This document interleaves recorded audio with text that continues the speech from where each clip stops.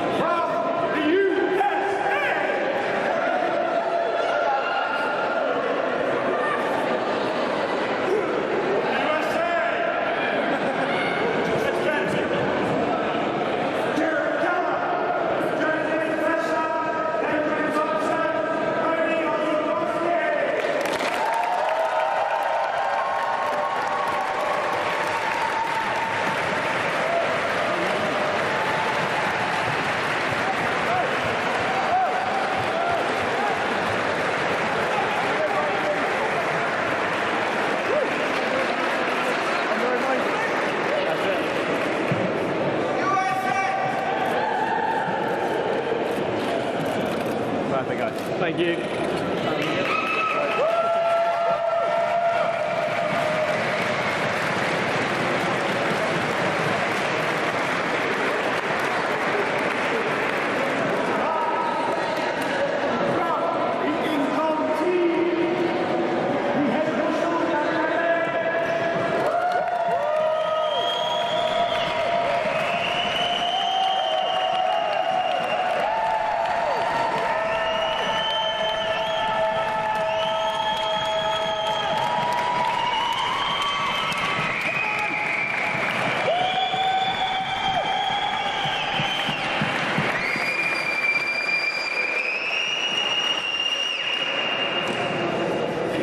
Hopefully everyone can hear me through this. What? It's not that loud. I apologize. So, from all around the world, we're all here together as a community, as a family, to our 64 champions who have worked extremely hard to be here. You carry not just your own dreams, the pride of your nations, your academies, your schools, and every student who has walked through your doors wanting to use a lightsaber. Today, the world is watching. Fight with honor, fight with care, fight with respect, fight with style. Fight like the legends that you are. To every spectator who has travelled far and across the world to be here to rainy old England, I apologise for the weather. It's your fault, is it? Welcome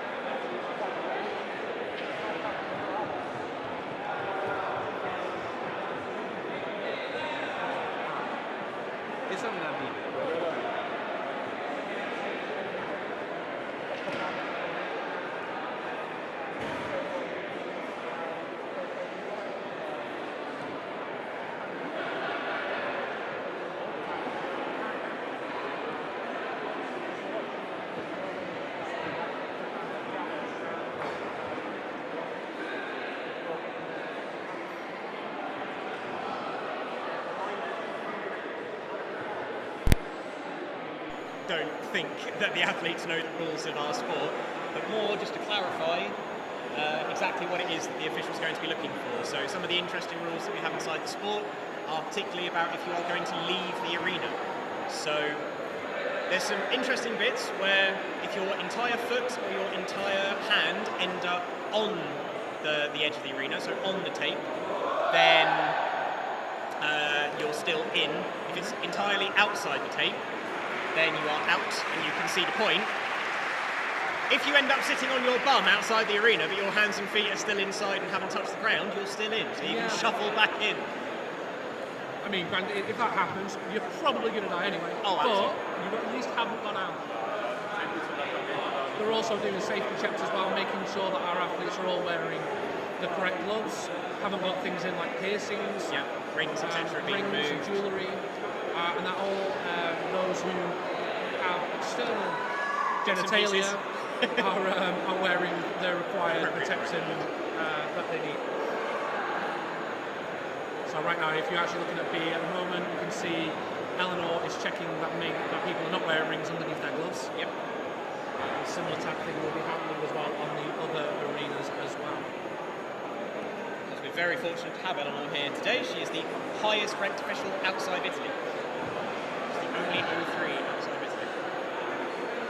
Wow, so I believe there's some promotions coming fairly soon. There's assessments going on today, so we're joined by Paola from LudoSport Italy. So she's going to be doing assessments through the day for some of our officials. Hopefully some of them will do such a good job that by the end of it they'll be announced as well. They'll be told that they've been promoted up to 03. There's two that might be being launched as a part of this assessment. It's going to be Javi from the UK and Henrik from Sweden.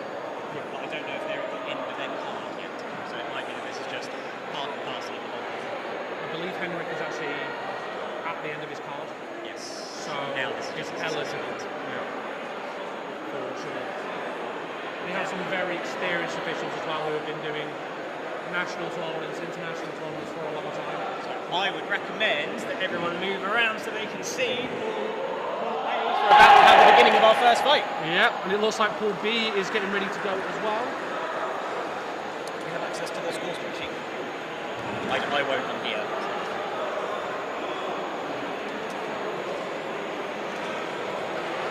You can see who's in each arena.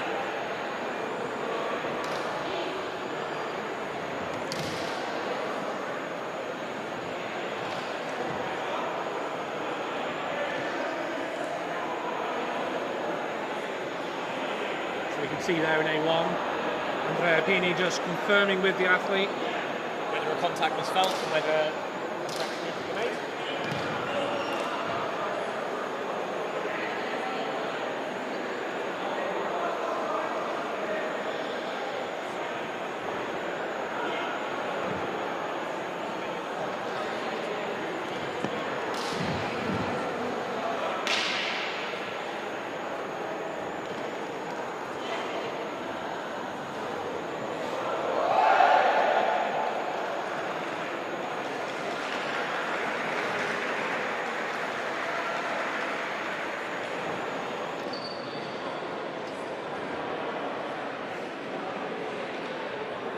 It's nice to see so many familiar faces.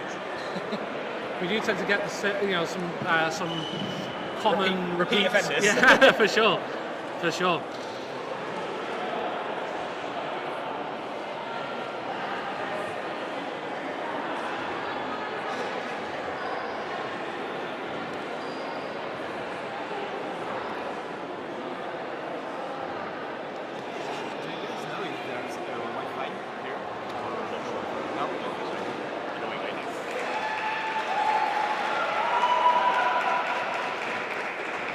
Interestingly, I have Wi-Fi because this is near a school, so it's on Edurome. The joy of working at a university in the UK.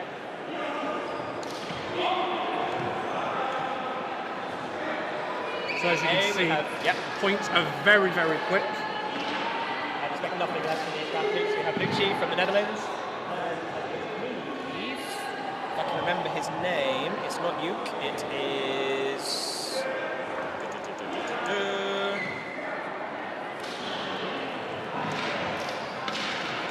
This is Luis from Montenegro. We are also now in full swing on Arenas D and C with Sam Grafton from the UK competing in Arena.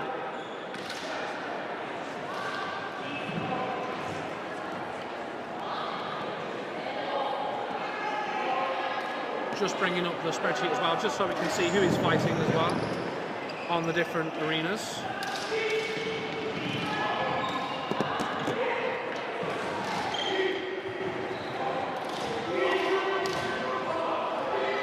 We currently have Inox versus, I believe, Abel.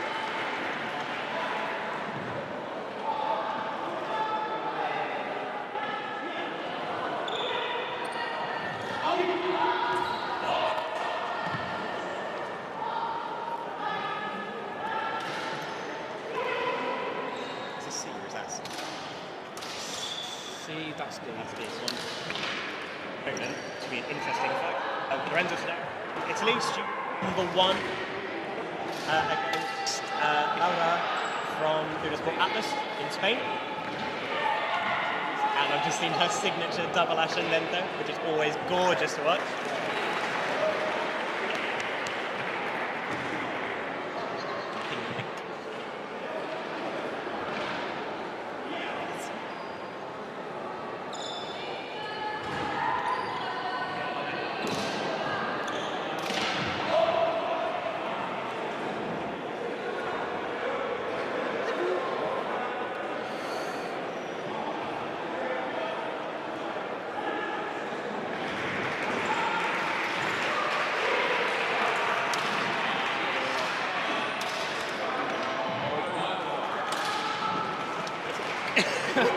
This is the very most difficult part of this job. We now have to try and keep an eye on what's happening in each one. We have our first exotic weapon on Arena A1.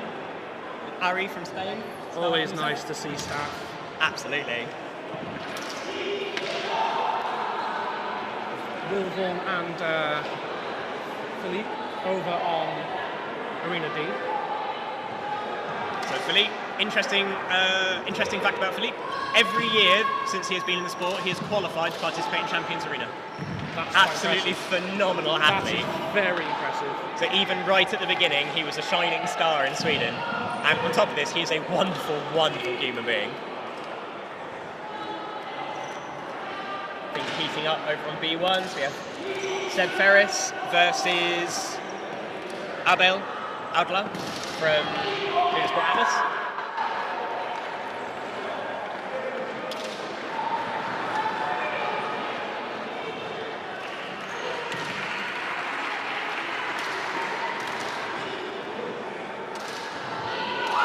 What we'll probably end up doing, actually, in all fairness, is instead of trying to provide commentary on all four, we may watch 1 or 2 fights on an arena and then move on to another one, just so that you're not getting whiplash as we are. As we are. We have to keep turning around, see the other 2 arenas.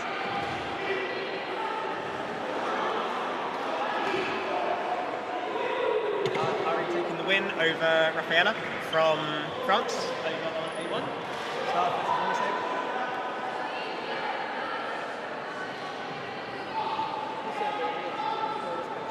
I can take it.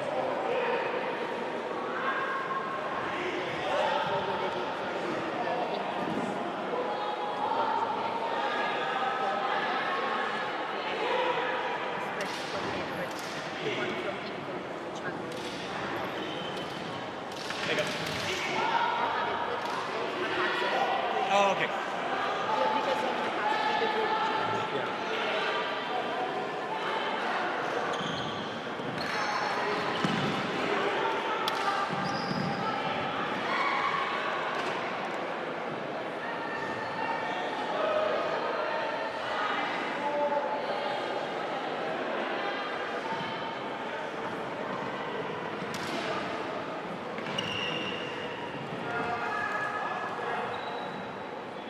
See Luke over there.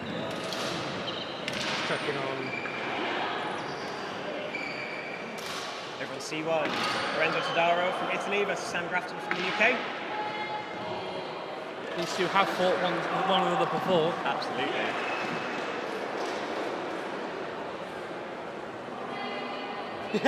Lorenzo looking faintly indignant. Lorenzo is a huge personality inside the sport. It's always wonderful just to watch his expressions whenever things are happening. I'm fully expecting at some point he's going to come and bite me, so... Well, let's hope not. I can dream.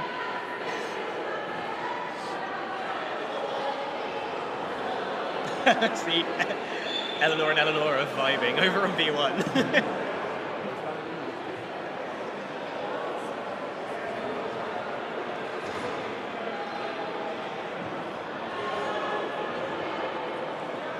So on B1 at the moment, Seb Ferris versus Anthony Fan. Looks like Laurie scored that first point there. The energy coming from Pool C1 at the moment. The level of strikes coming from these. That was a fantastic little jump there. There we go. Glad you scored something with this one.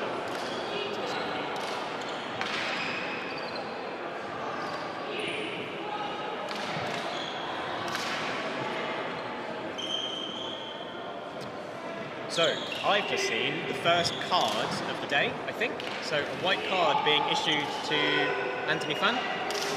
White cards are essentially warnings inside our sport. They don't carry a direct penalty, but they are essentially a reminder to athletes about various elements that they need to be keeping in mind. Yeah, of course. So things like the declarations needing to be faster or louder. I didn't hear the exact reason for the white card to be issued, but I'm sure in a minute we'll see a note about this. If I can find the right pool. I believe it was about how quickly declarations need to be coming. So they should be pretty much immediate. And now we seem to have started a trend, because I've just seen a white card issued on Pool D as well. Yeah, we tend to see a lot more white cards at this point in the tournament. Again, just as a bit of a gentle reminder to athletes who will have a little bit of adrenaline going. So, you know, certain things... Mistakes happen. May not be happening as quickly as they should be. Of course, you know, we've both competed at Champions Arena before ourselves. So we both know where some of these athletes are feeling, especially the ones who are less experienced on the international stage.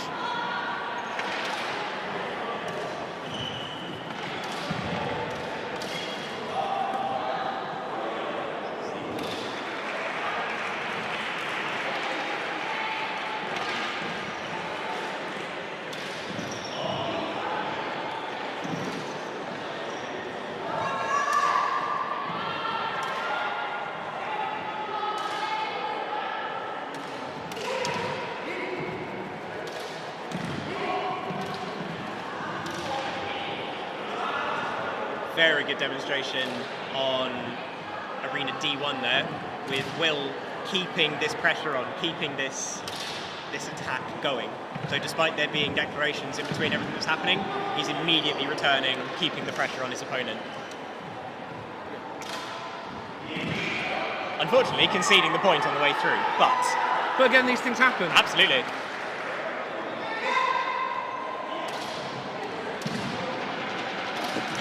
We haven't seen any of the big fights yet in Arena B1, but I believe we've got one on the way up, which is going to be Carlos Mayano, current Arena champion, versus Daniele Maggi, who again, very familiar name and face inside the sport. also basically the inventor and designer of the equipment that all of our athletes are using today. Yeah. Or if they're not at least using the actual hilt, that part of the saber, the majority of people do have the claw. So here we go. Under. Carlos and Daniele Maggi. Carlos is in the green tunic. Daniele Maggi in the black. Yep.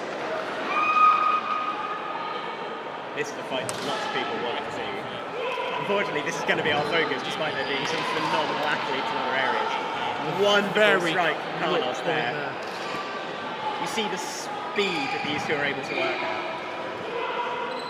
Both very experienced athletes. Oh, disarm. Oh. But nice recovery there from Daniele. Very nice. You see the level of control, the precision of where their blade is ending as well. So we have there our first doppio of this fight. We may see a few more. We may. So a doppio in pools consumes the point. All of our pool fights are going to be the best of 3 assaulti, so the best of 3 points. Doppio consumes that point, which means that now it's essentially best of 2. Yeah. And Daniele conceded the point. It was very, very close, however. But already one of the big fights of the day that we're likely to see. For sure. And the next big fight on that arena is going to be Simone Enox. It is going to be Enox versus Carlos. Style versus arena. So we have one more fight on Pool B1 before what is likely to be one of the spectacles of today's event. That one, B1. We're already seeing some very high style scores as well coming through. I'm seeing some 6.6s, 6.7 there for Sam Grafton and Lorenzo Tadario. Beautiful. During their bout, which ended in a draw. Nice. It's very common that when we end up with 2 athletes that would be at the upper end of style, when they come up against each other, it's allowing both of them to elevate what it is that they can do. When you're fighting these better quality opponents, yes, please be careful. As you were saying, if you've got 2 athletes who are stylistically very, very strong, usually that's going to allow both of them to elevate that even further. For sure, because they're constantly playing with one another, trying to do different things. It becomes a partnership. It becomes a conversation rather than it just being, ha, I've won. Who can score the point the quickest. Exactly. And this is what we like to see within the sport, and this is also why we have some things that martial artists may consider as inefficient, is because we have our rule set and we have our different techniques, and some of them, because they are quite complex to try and accomplish, result in a higher style score for executing them and trying to do them. Yes. It's not just like how you have with like Olympic fencing, where it's the first to arrive at the point. Mm-hmm. We're also looking at how they got there to the point. Now, our focus is going to be entirely on B1 for this. For sure. So, there is what I can only describe as I don't know, what's a bromance but rivalry? Possibly one of the most pure rivalries and friendliest rivalries that we see inside the sport. There's also a very, there's a lot of respect, between these 2 athletes. So we have on our left, we have Carlos. There's also Mayano from LudoSport Atlas. He is in just green. Then we have Simone Enox Pedrazzi in green and black. Already both athletes are incredibly good at judging that distance between one another. That was a very quick exchange for that final point. And Enox manages just to cinch it.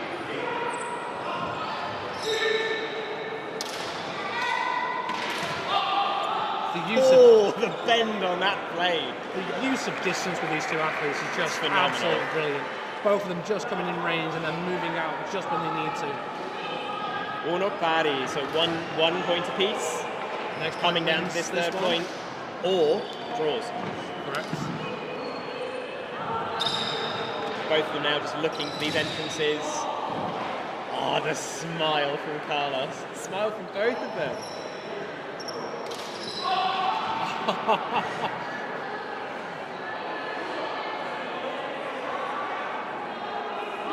That's a very nice show Excellent. of Of the flurry there, respect. of Rispetto from Carlos. He received a knee on the way in. Yeah, so he's indicating that he's received a strike either on his hand, the hilt, or his Received arm on the way through. on He's the now way going to in. negate the point. The control for the safety on both of them there. I mean, getting a Levante to a roll is absolutely insane amount of control. What a fantastic fight. Just taking that last point. I am desperate to see the style scores from these two. I reckon that is going to be very, very I think it's going to high. be at least a 6-7 on both. However, it was quite a quick exchange, so maybe there wasn't the opportunity to demonstrate quite as much as they would have wanted to. We're now just waiting with bated breath, completely ignoring the other three arenas.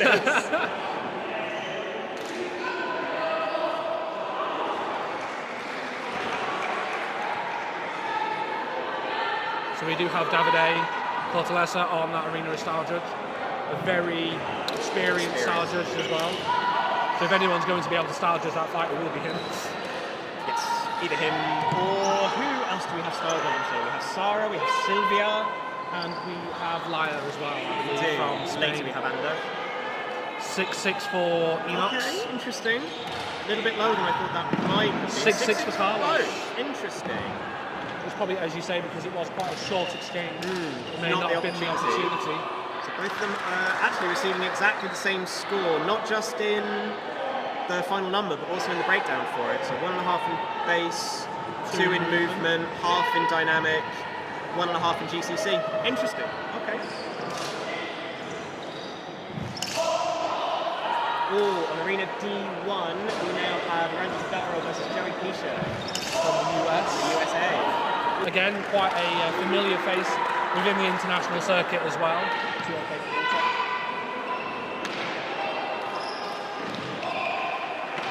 He is coming back off a rather large injury as well, Joey. Yes. Yeah, he spent a little bit of time out with things. I think it was the same last year when he was competing. It's good to see him back though, that's for sure. Definitely. Joey is one of the people where the only time I am ever concerned about Joey is when he stops smiling in the arena. Yeah. Because I know this means two things. One, he's hurt himself, or two, he's about to panic. Unfortunately, we are going to have to go back to we're going B1 back to for this. Seb versus Carlos. Yeah. Again, going to hopefully be a very stylistic fight again. Both of them Both of them here finding all of the spaces where the other one is not. Closing down these windows. Very nice point from Carlos there on Seb. Again, a beautiful use of measure there. Just closing that distance, using that slide to get in. Carlos staying right at the edge of Seb's measure. Again, Carlos just finding that measure just as Seb gets a little bit too close. Just taking that opportunity to take the strike on the hand. Both of these athletes are also very, very experienced, both with the number of forms that they both know.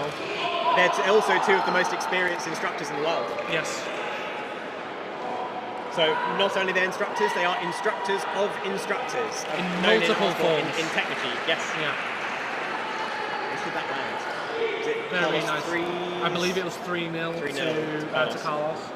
Again, I'm curious to see the style score from this. It'll probably be around then again about 6-6. Probably 6-6. I think possibly Seb might get a little bit of a bump just because of his use of his movement. There was more movement between the two of them in this than we saw previously. Now I'm gonna call someone out here. So on Arena 4, Pool B, Shabby. Now Shabby has disappointed me today because he's using the wrong weapon. He is very well known for using daggers. Exactly. He is really one of the people that is setting the standard in the sport for the use of this particular weapon. And today he's going with something he has a little bit more experience in. But he's also still incredibly good with LightSaber. He's fantastic with LightSaber. But last year at Champions Arena, he was the first person ever to be on podium using an exotic weapon. Again, very impressive.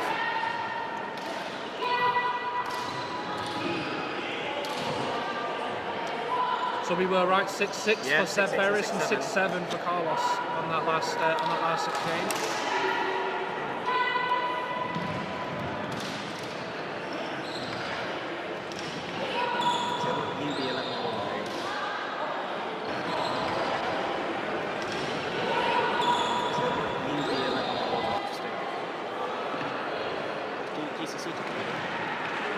we have actually got a slightly different style system to what we had in previous years. Yes, this season we have a new introduction. We have the introduction of half points, which just to kind of try and add that little bit of additional differentiation. Which is really good in my opinion, because there's so many times as a style judge, you will sit and watch a fight and you'll go, oh,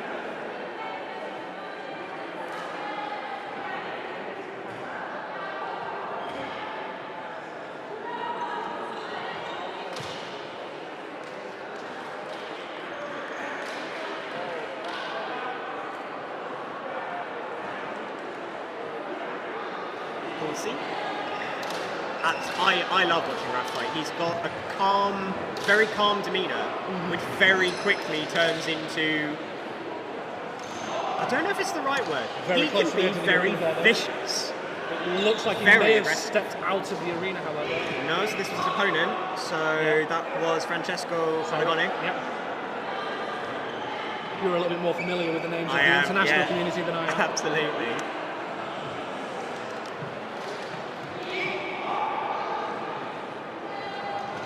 And Raph taking the win here. Oh, back to Arena B1. Daniele versus Enoch. Both of these having fun. Enoch has been training so hard for this event. Beautiful movement. He's definitely been one who's wanting to podium again this year. Definitely. So this is actually, for the foreseeable future, going to be Enoch's last rated tournament. Yeah. Which in some ways is disappointing for those that enjoy watching him, but equally we understand the reasons. He has a family, he's got other things he needs to be doing. He's still going to be training, he's still going to be teaching, he's just stepping away from the competitive circuit for the foreseeable future. And also he's a fantastic instructor and technical as well. Phenomenal. To the point where quite a few of his students and other members of his academy are also here competing today. So he runs LudoSport Emilia, which is the second largest academy in Italy, I believe. After Alpha. Which is actually the academy that Daniele is from. Yes. Now both of these are Cavaliere. I believe Enoch's Cavaliere in 2 different weapons, which means he's closed forms 3, 4 and 5 with a given weapon. Yep. Daniele Cavaliere in long saber only, Enoch's Cavaliere in long saber and daggers. Again, an absolute fantastic exchange of, again, both just playing with that measure, both just trying to stay just outside to give themselves that opportunity there. These two as well are very familiar with fighting one another, as they have been both essentially fixtures in the sport for a long time. Yes. Oh, Lottie taking a beautiful point against Shabby over Arena 4. Arena It's D. having to do a Mana Phantasma there, and Laurie just go, I'm not having you." this. It's not Phantom because I can hit it. Again, some absolutely fantastic combat today. Truly the highest standard. Absolutely. The thing which I'm enjoying the most is I am yet to see anyone not walk into the arena smiling. Yeah. I mean, at the end of the day, we're fighting with... Beautiful exchange over in Arena B. We told you it was going to be the arena to watch. Yeah, absolutely. Especially in these first set pools. Absolute joy to watch. With Carlos and Jacobo, yeah. So another podium. So although he's not been first place on the podium, he is last year's 3rd place in arena and 3rd place in style. So again, 2 very high level athletes.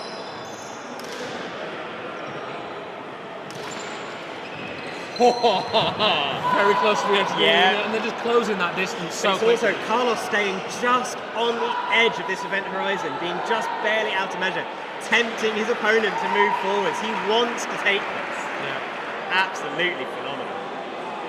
Now we're staying on B1, because now we have Seb Veres versus Daniele Maggi. And this will be the last bout on this arena before we switch style judges. So in the interest of maintaining parity and fairness, we swap the style judges halfway through the pool just so that we get a different set of eyes watching the same athletes. Yeah, one thing, very nice from Daniele. Daniele has an interesting advantage insofar as he is left-handed, which is still less usual in our sport. Yeah. The reason this often gives him an advantage is he has spent most of his career inside LudoSport training left-handed, fighting people who are right-handed. Yeah. There is far less opportunity for those that are right-hand dominant to spend time working with left-handed opponents. Yes. So it's a really interesting dynamic. It really is. And also Daniele is a massive fan of Form 4 as well, which is also unpredictable. And then with that unpredictability of also having being left-handed as well, makes it very, very interesting. However, Seb is also a very experienced athlete with Form 3. Yep. Which is trying to see that unpredictability but still likes to throw in a roll from time to time. Definitely. Now, has he left a wet patch? As he's very well known to do. Most likely. I'm Sweat. surprised. I want to make it very clear. Sweat. Before we get shut down. You'll probably find someone quickly running over with a mop in a moment to clean up the what is affectionately known as the Seb patches. Seb patch. As he does get very sweaty. He does. Which, after watching them compete, you can understand why they get very sweaty. Because they are very short and intense bouts. It looks like all arenas are now ready to swap style judges. Yep. Which is rare. Usually we see someone waiting around for a little while, but actually everyone seems to have worked at a fairly similar pace. So at this point, let us see where we're at with the style rankings. Oh yes, do let's. Let's see where we're up to. It's taking a few seconds for it to load on my screen.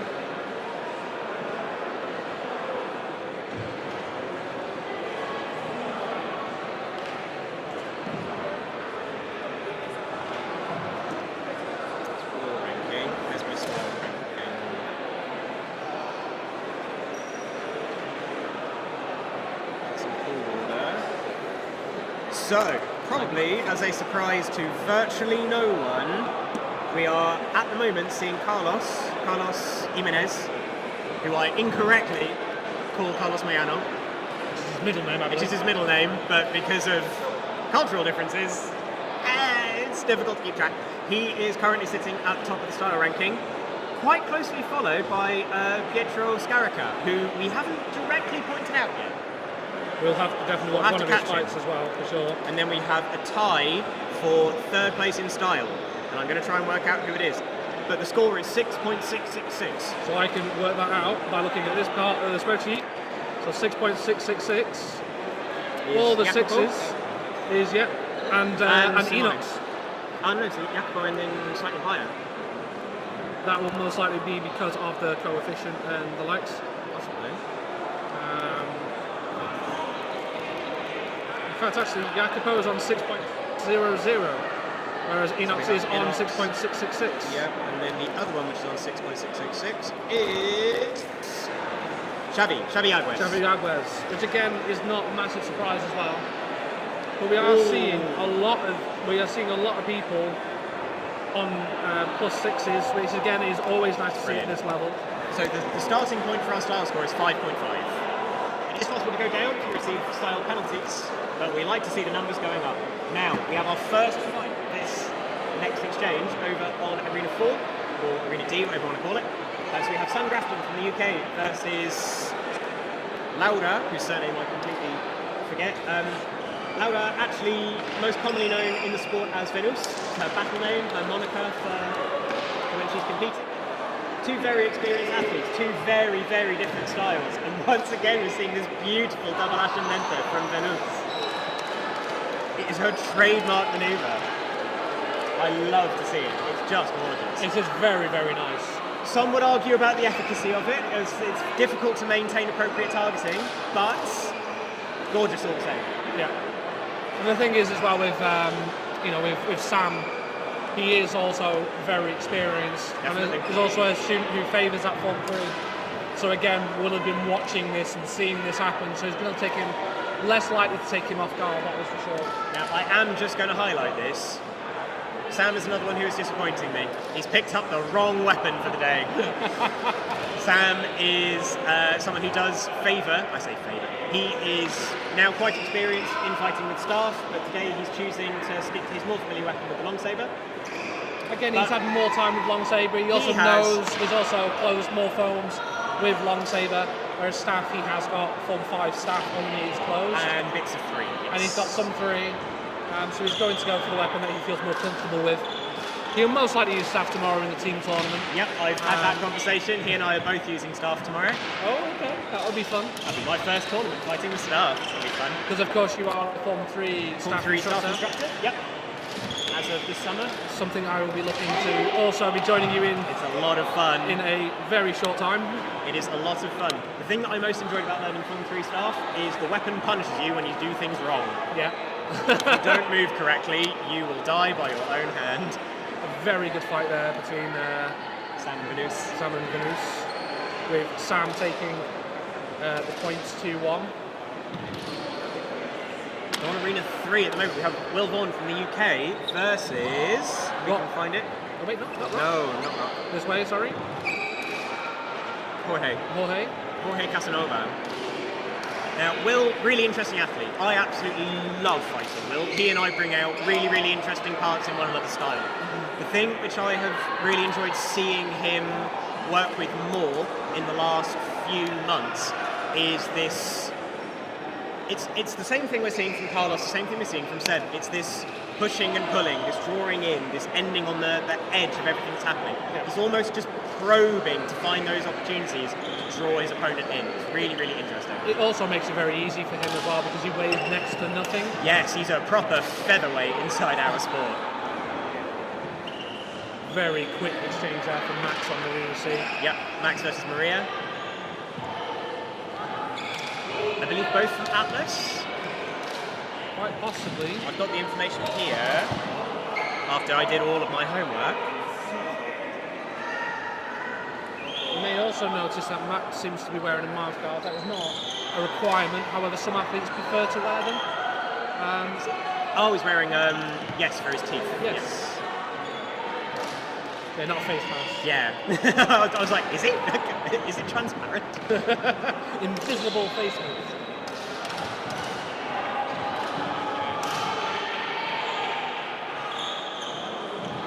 Some really fun fights going on. Yeah, we're struggling to keep up. We need to be owls. We need to be able to just turn our heads around. Every single time I turn around, I see another fight that I'm interested in watching.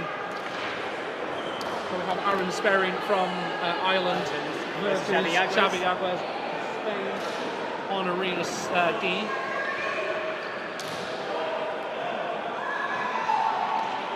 Xavi just finding his way through all of this. Aaron's another one who is quite a common face here at Champions Arena. Yes, yeah. He's represented the Irish contingent, I believe, 3 times now, if not 4. There might be a year that I missed. There's been quite a fair few, that is for sure.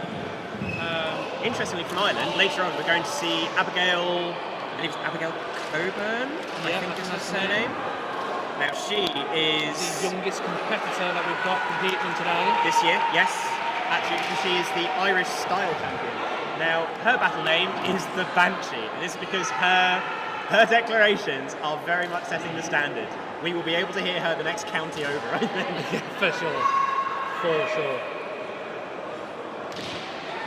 A very nice use of measure there from Aaron. Just moving outside. Xavi just gets finding the edge of this.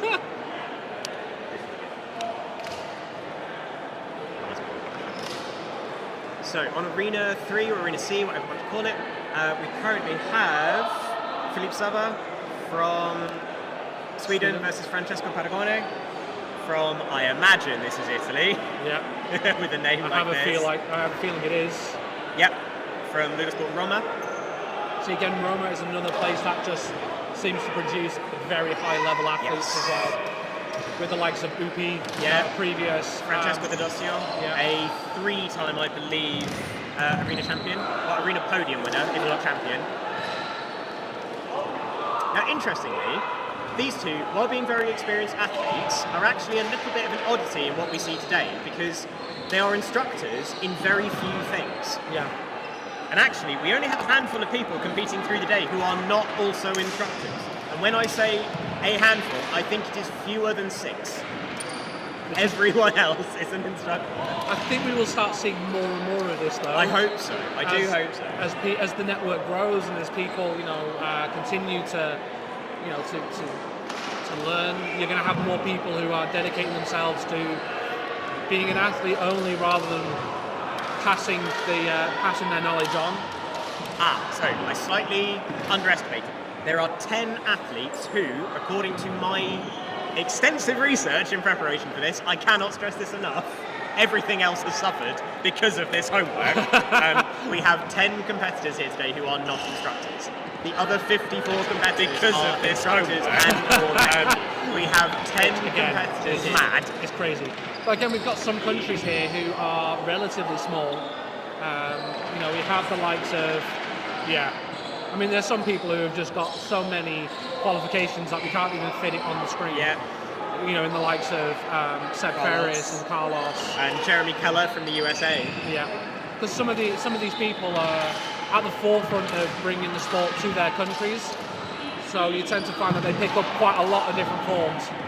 But as countries get larger and get more experienced instructors and start having these bases, you'll start finding more and more people specialising in the forms that they enjoy, rather than being jack of all trades. Yes. Oh, Daniele just conceded point and 40. Point B. Now I think he was dead before his foot hit the ground, but it's just doubly sure, isn't it? B1. I think now is Inox versus Seb. Now this is going to be a fantastic fight. Yes. Inox taught Seb Form 3 at SIS.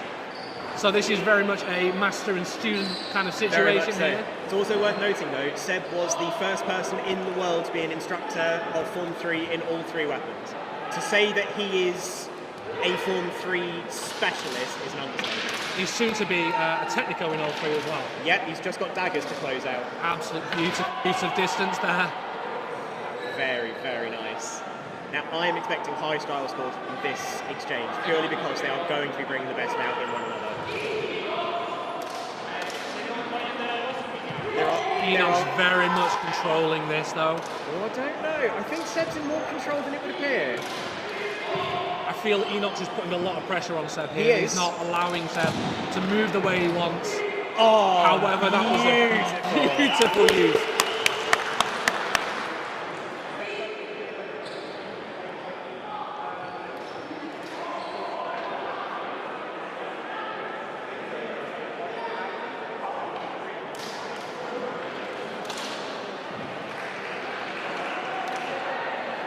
Both just testing the waters now, both really wanting to score this final point. Oh, and the vicious smile on Inox at the beginning of that last portion. One thing I really love about watching Inox fight is you can always see him play. Absolutely. But then he switches that gear sometimes where it's like, no, I'm going to win this fight now. There is no more playing. Now, this is done. Very much so. The thing I absolutely love about Inox is he is so invested in not just the competitive and athletic nature of this sport, but he's also very heavily involved in true martial arts. So being an instructor in, I believe, it's either Taekwondo or Jiu-Jitsu, I don't remember which. I know he's all, I also believe he's been doing karate as well recently. I think so. And I think it's Jiu-Jitsu. Yes, I think so.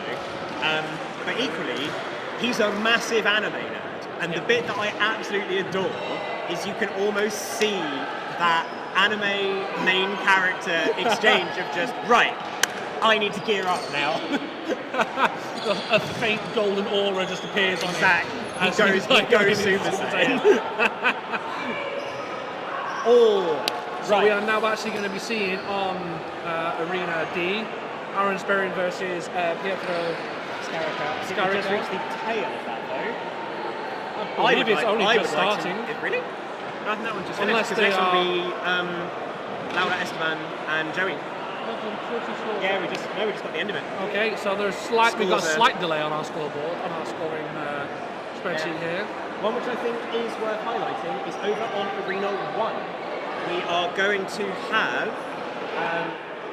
Ari Carula using staff, and Filippo Scarbi from Italy. Now, both of these very interesting athletes, but they come from completely different approaches to everything inside what they try and achieve. We'll also be having lightsaber malfunction there. A little bit of an issue. Joke yellow card coming out for wasting time. But Ari is very arena focused. She likes to be able to take the point.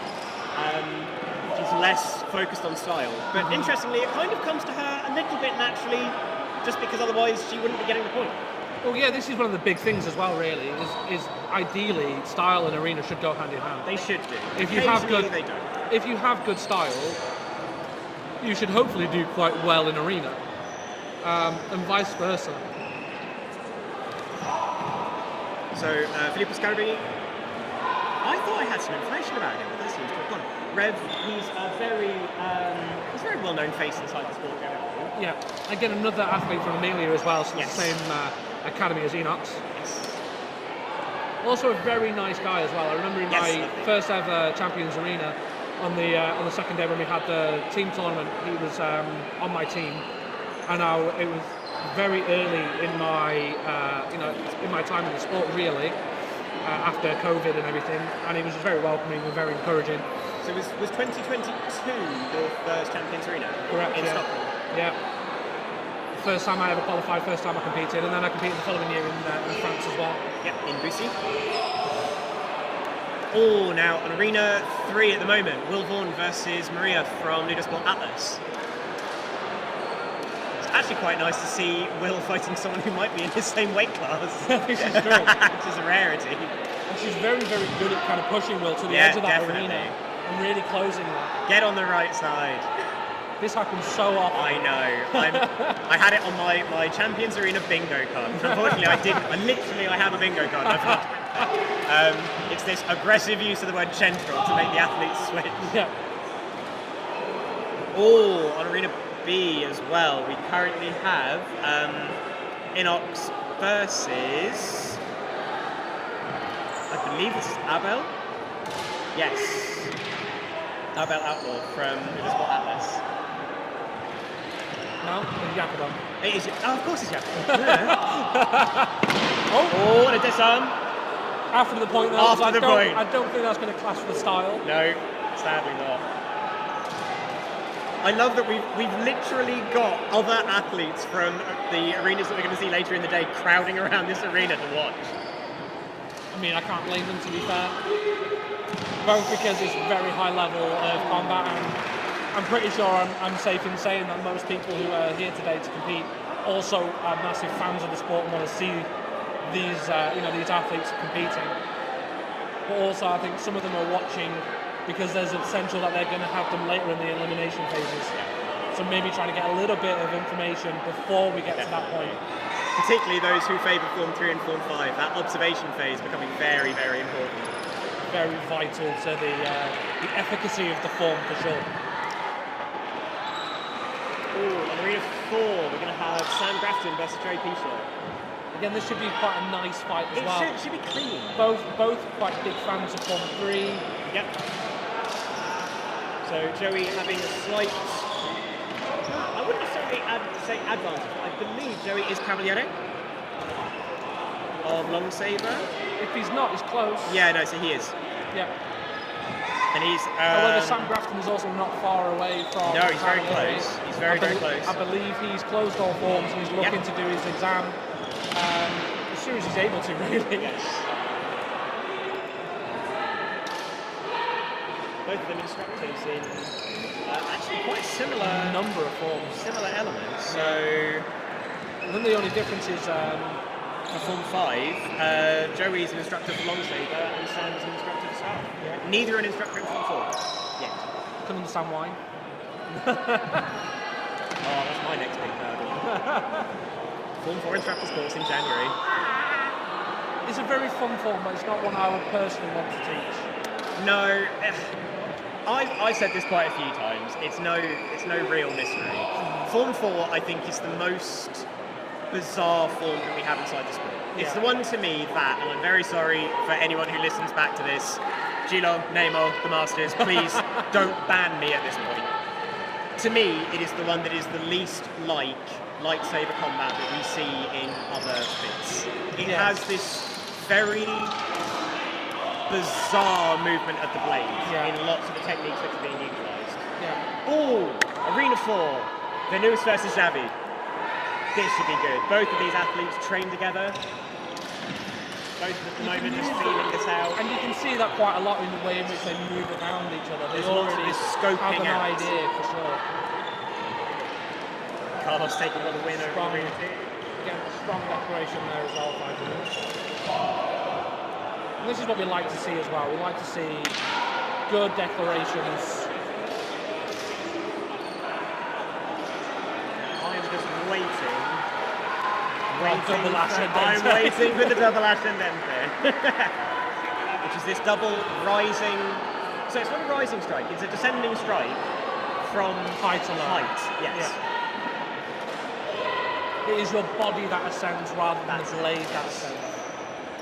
You, of course, being an instructor. Yep. I'm hoping. My favourite form as well. I'm very much looking forward to properly learning Form 5. I've only done a handful of workshops. Oh, on Arena 3. We'll get you there for sure. Oh, definitely.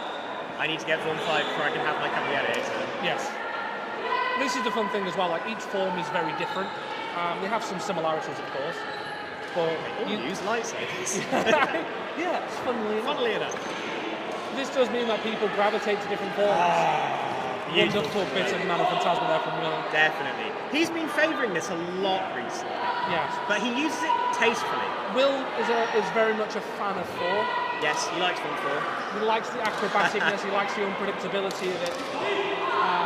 Raph just shutting him down though. As I said before, I love watching Raph fight. He's very, very direct. Yeah. So, I have a fun anecdote about Raph. Okay. So he's an instructor of Form 5 Long. There was someone that he was working with who only knew Form 1. So a relatively new student to the sport. They'd been in the sport for about 6 or 7 months. Only knew Form 1. Had never fought Raph before. Went into this fight, and when he came back out, this student apparently went to his instructor and went, "I saw death." I mean, if you do Form 5 correctly, that is the way it should be. Form 5, I think... I'm never sure about the phrasing of this, and hopefully... I'm very curious for your take on this, actually. Form 5, in my opinion, is the most directly aggressive form that we have inside the sport. Yeah, definitely, hands down. The whole point 5 is we're trying to limit our opponent's options by threatening the area around them. Yes, we're going to try and...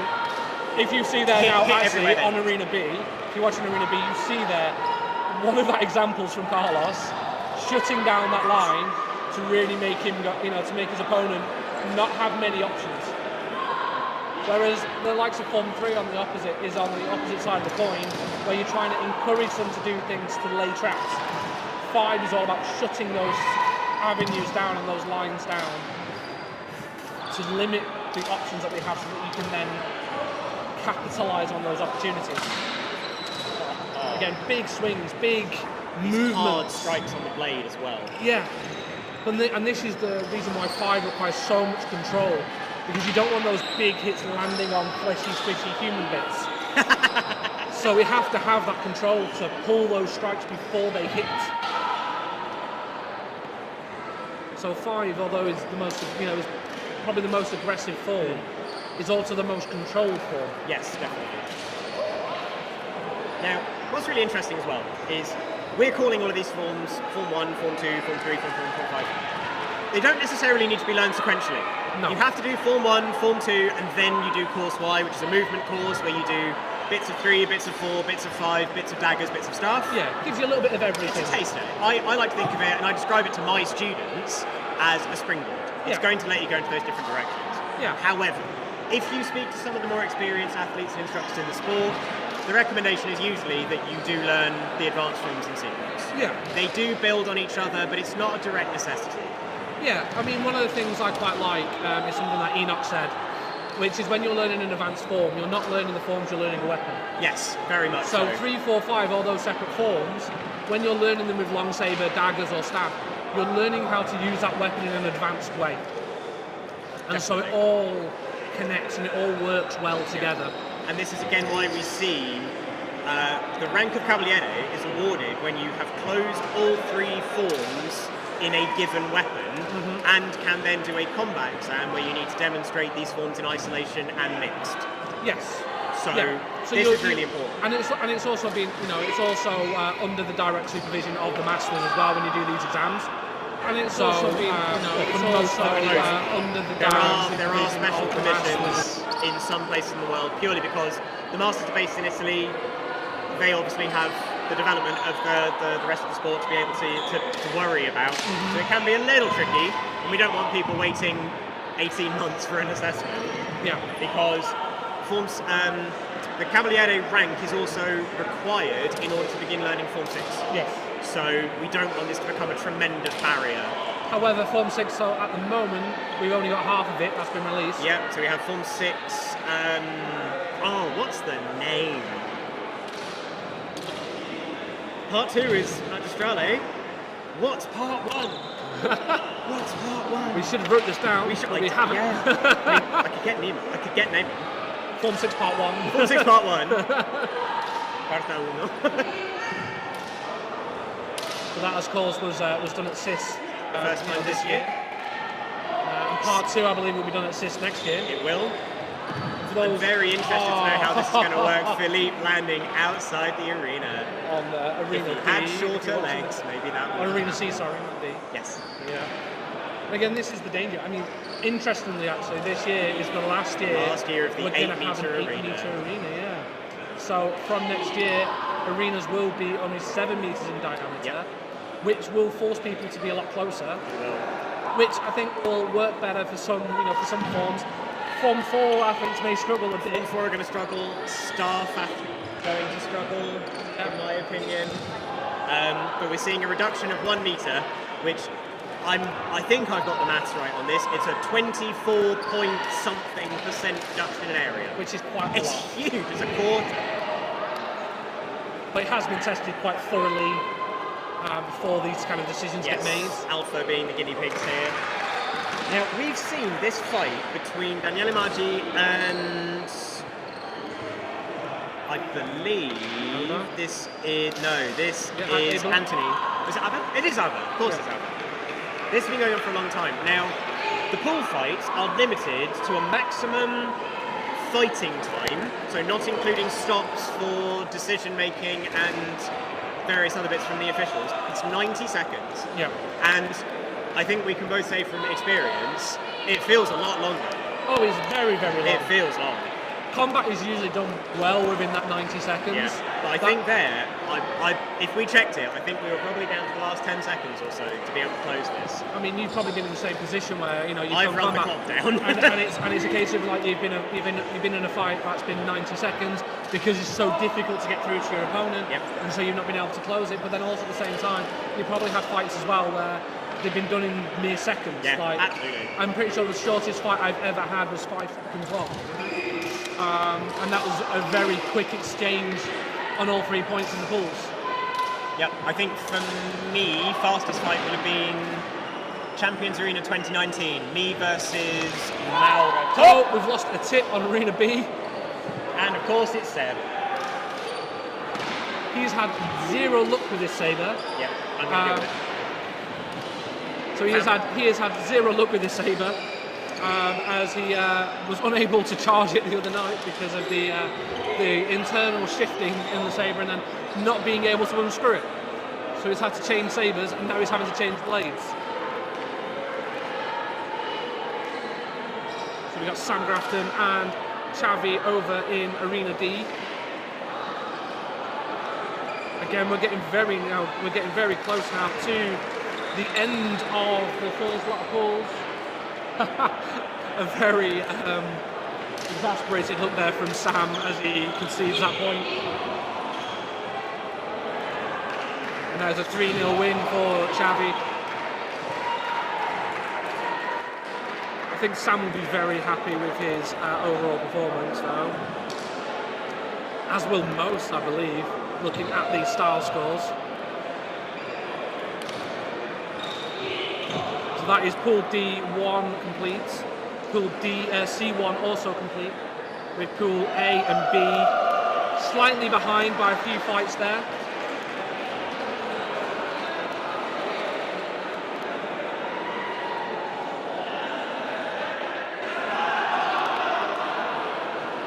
So after these pools we will have a short break of a few minutes just to give officials and style judges a bit of a rest.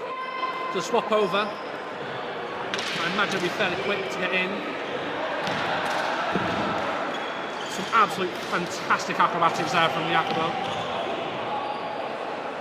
And Seb just closing, just baiting that distance. A little bit of confusion there on the point, however, on Seb's part.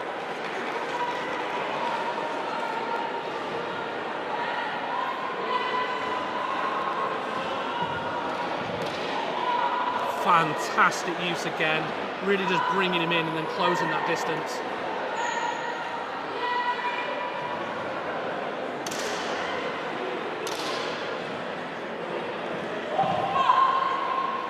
Again, Yakubo just chasing Seb down as he's trying to make some distance there.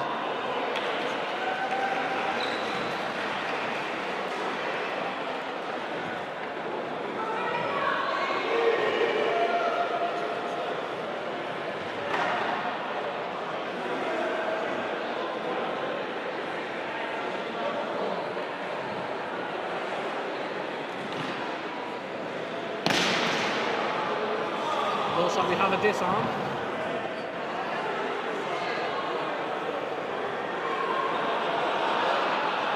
Oh, nope, just a drop of the saber. And so we have a rule that if you drop your saber, you do press ups. Because you're damaging the equipment and you're damaging the floor.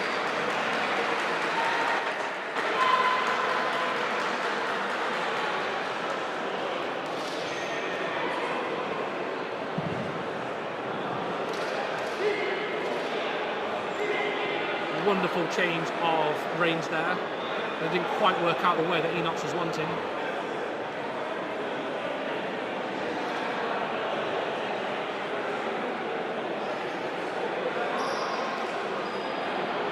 So over on Arena A, we're seeing that staff coming out once again. With Indiana. The difficulty with the staff is that longer hill, which is a target. So you have to keep moving it, otherwise you have that chance of conceding in either. Now that I'm done playing pit crew, that blade is done. Oh, was it not just in case the tip came out? Done. So very rarely we have, a saber blade malfunction. Yeah. Usually the worst that happens is a tip will come out. Yeah, but with rarely. This one, we have actually seen that there's now about a 2.5 inch long crack in the end of the blade. Wow. Now, there's multiple reasons that could happen. That could be down to a manufacturing fault. These are just extruded polycarbonate tubes. Mm-hmm. The tolerances of them are very good, as someone who has directly measured that as a part of his master's thesis. The tolerances are good, so it is a very consistent 2mm wall thickness. Mm-hmm. So it could have just been a little bit of a weak point. More likely, it's just Seb being Seb. There's also an element of the age of the blade as well. It was a 2025. Okay, so it's less the age of the blade It's then. a very new blade. Oh, I think we might be done on Arena C and D. D and C are done. We're just waiting for the last few fights of A and B at the moment. I saw out the corner of my eye the spectacular disarm of Uchi over on Arena A. I'm not sure if it was a disarm or whether it was just a case of he dropped it, because he did do press ups. That's true, yes. I'm just going to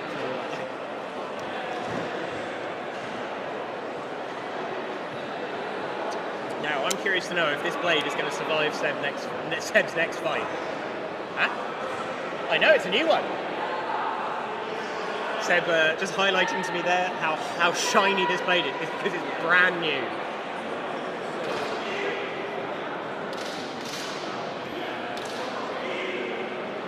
So Seb versus Cody from the UK. It's our second to last fight on Arena B1. We are flying through these pools today. This is running very, very smoothly. I probably shouldn't have said that because now I've definitely jinxed it. See my some of my compatriots from my academy in LudoSport Amateur sitting up in the stands.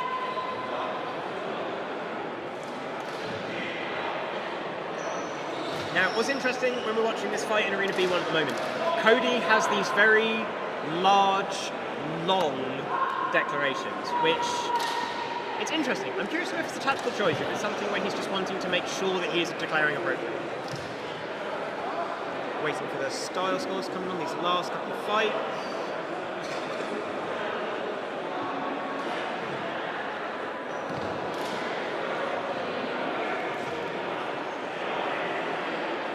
And looking at the scoreboard now, we had a fight not long ago between Seb and Jacopo. Seb getting 6.9 and taking the win, Jacopo taking a 7.0 on the style, which is, in pools, quite an achievement. That's a very high score for us. As we're just reaching the last couple of fights inside this first round of pools, we're going to have a little bit of a look at the style scores.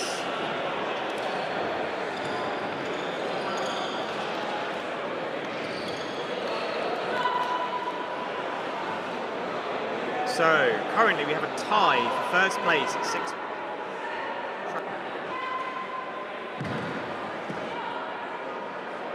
Carlos Jimenez on 6.7. Welcome back, Dan. And Jacopo Viola.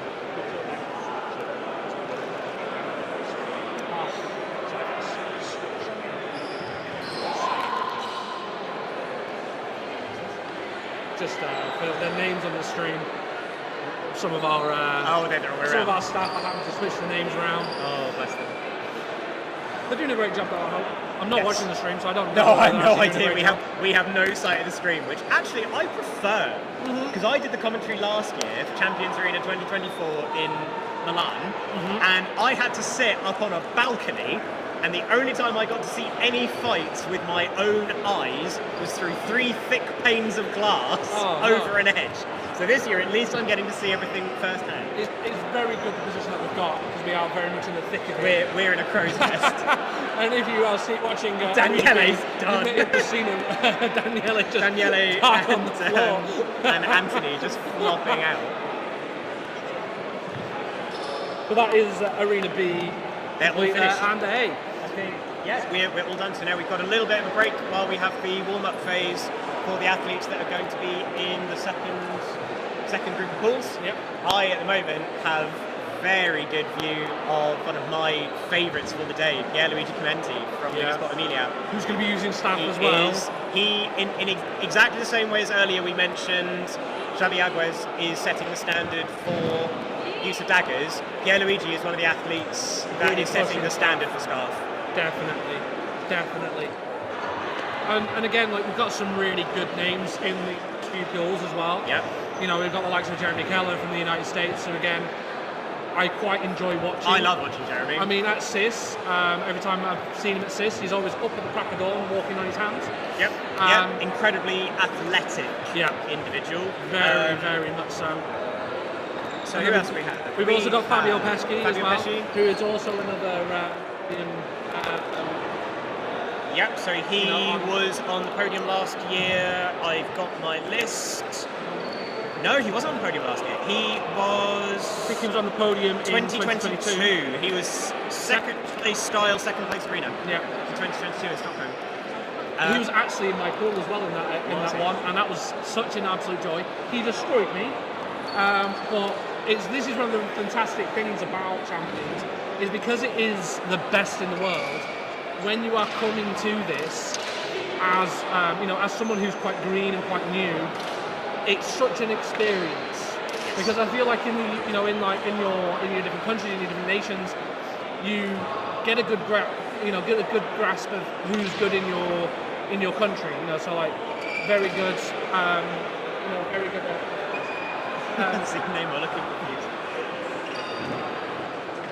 very good grasp of who is good in your nation, and then seeing these people outside, at champions, and then getting the pleasure of dueling them, just makes things look more absolutely incredible. So looking at some of the other names we are going to get to see the first ever competitor at Champions Arena from LudoSport Japan, Haruki Yoshitake, who will be in Pool A. Yep. So that is on stream number 1. Now, I think I'm right in saying... Oh no, so he is an instructor. Okay. I believe he's an instructor in Form 1. Is he not an instructor? So, let me have a look. I've got all of my information. I just can't remember how to spell. No, you're right. So he's an instructor of Form 1. Yes. Yeah, so recently we had the whole Japan Awakens event, where we had, the Founder Masters and a select few of very high-level athletes from across the from the network. We had from Italy, Spain, France, and the USA.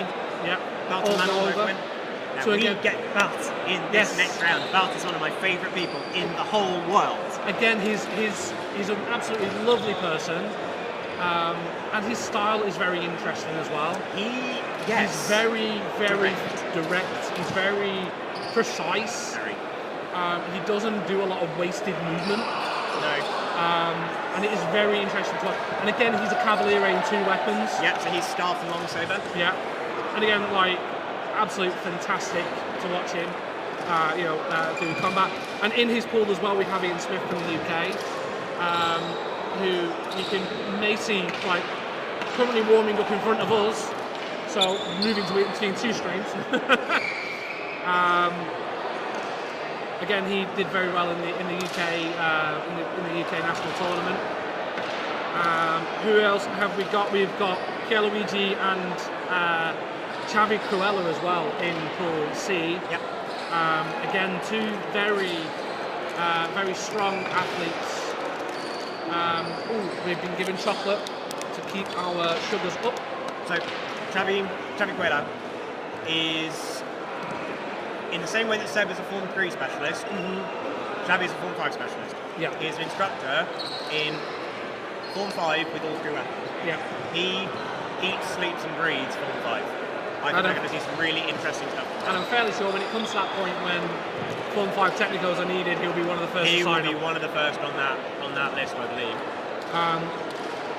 We also have Abigail Coburn in that pool as well, the youngest athlete we've got here today, and style champion from Ireland, which again is a fantastic accomplishment, to achieve at such a young age as well.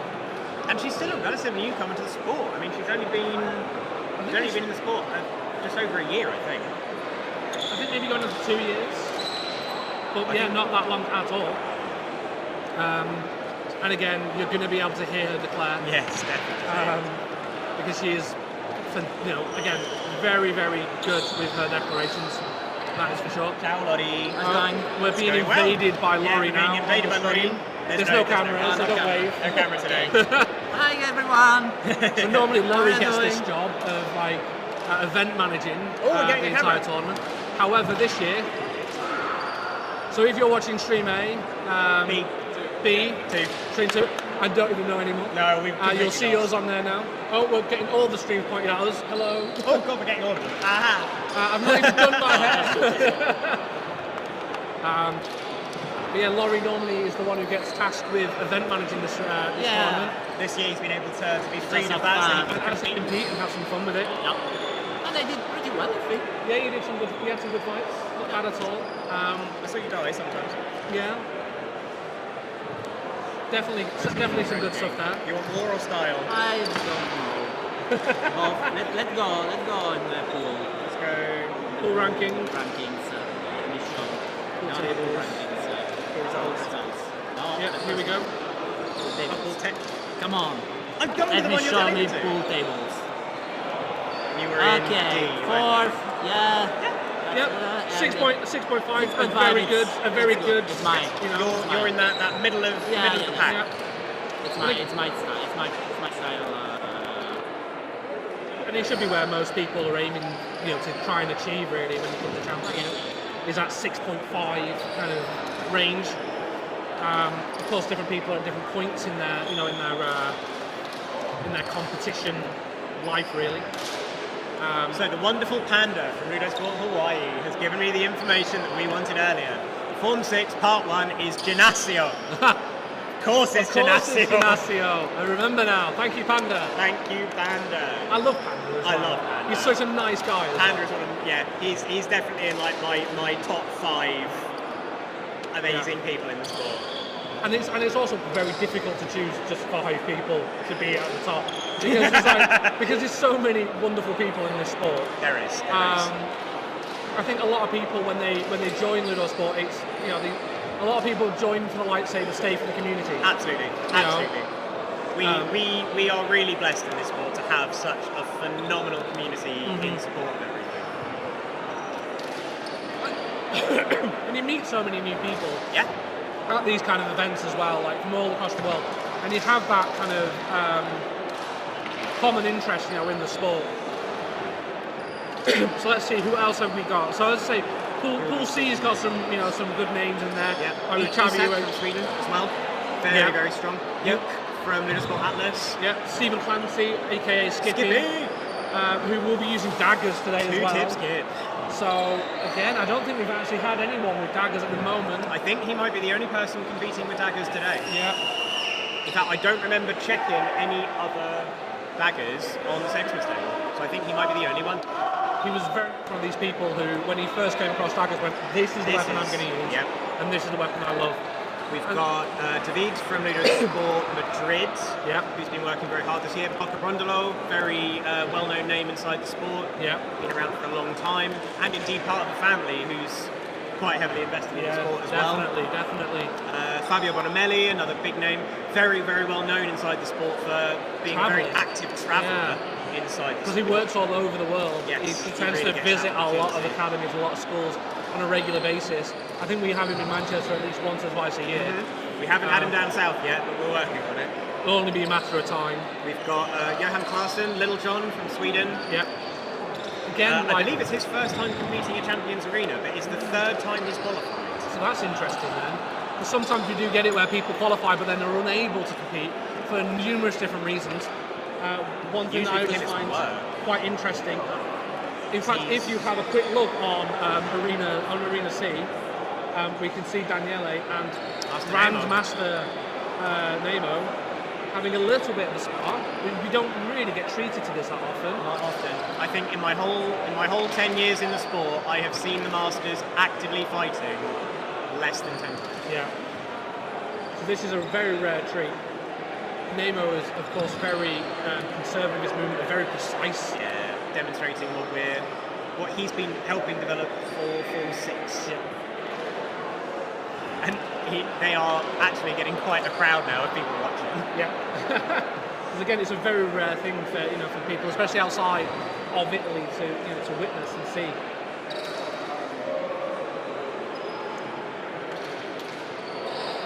Who else are we going to get treated to? Let's have a look on there. So it's as far as that was D. That's D. So if we go back to A, we've got, as I say, we've got Tim Vreeberg there, who is the rector of the Netherlands. Yep. So again, he's kind of very much at the forefront of introducing the Netherlands to the sport and growing it there. With the rest of his academy and his classes. He's going to be on my Form 4 instructors course in January. Of course he is, because he wants to do everything. He does. Which I don't blame him. Nope. Anthony Gatti again, again someone who's competed at Champions a number of times for France. Yep. So he's Academico. He's the rector of Marne and Champagne, I think. Okay. Yes, I'm getting a nod from Flo. Thank you, Flo. It's nice to have that confirmation sometimes. Absolutely. Because although other people do refer to me as LudoSport UK's encyclopedia. Yeah. But there's still stuff that even you don't know. Even I don't know. Don't remember. This is it. There's so much that's happened in the time in the sport. Yeah. I mean, we're joined by Mackie today. She's floating around a little bit. I don't know where she's gone now. She's kind of LudoSport Italy's equivalent. There she is. I can see her because of her hoodie. Who else do we have? We have Bart Caron, who we've already spoken about. Daniele Panizza. Daki is a very well-known competitor in the sport. He's a very, very well-known athlete. He's actually filled a space because someone else from his academy or from LudoSport Italy was not able to compete at quite late in the game. They found out they weren't going to be available. Yeah. So he's taken the spot of Marcello Chuck, again another really big household name in the sport. But I'm really excited to see Daki. He maybe hasn't had the opportunity to prepare as much as he would have wanted to. With him being especially very last minute entry. But again, I feel like he's probably one of those athletes who's already quite prepared anyway because he's quite experienced. Yep. This is not his first time at Champions. He's been here multiple times. At least 4. Yep. At least 4. And again, it's going to be a case of he's going to be here to have fun. Yep. Which I'd hope to say is the same for most, if not everyone. We have, in the same pool as this, we have Marco Palena. So he was on the podium last year. He was second place in style. Very, very well known in the sport for never taking off his overtuning. Never. See, I can always never compete. duel. I can't do it. I can't duel with it on. It just gets too warm. Too warm, the sleeves get in the way. Yeah. But again, some people just really like to fight in them. Yep. You may see on stream B at the moment, you can see Little John at the moment in the orange warming up in bare feet. Which I always think is a big thing for the Swedes. Yeah. Now, partially, it's because a number of the spaces that they train in, they're not allowed to wear shoes. So they get used to it. But personally, even now thinking about fighting in bare feet, I am literally curling my toes over. I hate this idea. See, I can't fight in bare feet, but I do wear barefoot shoes. So Yeah, I get I that get minimal that. contact. I do get that. But I also really don't like I'm one of those ones, I don't like the sensory of my feet touching dirty foot. It's not the dirt for me, I'm just worried I'm going to kick my toenail off or something. I mean, hopefully that doesn't happen. Hopefully, but no, it would. Yeah. I'm going to hit my own feet, this is the thing. I'm going to bruise my own feet. Who else do we have? We have Benjamin Thompson from the USA, Andrea Bonet from LudoSport Atlas, Remy Echenard from LudoSport Occitanie in France, in Pool C.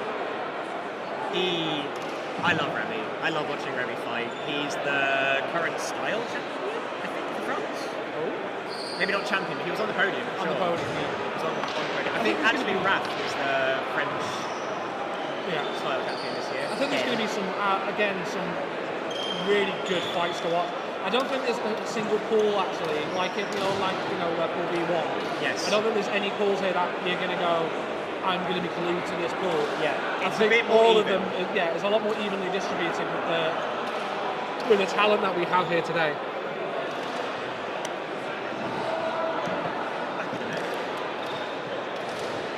So I think we're getting ready.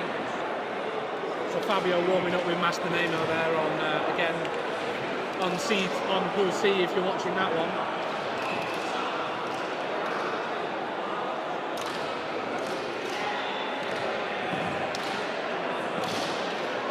I'm actually quite surprised that there's not a long line trying to get a couple of minutes with Master Nemo.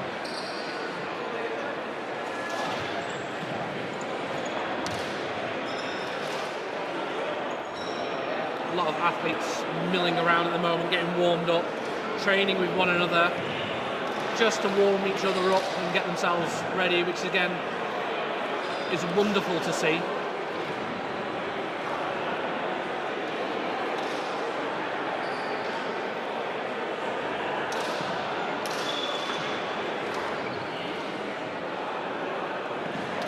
This is very much one of the things that I personally love about the sport, is how we all come together and how everybody helps each other out and again has that wonderful community. Thank you very much for the more chocolates.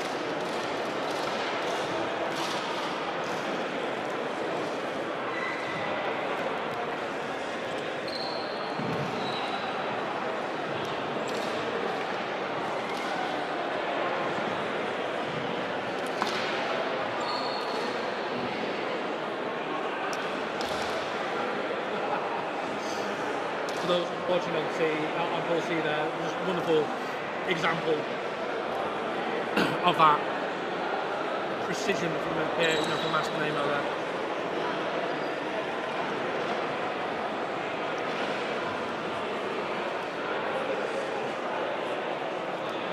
I think we are at a point where we're ready to go. Hopefully should be starting in just a few minutes. Have Peony there walking past on Pool B there. Very well-known name in the sport.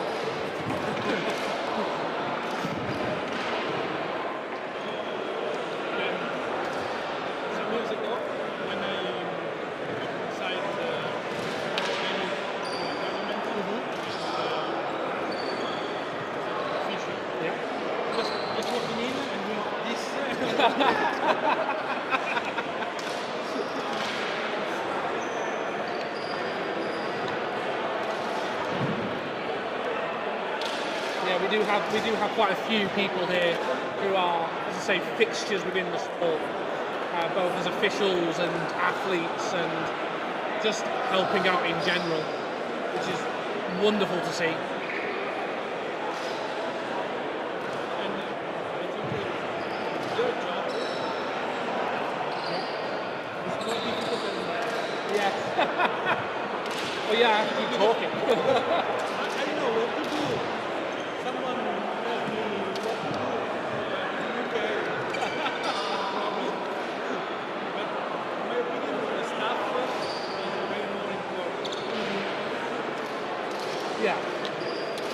Yeah, for sure. I think everyone has their own kind of role to play, and all are incredibly important. Because of course, without the officials, we can't have the fun in general. But if you're seeing people walking around at the moment in white t-shirts, they're people who have volunteered to help out with running the different spreadsheets that I need to keep the scoreboards up to date and keep the style scores up to date, as well as also making sure that things are running on time and that people are in the places that they're supposed to be, as well as documenting the entire tournament as well, because you won't see, you don't necessarily see the people behind the camera, but again, if it's not for them, no one knows what we do. So, incredibly important, everybody who's here. And then the athletes just get to have fun, really.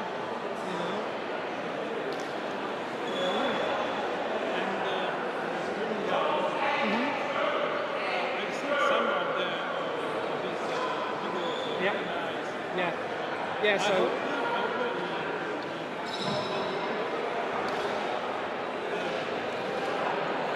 Problems with the trolls. yeah, We fight with trolls since the beginning. yes, I think we're always going to have those kind of people, no matter what, commenting and saying those sort of things. But what's more is it drives engagement anyway, so it just gets us seen more. So it helps a little bit. I'd rather not have them, but these sort of things happen. So yeah, I mean, and again, we have a very good relationship with Shots On, with Sam from Shots On. It looks like we are ready to go. Good luck.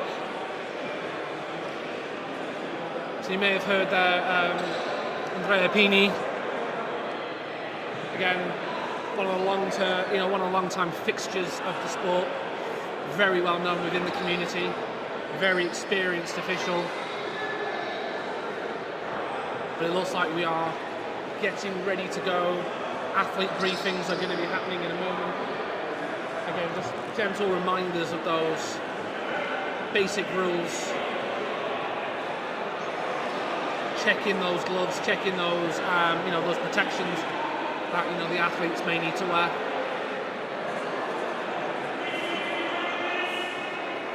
Here we go. Athletes are now being called over.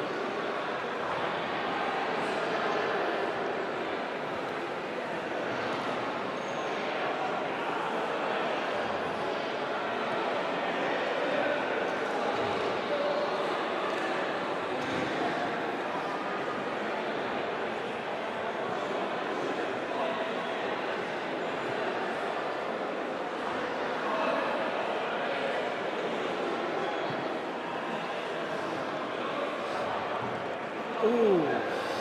So, Bruce has just come back with a very important treat. There are a few things that are sacred within the sport. One of them is Bilar from Sweden. potentially, if it will still be open. I mean, the thing we're going to have to bear in mind is this is going to be wrapping up quite late, and we need to go and get ready for the port side, and then head to the port tomorrow. So it's a very firm maybe. Oh, fine. Not going to the So, And then the other sacred snack is called pocket coffee. yes. The Italians will be very familiar. And it is basically coffee in chocolate. So you can only usually get them in the winter, because in the summer they melt and then you just get coffee everywhere. No. Okay. There. Aaron. There. There. You may have also heard Bruce mention something of a pork side. Yes, thank you. I've got that one now. Mackie brought me 2 of the big boxes. But you may have heard Bruce mention the pork side there, which is a very much the important social aspect of the sport. Very much so. We fight together, we duel together, and we then eat and celebrate together. Definitely. So tonight we've got some amazing British cuisine to share with the international community.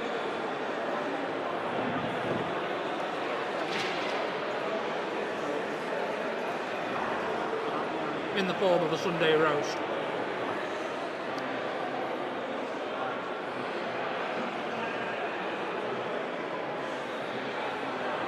And this is the wonderful thing about, again, this tournament that travels the world and goes to different countries, is we get a taste of the hosting country's culture. my students demanding pocket coffee now that he's seen it open. He actually bought me this box. So I sent a message in our group chat going, it's a sad day when I only had 2 left. Yeah. So then they Amazon primed me some pocket coffee, and then Mackie's brought me Even more. two huge boxes, which I wasn't expecting. I was expecting like one of these ones again.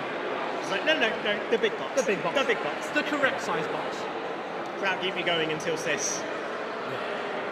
At which point you stock up. I forgot this year. Yeah. I stocked up last year at Champions Arena in Milan, and then I completely forgot to get any when I was out for the CIS. Yeah. This is another thing you'll hear a lot, the CIS. Yeah. The Scaola Internazionale Superiore. This used to be the only way that you could become an instructor inside LudoSport. Yeah.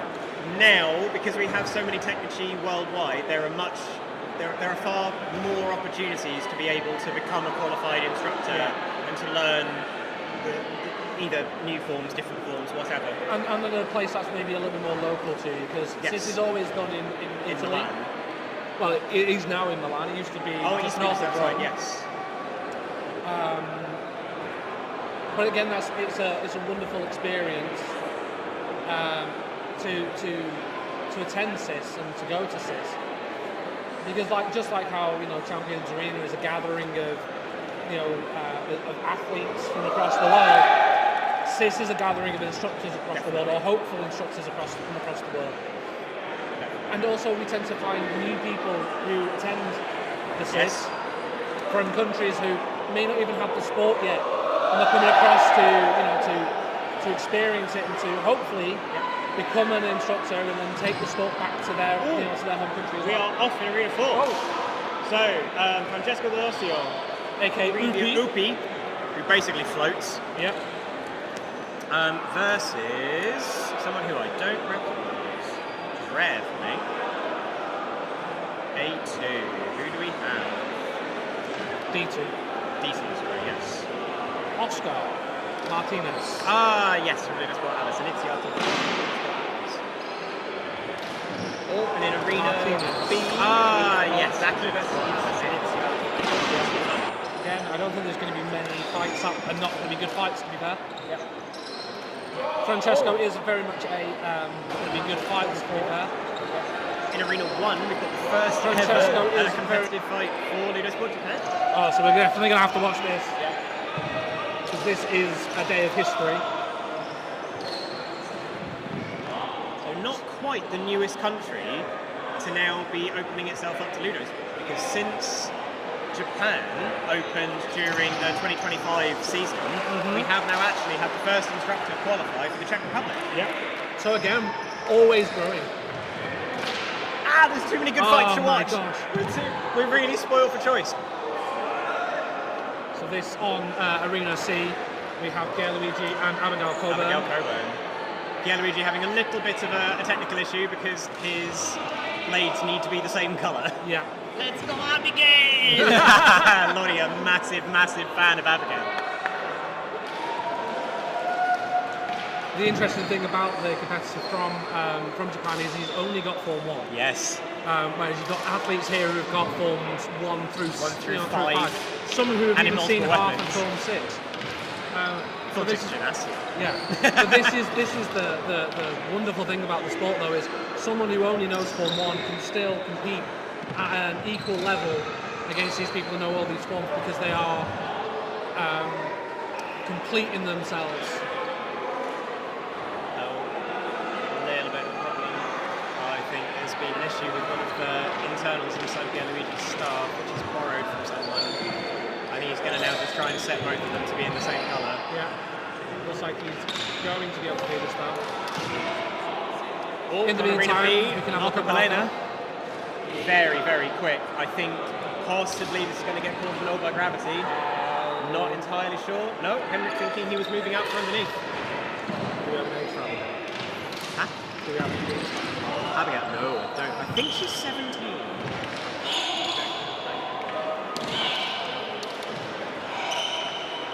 I do worry for her voice. Again, you can hear those loud declarations coming from her. On arena 4, Littlejohn versus Fabio Bonomelli. Again, we're just pulled from pillar to post. Yeah, this is it. We're really spoiled right now. I think I'm going to sit and watch Luigi a little bit more for sure. I just love watching Luigi with staff. Awesome. It's awesome. He's so precise in his movements. Yeah. He knows exactly where the hilt of the weapon is. Yeah. Which is a huge, huge problem. This is so long. With stuff. It's so long, so it's such a larger target than it is with long sabers or even daggers. Absolutely fantastic fight there. And again, this being Abigail's first time competing at Champions. And again, this being Abigail's first. Now, I'm watching the fight in Arena 4 at the moment. Fabio Bonomelli versus Littlejohn so Johan Klassen from Sweden. Yeah. I hesitate to use the word pleasure of fighting Fabio Bonomelli. It was a lot of fun, it was very educational. But I was very much put in my box. Yeah. He is very controlling and dominating of the arena. Yeah. He doesn't let you take an inch at all. It's very, very interesting. Now, Skippy versus Isak Peterson from Sweden in Arena C. Again, you see that quick movement between those daggers. Yeah. They have to just keep moving constantly. And again, it's very difficult. I find daggers the most difficult weapon. Yeah, likewise. Because it's having that coordination between left and right. Yeah. Which I don't necessarily have. having the limb independence for daggers is really, really important. Yeah. Skippy's practiced this a lot. Very nicely Almost found time. exclusively. Yeah. Almost exclusively. Yeah, unless he's teaching LightSaber for Form 1 and Form 2, he's working with daggers. Yeah. Now, unfortunately, I'm quite vocal about my opinion on daggers. They are my least favourite weapon. Yeah. That's all I'm going to say. I enjoy watching daggers. I don't enjoy doing them. To me, there are very, very few people when it comes to daggers where I don't think it just becomes a bit messy. Yeah. But that being said, it's not always true. But again, I think this is when you start seeing the people with daggers come to champions. That's usually when you're seeing the best version of daggers. Agreed. Where we're at. Oh, Marco just covering that dominating distance. this. Marco's very springy. Yeah. This is something I've noticed in the time I've watched him inside the sport. He's very, very springy. He's got a tremendous leap on him. I don't know how he's trained it, but I know he's trained it a lot. The thing is, Ian is also very good at height change as well. He tends to favour going more down rather than up, though. But it's how quick as well he goes down without smashing those knees. Yeah. You know? Definitely. Now, Henrik Henrik, to the tempo. yeah, Henrik, so the official closest to us at the moment in Arena B. Very, very experienced official. He's done almost every national tournament this year. I think so. There's very few. He definitely did the USA. He did UK. The UK. He did France. I think he was involved in Ireland. I think one of the only ones he didn't do was Spain. Possibly didn't do Italy's. No, I think he was involved in Italy. Okay. Oh, I'm missing Remy. Remy on Arena C at the moment. Very much enjoying this fight. Both. Remy just being holding that drawn saber. in. Wow. But he was being pulled. Yeah. I think it's quite easy as well sometimes to really kind of try and hold that saber out and hope that you make contact. Yeah. And it doesn't necessarily always work because it's that static place. Because of course the hilt is still a target. Absolutely. It's nice to see that Remy's got gloves. He sent me a message last night at about 11 p.m. saying that he forgot them at home. Oh no. Well, the good thing is we do have a shop here, so you know if We you do, are, if he's you bought are them. here, you can buy some. Reminds me, I need new gloves. Well, they're available in the tiny shop. I am all too aware. It's my job tomorrow, isn't it? Or rather, exchanging. Yeah.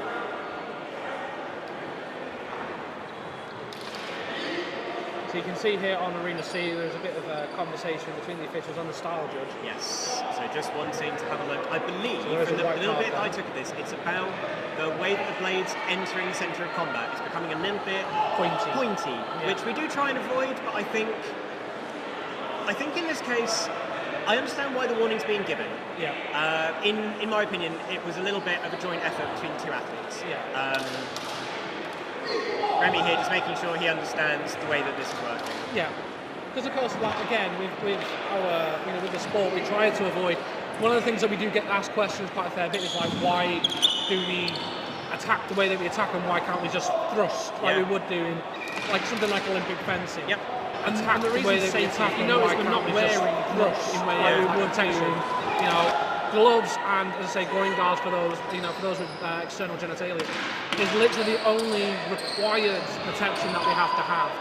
Those who are underage athletes have to wear, you know, eye protection, but it's very much an optional rather than a requirement. So all our techniques are designed to try and avoid strong hits or direct hits with a stab, because these blades do not bend. They won't bend in that direction. Yeah. And this is the thing, it will be the equivalent of getting jabbed with a broom pole. It's gonna hurt. It hurts a lot.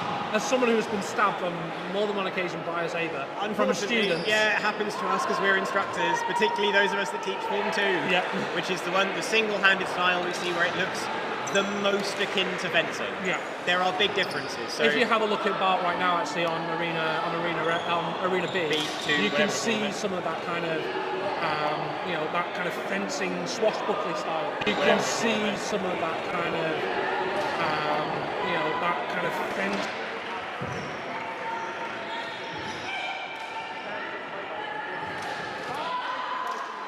he doesn't expend things. And he holds his ground a lot. It's very much a case of he doesn't move an awful lot around the arena. No, you see people who rotate, and you see people who jump, and they're moving all the way, but Bart very much conserves his energy and controls and dominates that arena by trying to stay within the centre. It is interesting. Yeah. The other thing that I love about watching Bart's fight is he always declares the same way. He always declares with his index finger coming up. He's always like pointing, E. I love it. I absolutely love it. He's also rather elegant, quite flamboyant with it as well. He is, yeah. But also a little bit nonchalant. It's like a little bit like, you hit me, I don't care. Yeah.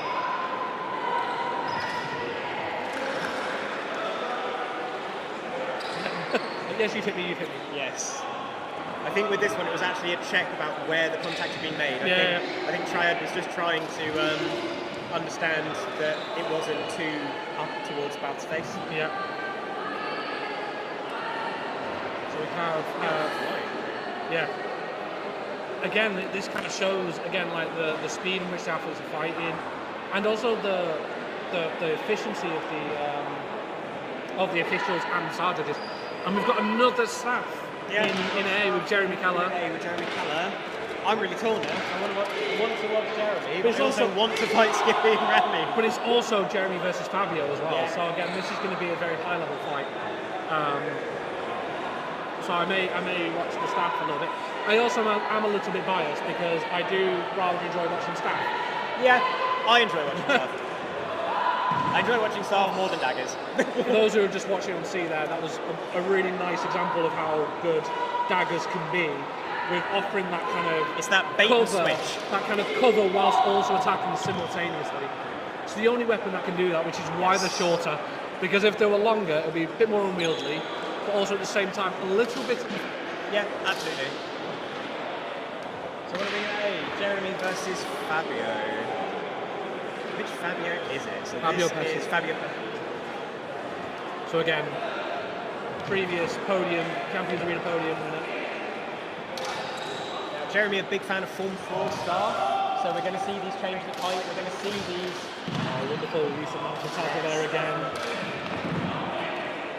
Again, wonderful use from both of them here of measure, just entering that space and then moving out at the right times.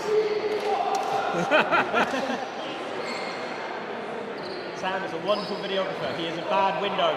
I cannot see through him. Just really,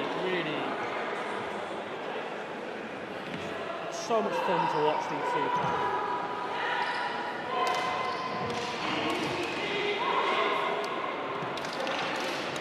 I just really love how everything with staff is just like in that half time. Yes, It's one blade comes through, then the next blade's following, and it's so so quick. The other thing which is really interesting about seeing the staff inside our sport is it's the only one where we see this really regular changing of the measure of the weapon. Yeah. Because you can hold it near the emitter of the blade you're utilising, Yeah. or you can hold it near the emitter of the tail. Back blade, yeah. Hold it near the emitter of the blade needs to be so aware, Yeah. or you can hold where your grip is on this weapon. Yeah. Because also, if you notice on the staff, that the blades on the staff are shorter than the blades on the long saber. Yeah. So you think, oh, okay, staff hasn't got quite as much reach. But if you're holding that back emitter, it just stretches out and reads out, and just gives you that range. So Arena B, Daki versus Triad. Triad trying to Both run. going out the arena at the end there. But that Triad roll, just trying to run. I'm sure this is Triad. It's Please Triad. tell me I'm correct. Thank God for that. in fact, I'm pretty sure it's right. David Garcia. Yeah. Or David Martinez. I can't remember which one he uses. It's interesting getting to see Triad again. It's a while since I've got to see him fight firsthand. Yeah. He's very, very forward again. He's another one who tries to dominate that central space an awful lot. Yeah. Again, using Form 3, Form 5 to be able to kind of close these different bits down. It's also quite interesting to see the difference in blade work. The athletes, but in some senses, academy/nations. Yeah, definitely. Because I always find Spanish train hard. the Spanish are always very fluid with their blade work. And it's very kind of lots of kind of brandishing and this kind of control and stuff. Are we already halfway through on Yeah, the it's arenas? mad. We are flying through the course today. What this does mean, No, though, is we're that not. hopefully we're going to be able to... about a quarter of the way through. Yeah. Hopefully that means we are going to get a little bit of a break for some food, because I know that there is an absolutely mega burrito van outside our venue today. I'm really annoyed I missed breakfast of it because I was too busy setting up. Yeah, same, likewise. My intention was to try and get a breakfast wrap, but... They're doing them all day. It's an all-day breakfast. Oh, okay, so maybe I'll have one of them rather than the chicken wrap. If there's any left. If there's any left. Which, based on the number of people I've seen eating, maybe not. Maybe not. I see Seb demolishing one at the moment, so... So we got Andrea and Eduardo Bonnet.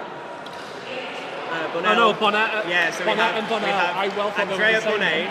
I believe, and then Eduardo Bonnell. Yeah. On the spreadsheet, then they look They very, look the very same, similar. yeah. Good old dark mode on an Excel sheet. Yeah. And there's Abigail. Abigail. You can understand why she has that battle name of Banshee. Yeah. But again, it's so good to have people who exemplify Absolutely, what decorations absolutely. should be. Now, I think it's going to be really interesting, the next fight that we've got in Arena C, because this is going to be Pierluigi Commenti using staff versus Xavi Cuellar. One fight that may be interesting as well is going to be Skippy versus Pierluigi. I'm looking forward to Daggers this, Daggers versus Staff. Having spent a little bit of time at the CIS, when I was learning Form 3 Saber Staff, I did get to fight Daggers, and it is horrible. Especially when you're learning these forms as well, because you learn them normally fighting the same weapon. Yes. I think this is going to be an E Missoura. Yes. There we go. So although an E contact was made, if the trajectory of the blade had been able to continue safely, it would have gone into the body of the opponent. Oh, Marco Plana versus Triad on Arena B. But, there's too many good fights. Again, I'm spoiled. I think I'm going to be watching Pierluigi. I think. As much as I love watching Marco, I think, Arena C. Everyone turn to Arena C. I love Pierluigi's nonchalant start as well. I saw a video of him using what I believe is a bit of Sitsunasi, where he essentially just kicks the saber into his opponent. So that's not Form 6. That is just Pierluigi. It's Form Pierluigi. Oh, the control! That was absolutely no, I think you might have had a slightly better view. Was this an Ashen Dente? It was.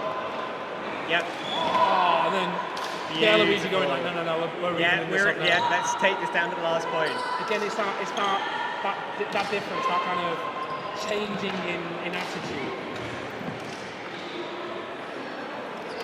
It's also how Pierluigi moves that staff around the body as well. It's just really nice to see. The other thing which is really interesting, and I think we're going to see this more and more and more, because there are more people learning staff, there are more people learning Form 5 long saber. Yeah. Form 5 staff will like fighting Form 5 long saber because it's going to try and catch the back of the movement, and it's going to try and push this further. Those that are very comfortable with the Form 5 movement are going to be happy to get this additional momentum because they're going to continue that rotation or begin a counter rotation. I think we're going to start to see a load of really interesting dynamics between Form 3 and Form 5 staff and Form 5 long saber. I've heard quite a lot of people saying that staff was made for 5. I agree. I completely agree. Actually, I still think staff and 3 are the most natural pairing. You've not done 5 and staff yet, so you may change your mind. I may change my mind. Well, regardless, Form 3 and 5 staff are the next 2 forms I'm wanting to do, that's for sure. Well, I'm hoping to do Form 4 staff at the CIS this year. Then I have to really start trying to decide whether or not I'm going for Cavaliere in long saber or Cavaliere in staff. I will probably get both. I'm already Cavaliere in long. I've also You're halfway there. Well, I've not closed any forms yet in staff. Soon though, soon. Oh, Jeremy versus Tim over on Arena 1. Jeremy trying desperately not to plough into Tim. So again, this is another example of like master v student. Yeah, because Jeremy was Tim's for course Y. On Arena B, we have Daki versus Bouts. So again, this should be a good fight as well. It's 2 very different dynamics. Daki very much favouring Form 4, and Bout just shutting it Saw down. the hand coming in and went, no, I'm just going to take your hand and then take the point, thank you. Now, Bout is in a very interesting training advantage compared to lots of people, which is that his partner, who is also inside the sport, is a Form 4 technico. Bart is a Form 1 technico and a Form 1, Form 2 and Form 3 long saber technico. So between the 2 of them, they're fairly well armed. And I know that they train together a lot. That was very nice. Very nice from Daki. Again, just going. You're not letting me play, so I'm just going to try. Because again, Bart is very controlling in that fight there. Very much so.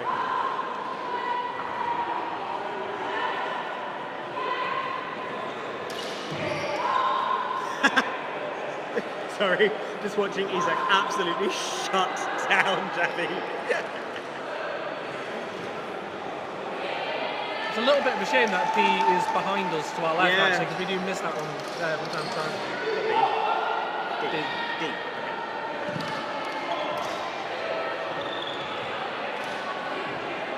But we are getting close to halfway point in Arena D.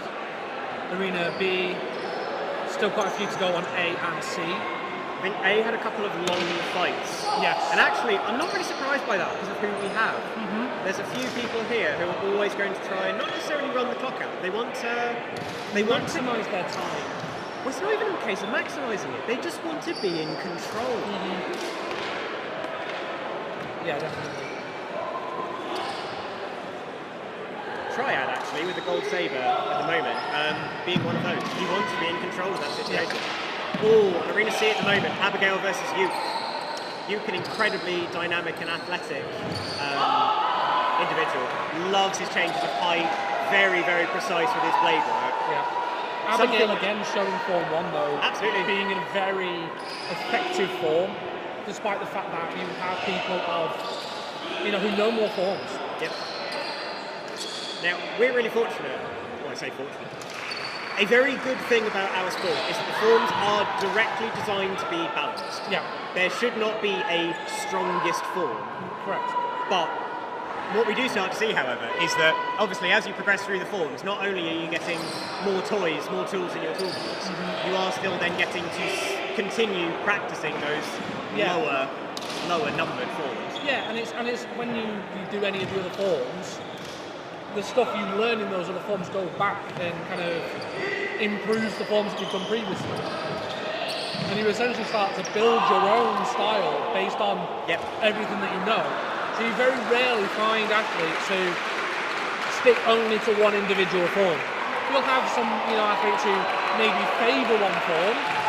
You can Abigail ending with Correggio. You see the crowd absolutely loving this. Again, we've got a decent sized Irish contingent as well. We do. I think it's the most really that have ever been able to travel to a Champions Arena to support you. And According to their Instagram post. I mean, also on top of that as well, like the number of spectators we have here today. It's great. It's absolutely great. We've got over 100 people here, spectating live, which again, plus 64 competitors and maybe about 50 members of staff. So we're about 250 people in the room, which it's great to see. Yeah. Truly the biggest tournament of the year. Definitely. Every year, definitely. And it grows every year as well, with the spectators. It's always 64 athletes, but we always get more spectators. For now it's 64. I think in the next couple of years it's going to need to expand. I don't think so. You don't think so? I think all that's going to happen is you're going to get fewer people from because if you look at the likes of like the likes of Italy and Spain have got so many, because they're such large countries in the sport. I think you're going to see less of them, and then some of their places going to some of those smaller countries. What a disarm! What a disarm! Go on, Pierluigi! But not only a disarm, but also a disarm sending the saber out of the arena, which means it cannot be retrieved. Yeah. What a way to end that duel. That is one that I'm going to need to go back and rewatch. Yeah. Yep, thank you, Sam. That'll be in the highlights reel. Absolutely phenomenal. I mean, this highlight reel is going to be a long reel. It's going to be long. It's going to be long. Yes.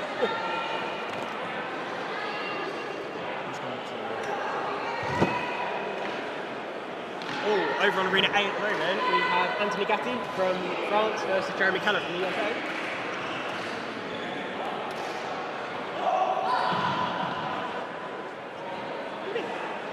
How's everything? Are you not coming in? Oh, we're just talking. Oh, lovely.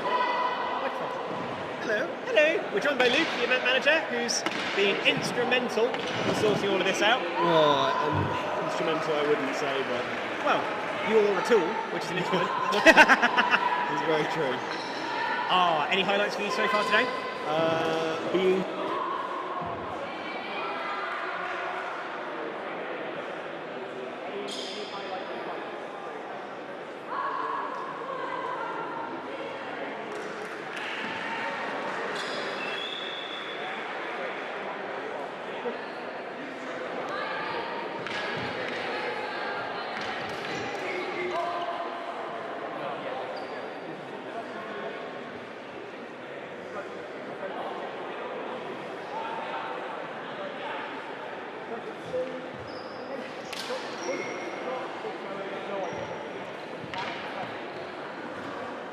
a less flamboyant control than we see from the likes of Triad that we're currently seeing in Arena B. Definitely.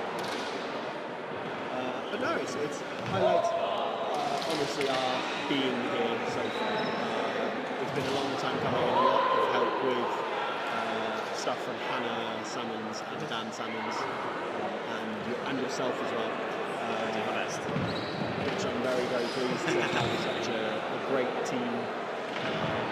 I think the staff contingent this year has been really, really strong. People have been really keen to step up. Absolutely. And I think I'm being looked at by Dan as I'm not usually allowed to talk on live streams, so I shall bid you all adieu and enjoy the rest of the tournament. Oh, Luke back to being busy again, running the entire day. I asked him if he had a highlight so far, and he went, "Well, it's nice just to be here." It's like, cop out. The fact that the answer was not Pierluigi's disarm. Well, I think unfortunately he missed it. Oh. He'll have to catch it in the shots on highlight. I see Lottie wandering around now, which makes me very nervous. Yeah. Lottie? No? He's already had. He doesn't need any more caffeine. I don't like coffee. I don't drink coffee. Good. I don't think you need the caffeine. Yeah, that's true. Yeah. You haven't bitten me yet, so I'm taking this as a good thing. You've just reminded him now. We have time. So we've got Tim Viberg and Fabio Pesci just on Arena Ray. I saw a wonderful point from Fabio during this fight. Right, I'll be back in a couple of minutes. Yep, because we are now at that halfway point, and we're going to be switching starters soon. That was a little bit vicious, Risa. Oh, I heard that hit the hands then.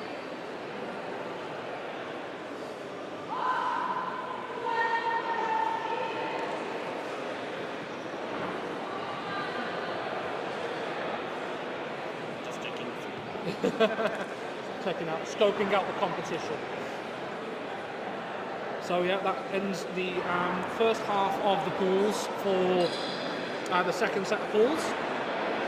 So we are going to be swapping those star judges, and then we will get back to it in just a moment.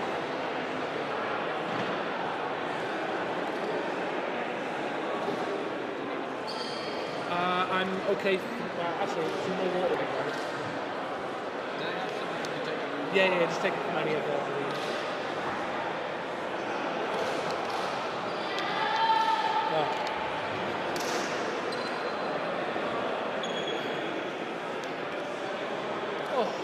So this is a fantastic day. Already seen some amazing combat, and we've still got lots to come. So after this next set of pools, this next half of pools, we will be taking a bit of a break. To allow the athletes to grab a bit of food, grab a bit of water, and then we will go into the elimination phases. Thank you very much for the water. So then we will be going into the elimination phases, where it will be a knockout round, and we will be slowly condensing the arenas. So we'll start off on 4 arenas, no doubt, and then we'll move to 2 arenas, and then we'll go down to 1 arena at the very end for the finals. At the moment, I have my favourites, but I don't know who it's going to be at this point. Any ideas, man? I haven't actually seen the leaderboard. So, currently, let's have a look at the style rankings once again to see if there's been any changes at the moment. So, based on pool order, we're still seeing Carlos at 6'7" at the top. Pierluigi also at 6'7", so at the moment we have got a tie for number 1 in style, which is pretty impressive. In fact, it looks like a 3-way tie at the moment for style at 6'7", with Jacopo as well at 6'7" as well. So again, this is very tight for style at the moment. Anyone's in at this point. Yeah, it's going to come down to the to the eliminations, and Pietro is also still in number 4. Is still in 4th place, and not that far behind really. In fact, the top 10, the top 5 are all very, very close, to having that. So we will see where we're going, with this. Again, anything can happen, anything can change. We've still got a number of fights left in this pool, and we're going in now onto the other two arenas. Skippy versus Abigail on C1, on pool arena C.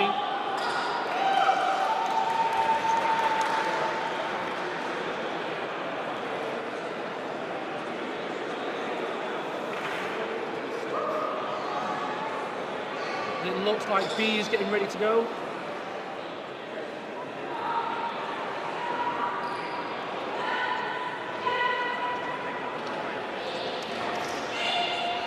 Skipping, moving those sabers around, trying to find that opportunity to come through. Abigail making it very difficult for him to get in. The Doppio has been called.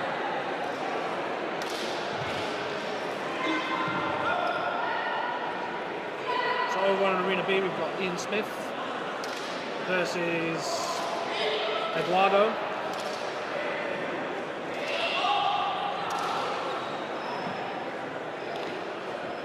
Both trying to get the measure of one another right now. Trying to find that gap, and it's going to be quick when they find it. Both exchanging ease. Ian just finding that gap in Eduardo's defences there.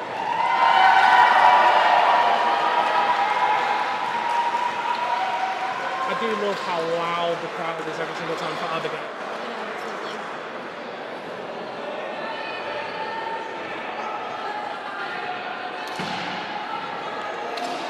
Eduardo trying to deflect that blade a little bit on Ian, over on B.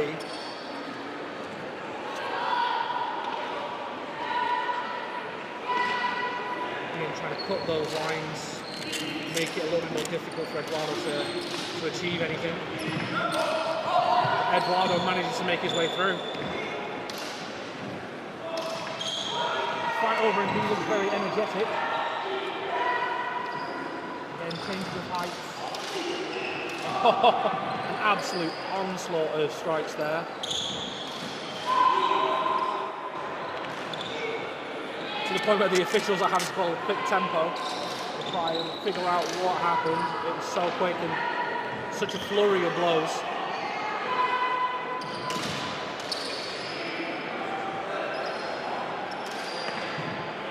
Which way is this going to go?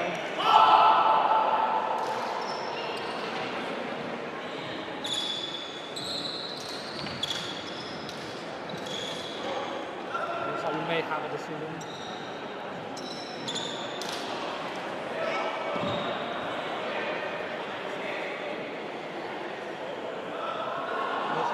White call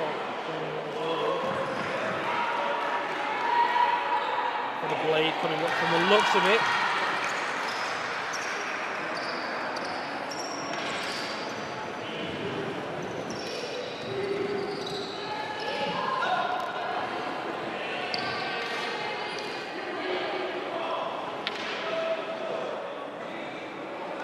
Oh, we have Jeremy Keller and Little John over on A. Again, staff.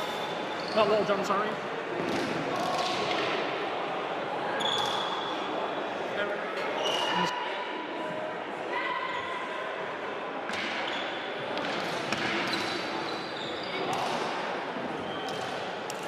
Again, a very good example there from Eric of declarations. Felt that strike come through. Officials just checking to see on the timing of where that landed.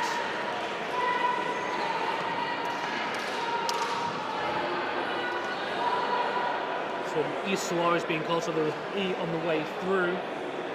Therefore, they're going to replay that point. And white cards are being awarded to both of them. Possibly for declarations, but we will see. I'm not entitled to this match.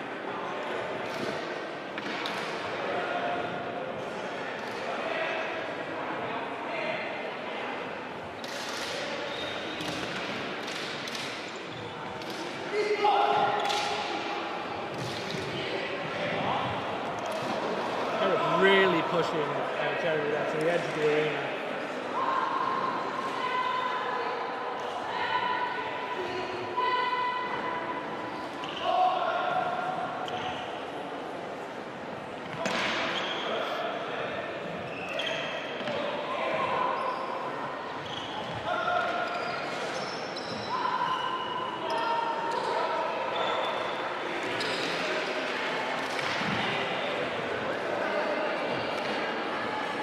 do find it very interesting how you have the likes of Jeremy and Pierre, Luigi, who are using staff, and they're such large weapons, but they move them around almost as if they're, they're nothing. But they are quite large, and they do weigh a fair amount in comparison to the lightsabers.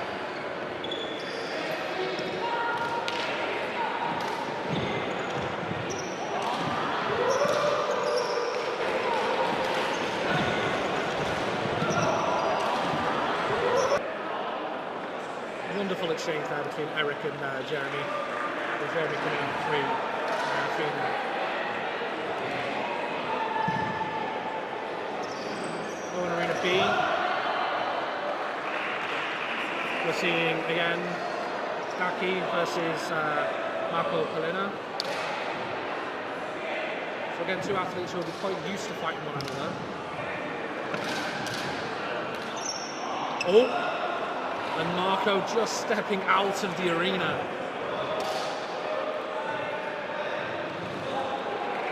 It ends with a draw.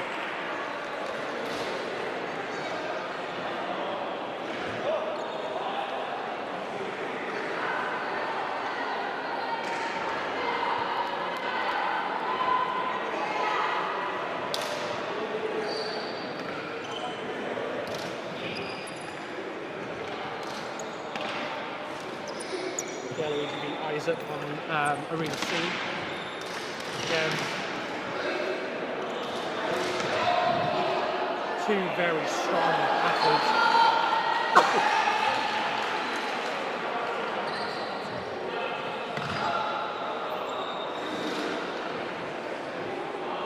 The yellow card is awarded to Isaac. Possibly to balance up a missed declaration.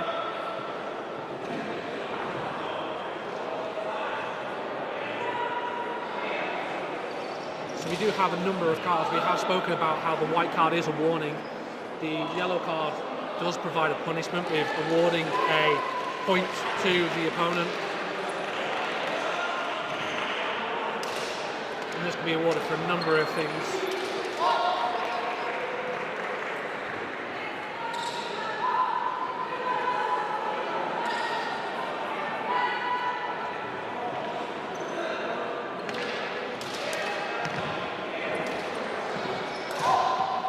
Isaac just really trying to push, trying to find those gaps. And he manages to find it for short goal.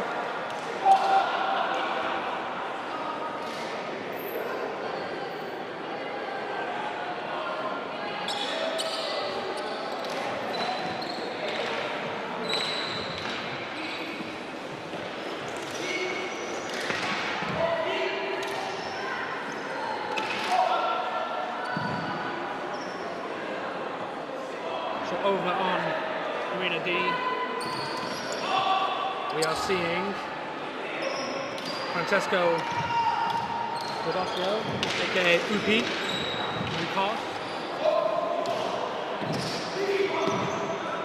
who is wearing the full face mask. Again, it's not a requirement, but people can wear them if they so wish.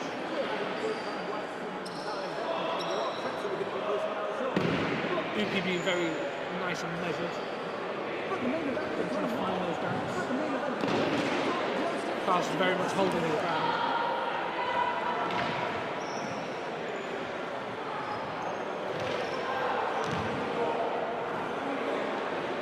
E was caught before the arc.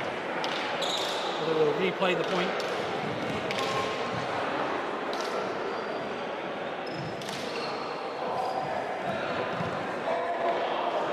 Managing to get a point in there against Cars.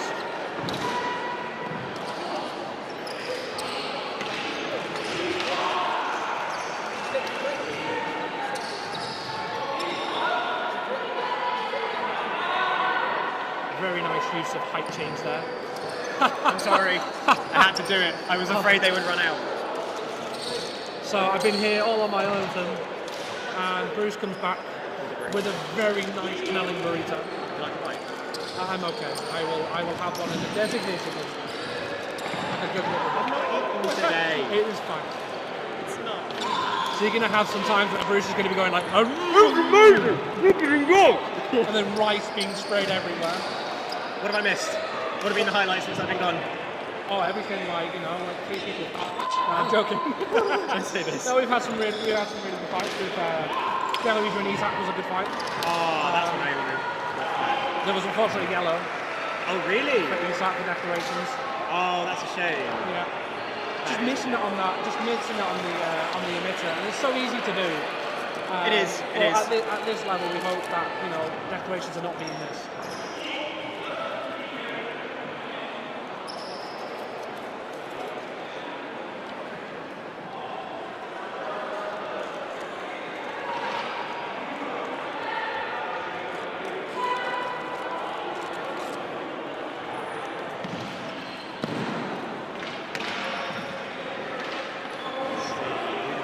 Luigi versus Remy.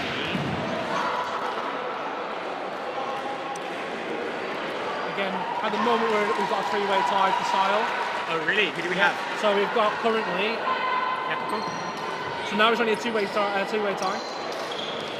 Because Pierre Luigi was on 6-7 here slightly. Okay. He may bring it back. He's still got a few fights to go. Nice one, Remy. But we've got Carlos and Jacobo, both at 6-7. 6-7.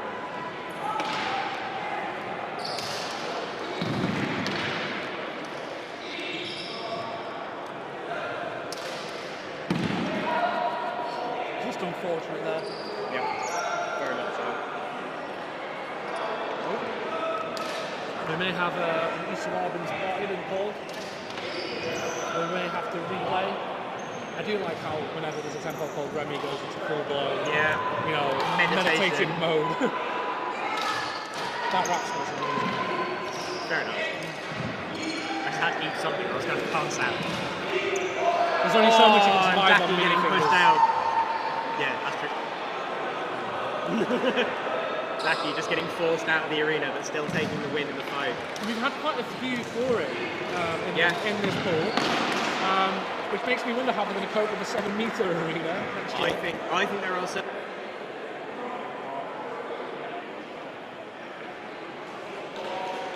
Start training now, that's for sure, for next year.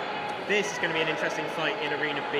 Triad versus Ian. Yeah. Two very, very different approaches. Ian really going for that first Absolutely. point. I think it's going to get called as an Ian Missoura. That was a very nice exchange there. It was nice. I am curious to know how it's going to land. Henrik is usually very, very good at these sorts of calls, so I would trust him. Because the wave did look like it was ascending upwards. Yes. When it caught the It's got that rising trajectory. But let's see, maybe another. Okay, we're calling Lou, so a little bit onshore. I do feel like Ian started this kind of like in his element, really. Triad just managing to get that contact on the way through.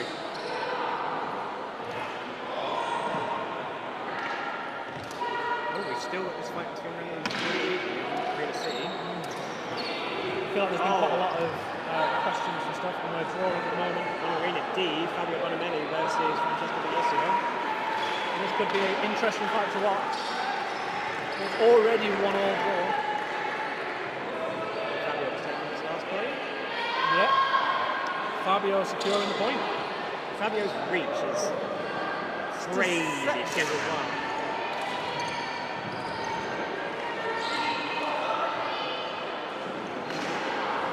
Over on Arena B there, Triad just using that form 2 just to really make it very difficult for Ian to know where that wave's coming from. Ooh, over on C we've got Skippy versus Charlie Corral. I know, speaking to Skippy before, he was quite looking forward to this fight. Yeah, definitely. Honestly, any opportunity to fight Xavi, I think, is absolutely phenomenal. And again, just like the majority of people in the sport, he's a very nice guy. He's a lovely guy. I absolutely love him. But on He's floor always, for not he's, being a always window. he's always very happy as well. Yes, yeah. Like, you can see the pleasure he takes from the sport. And he loves teaching. Yes. I think I've done a few workshops with Xavi, and you can see how much he enjoys helping other people grow. And he's very infectious with, like, you know, or disarm. Disarm with the dagger. Skippy trying it on. And immediately that infectious smile from Javi. Yeah. And Skippy. Again, it's just, both two very infectious personalities. Yeah, very much so. I think we've said it before. The community aspect of the sport is tremendous. Yeah. It's also, we keep the nice people. Yes. People that don't want to enjoy it. They don't last in the sport. No. So it's kind of self-leading. Yeah.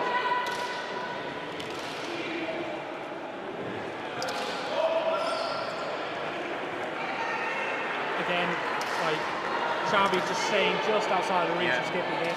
Skippy really trying to get in then with that knee slide. It's things like that really baffles me sometimes as well. When you get like a knee slide and he's moving in. If I tried that, I would be dead. Like, I'm conceding the point at that point. If I've not killed them first, I am dead. But somehow Skippy manages to get out and survive and continue on for another assault. I think what's very interesting is Skippy has a little bit of an advantage over a lot of other athletes because he has experience with daggers. Yeah. Lots of other people are still not used to fighting daggers. Yeah. Now, Xavi is not one of those people. He is a Form 5 daggers instructor, which means although it's not maybe looking at all the continuous or all the same movements, he has experience with the weapon, he knows how it works, he knows the theory that goes behind it. Yeah. So he is... Oh, this should be a good fight, actually. Yeah, Luigi versus Yuke.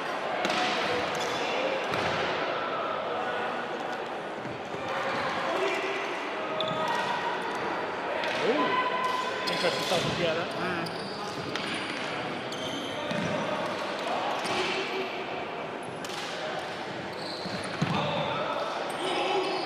Now, there are a handful of people in the sport who have really been able to take a weapon or a form, and they are still sitting within the, not necessarily the purest version of it, but they are sticking to that form or the use of that weapon, and yet they still are able to make it so fundamentally their own. Yeah, Luigi is someone that does this with stuff. To me, he is the epitome of someone who has studied the weapon and has found his way of making things work. Yeah. It is very much a case as well. You've got some athletes who just seem to almost, as you say, embody that weapon or embody that style. To the point where we look at, you know, people are going in and they're saying, this person is in for, if you want to know Form 3 or if you want to know Form 4, these are the people you watch. You know, and Pierre is one of those people where it's like, this is who you want to watch if you want to know how staff works. But the most important thing, though, in my opinion, you can watch Pierre using staff. You will not be able to emulate it because he's made it his own. Even his students. Right, so I don't think he teaches that much stuff. I think he is an instructor in. I think it's mainly Chiara who teaches. Chiara who's teaching stuff in a video. But he has such a unique take on the weapon. And it's about he brings his personality into it. He's very funny, he is very light-hearted, he looks very serious. He looks very serious, but I remember the first time I ever met him about Reignite, like the second Reignite we did. And he turned up and he looked really intimidating, and then he turned on his lightsaber and it was Mario. Yes, But no, he has a really unique take on his approach to the weapon. And there are a handful of other people who do this, and I think Carlos is one of them. We joke about it, that there is Form Carlos. And it is big movements, it's lots of that aggressive nature. With that acrobatic as well, like, you know, that he's an athleticism that he does have as well.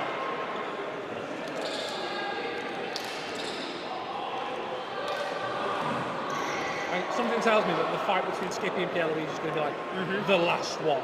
I think it probably will. It's going to be quite late.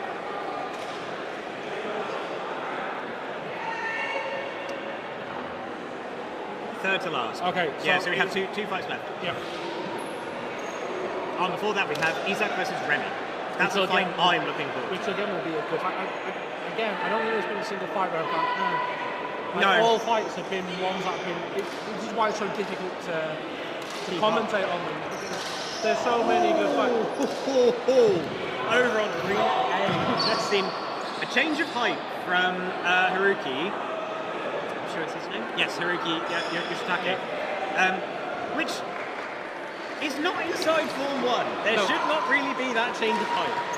But what it has been is that now he's just been clonked on the head by Jeremy with his staff. I mean, and Jeremy looked immediately guilty, but in my opinion, he was completely in the right there. This is also going to be a very interesting thing for Haruki because he doesn't have the exposure. You know, like during the the Japan Awakens event, there was some staff stuff being done there. They did an entire day of stuff. Yeah, but still, like, it's like, Daki's just stepped out on Arena B. Daki. The thing, now, we probably won't be able to see this. I think they're just outside of frame. So Daki is being watched by his wife, and he's not being watched by his infant child because they are fast asleep. But I know that because he was quite a late arrival to the event overall, half of the logistics wasn't about can I find a late flight, can I sort this out, it was can we find childcare at 48 hours notice. No, don't poke my lunch.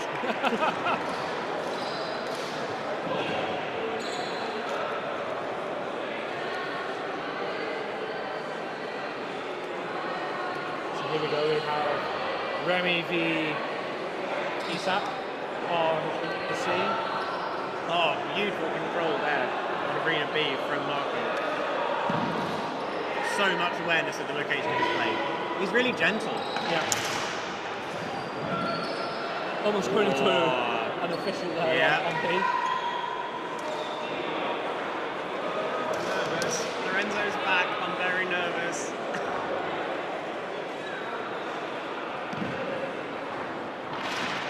White card, I mean, possibly for Declan who's there. Possibly. You might see it. However, it was quite a fair, quite a quick exchange, really. Yes, Remy just looking for that little cheeky low strike. Isak having none of it. Isak is very much in control on this. Isak he's an interesting one to watch fight. I was on his team for the team tournament at the last Champions Arena. And at that point, I didn't actually realise who he was. Yeah. His control of the space that he's fighting in is very, very good. Yellow card for Isak again. This is his second yellow. Really? Yeah. Not in this fight, but No. I across didn't two see duels. He's just received the yellow. Okay. That's a shame. Possibly for declarations again, maybe. Right, okay. Ooh, on Arena B, bouts versus Ian. However, two people I love. We're going to have to move to Arena C still. Because now we've got Skippy v Pierre, Luigi, so Staff v Daggers. I'm watching as much of this fight as I can, but really, really pushing his Form 5 now. Ian's making him work for it. Honestly, it's nice to see. But Daggers versus Staff, this is going to be a spectacle today. It's a very interesting interaction between these two weapons. Both playing with measure in a very different way to LightSaber. Very, very difficult to get the measure. Yeah, it's very challenging. And again, there isn't really much opportunity for these weapons to train against each other. No, because exactly. in most places, they don't have experienced athletes or instructors of both weapons in the same place. Yeah. I mean, we're getting more and more, you know, as we mature and as we grow, but yeah, for sure. Skippy, however, has got the very fortunate experience, really, of he does have a staff instructor in Birmingham where he trains. Yep.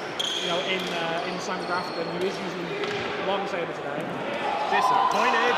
But very nicely done there from Skippy. Nice.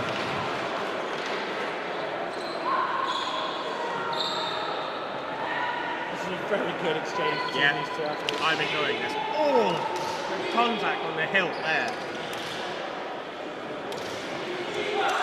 Yeah, very, very nice. It's just that blade followed by blade followed by blade of it's staff. a whirlwind. It just makes it so difficult to deal with.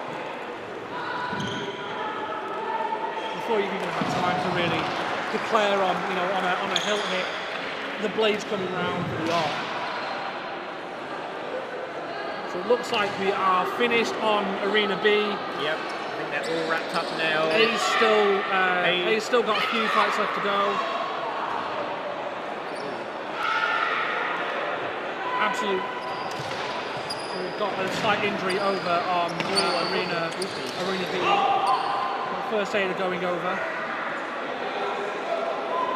Unfortunately, I didn't get to see what happened there. I think It was a hit to the head. yeah, up to on the ground.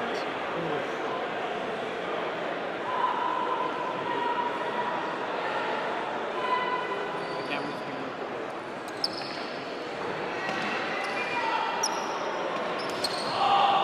Okay, so apologies for the interruption on Arena D. We're just dealing with a little bit of an injury. Unfortunately, we do everything we possibly can to avoid, actions like this, but they do sadly happen from time to time, which is why we have first aid on site. So, in the meantime, we will divert our attention to the other arenas, and we'll come back to B and things have been dealt with.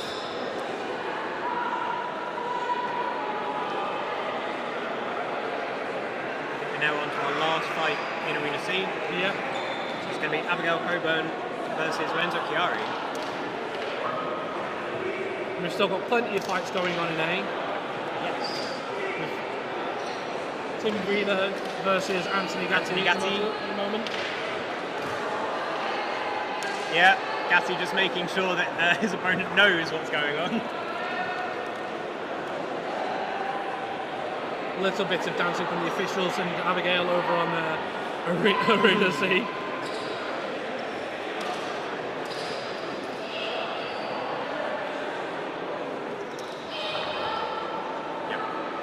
Good declaration from Abigail there. One of her quieter declarations, actually.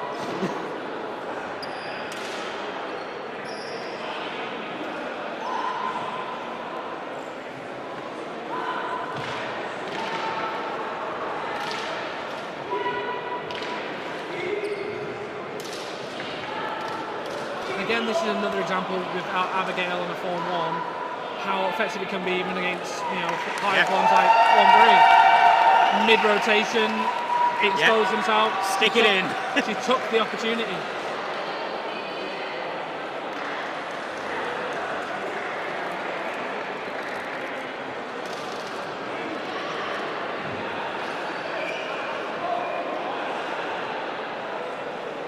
How are we looking on style?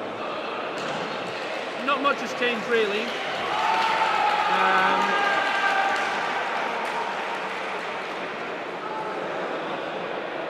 But Abigail getting 5.9 for style. Yeah. Again, For someone at her point or her experience inside the sport, at this level of competition is absolutely phenomenal. Yeah.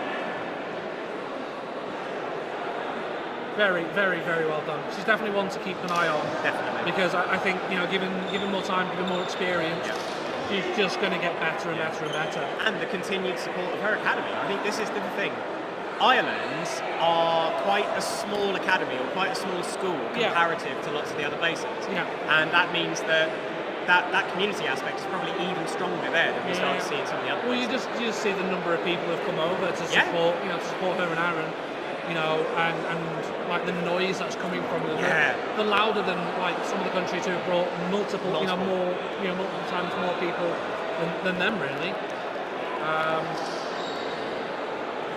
But yeah, so let's have a quick look at the style rankings. So we've still got Jacobo and Carlos in first place with 6.7. With Pietro in third at 6.6.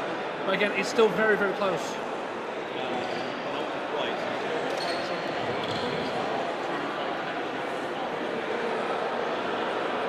And again, like even in the mid of the top 10, it's still very, very close at 6.5s.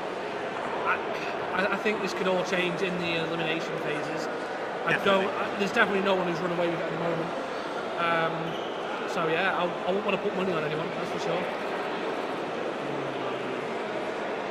There's a few people I'm keeping an eye on. I feel like a lot of people are going to be happy with where they're at. I think so. I think Seb Ferris is going to be very, very happy. Yeah, he's going to be happy with 6th. I think he probably would have liked to push his way into that top 5, but he's very, very close.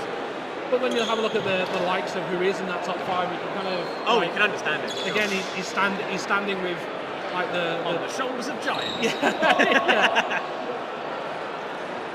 Let's have a quick look over in Arena B. It looks like they're getting ready to go on again.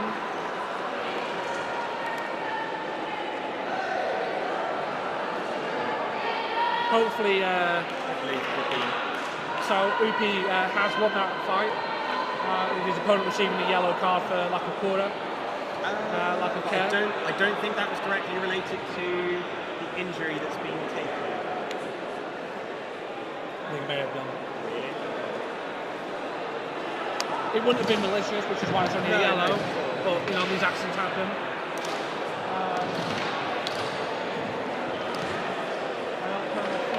So it's probably Saber turn off in Arena D. Got that with an ice pack on his head, so hopefully he'll be okay. And he'll crack on with the rest of the tournament.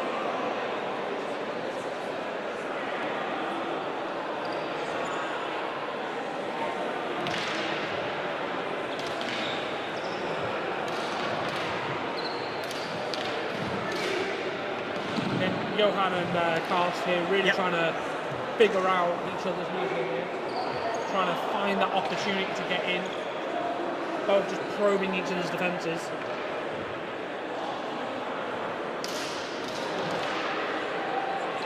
Tim and Eric over on Arena A. Seeing a lot of Mano Phantasma today. It seems to be a very It's popular a big technique thing. today. Yeah, it might be this year's thing. Yeah. There we go. There's the after event merch opportunity. Just Mano Phantasma. Yeah. Oh, we've just seen Eric go 40 on Arena A. Not even necessarily from the pressure from Tim. He just seems to have wandered out. Yeah. It's odd when this happens. It's easily done. It's very easily done. And I think we're going to see a lot more of it next year. Because for sure. I think a lot of people aren't quite aware of the size of their arenas at the moment. Yeah.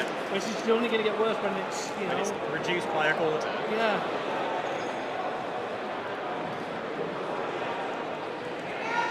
So we have the final fight now in Arena D with Oscar Martinez versus Marco Bombolo. Marco there in orange. Not sure Oscar, there was some... Oscar getting killed with a big smile on his face.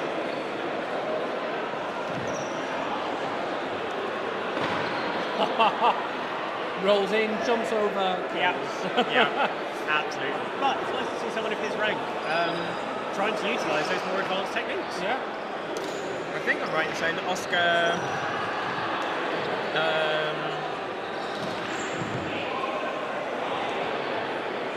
Where is my information on Oscar? I was under the impression he only had Form 1. But maybe that's just not up to date. Because that looked like Duke's Force 1. Yeah. But he's still in Itziato as well. Yeah. So he's still quite fresh. And again, though, this is one of the crazy things as well for me, is the fact that in Spain where there's such a high level and such a large number of athletes, that someone of his rank has managed to qualify for champions. Just goes to show again that he's going to be another one of these ones to watch. You know, Definitely for on the future. that up and coming side. Yeah. Because I'm sorry, if you're qualifying for champions in countries like, you know, Italy and Spain, where there's such a huge competitive contingent. as an Itziato, it's good going. You know. And that ends us on Arena D. And Arena A is now finished as well. So I think now we're all wrapped up at the end of the pools. Yep. So now we are going to go into a bit of a lunch break, where the athletes can get themselves a tasty burrito. Absolutely. I thoroughly recommend. I'm going to grab myself one as well, that's for sure. And we should be back in A little while. due time. Yeah. We'll be posting a couple of updates. Stream staying live through lunch break, or is it going to shut and reopen? Technically going to be live. Okay. You guys. So No, that's good. Okay. Cool.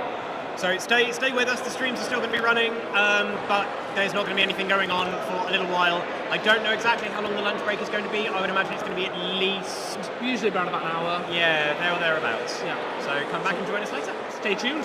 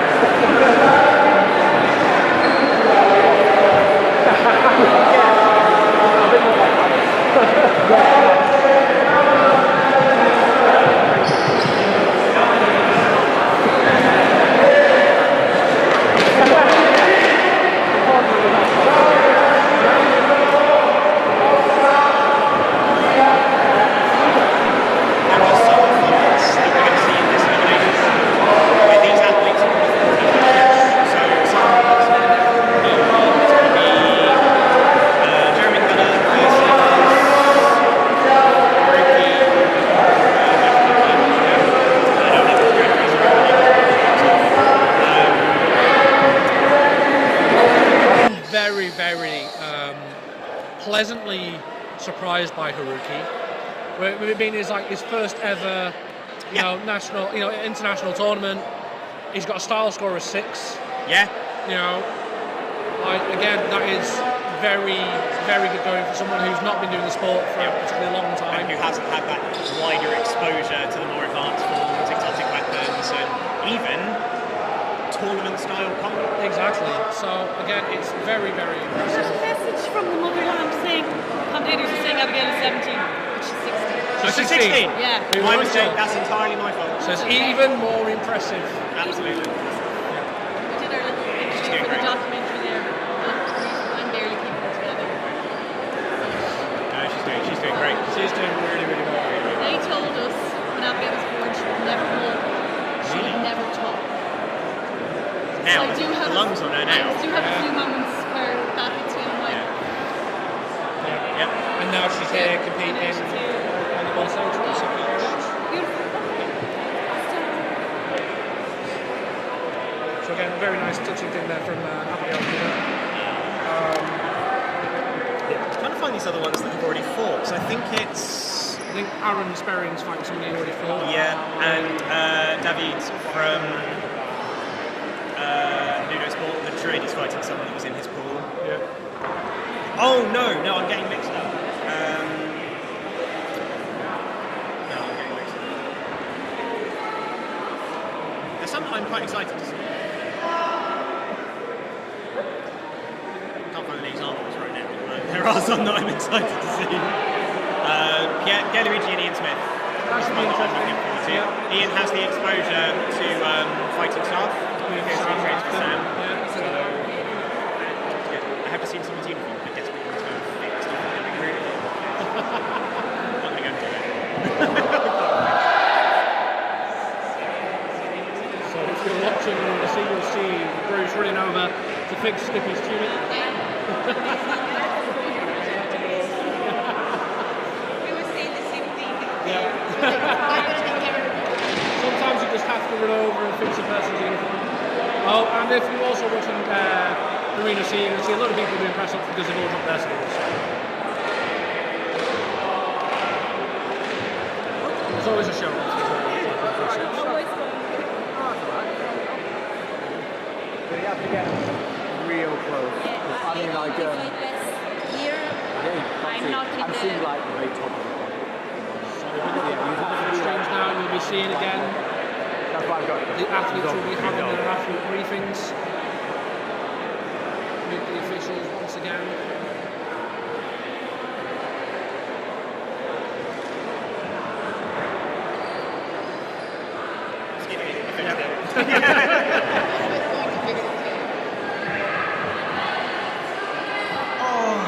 Right.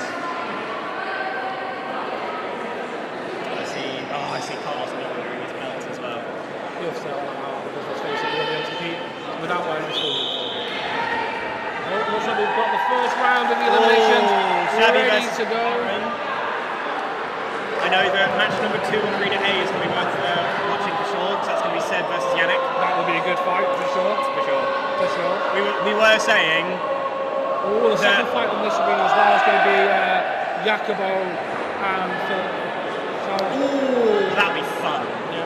2 people with phenomenal reach and understanding of better.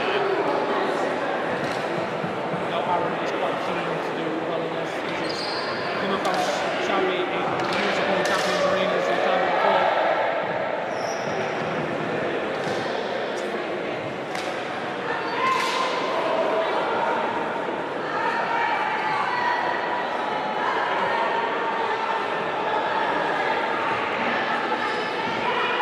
Fight number 1 in Arena B. Back to the top of this ball. Versus Pietro? No, Fabio Pesci. Oh, Fabio.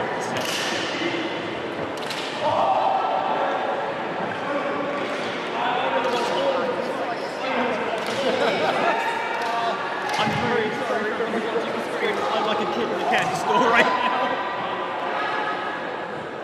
James Fabio Bonameli, we've got Venus. I can see this. Double Ascendente up close. Straight vibing in Arena B. Aaron is very close to the other. He is, but God, he is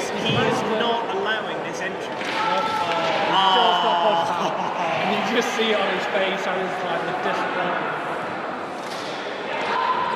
Cluster of people behind us now, making it hard to see everyone. I think I can see when I was gearing up.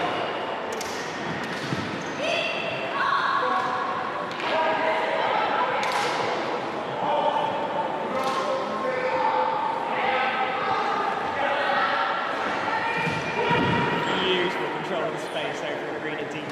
This is absolutely. I love watching them fight. Oh, it was a very good attempt. Just didn't make his opening before he began his manoeuvre. So it is actually first to 4 within.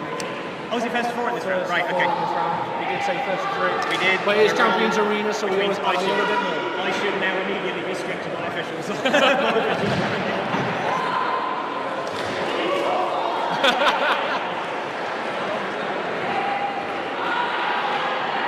Aaron did very well there to try and bring it up to a 3-2, and then finally having it as a 4-2.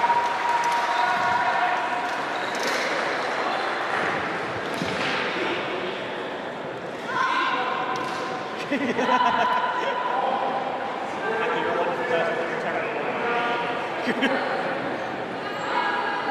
going to have Bruce put that on the t-shirt because that's become his catchphrase for today. Yeah. Jacobo versus Philip Tower. Oh, this is going to be a arena good scene. Oh, do we know this landed with Will's fight? Fabio Costa won. 4-1. I say it's a shame. It's one wonderful fight. So again, World War showing off the 6.1 in style. So again, continuing to try and push them out. On arena A, we've got And a slightly tested interest. yeah, likewise. Watching my little brother of LudoSport doing all of this.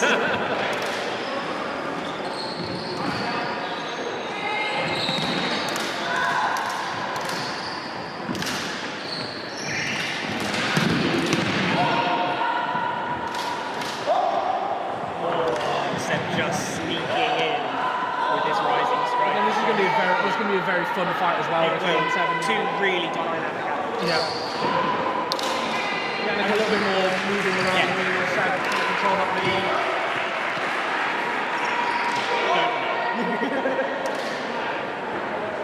Some very close blows against each other.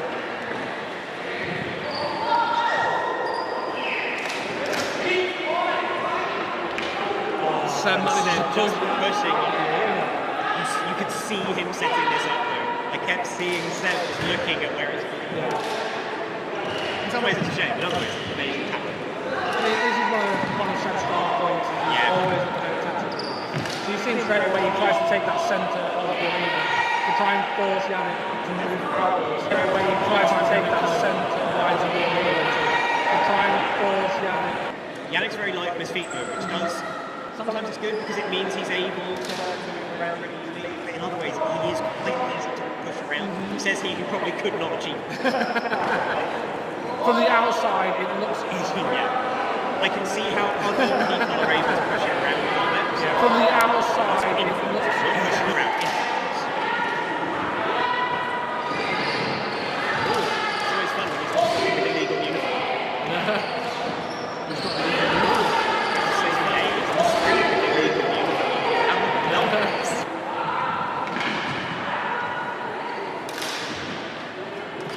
That's it.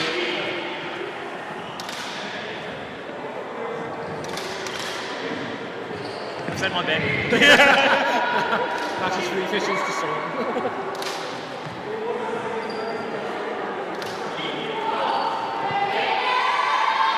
This is a very close game. Yeah. They're now at 3-3. And that's what wins it. I know which way I want it to go. Time. I think both athletes can be very proud of their accomplishment.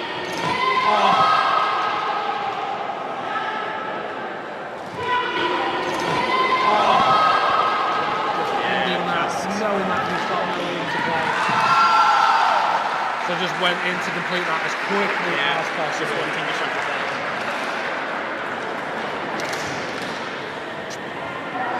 There's a rogue water.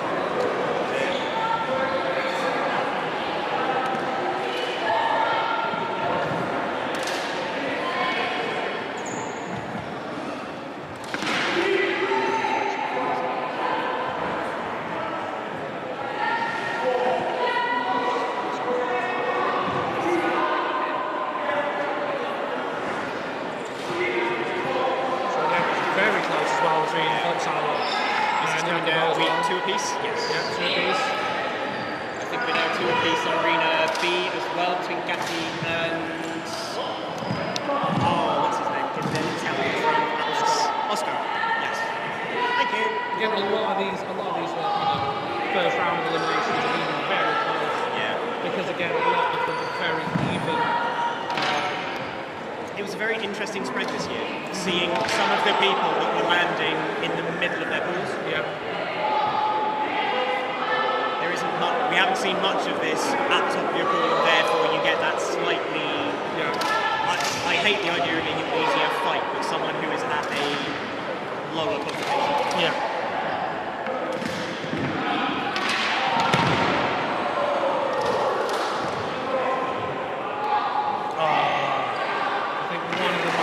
One of the arenas may be having some issues. Maybe. So if you're not hearing us, tune to a different one. to a different stream. So Philippe just took the last point over here. We're going to see. It was a nice point. Yeah. It was a nice point. Again, he's a very fun person to watch, Philippe. AKA Monkey. So we've got. We have Luke and Raphael. Yep. This will be a good fight. And at the moment, we now have bouts and.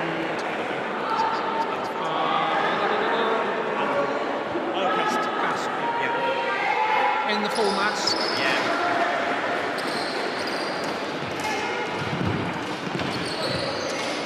It was quite interesting talking to Bart before. He was saying that people are asking him to play more.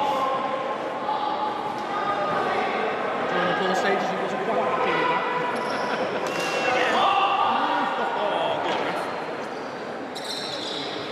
Now, because I'm not in my role as an official today, I can absolutely have favourites. Yeah. So I think I've been quite vocal about who my favourites are so far today, and it's Mackie. And that's because she brought me copious amounts of coffee and caffeinated chocolate.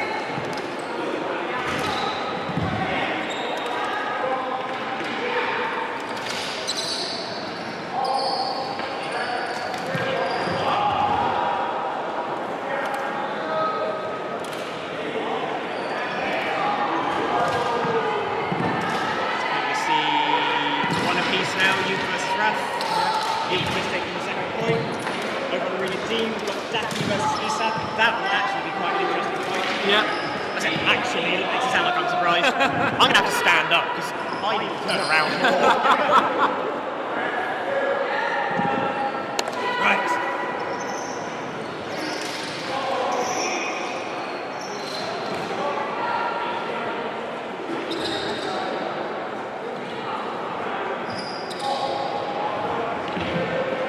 That's taking Arena B, 4-1-2. Demonstrated a lot more of his very stoic, I am not going to let you influence what I'm doing. Which is what he's very he's very strong though, which means that he's like he's an arena athlete. So he's very strong. Oh, we have Abigail. So Abigail versus Mario. Yep. And whoever wins this will be going on to fight Bart in the next round. Yellow card for these as well. That is his third yellow card. His third yellow card.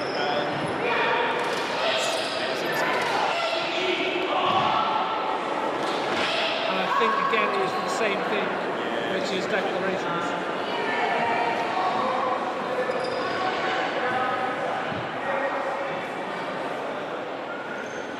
You now 3-2.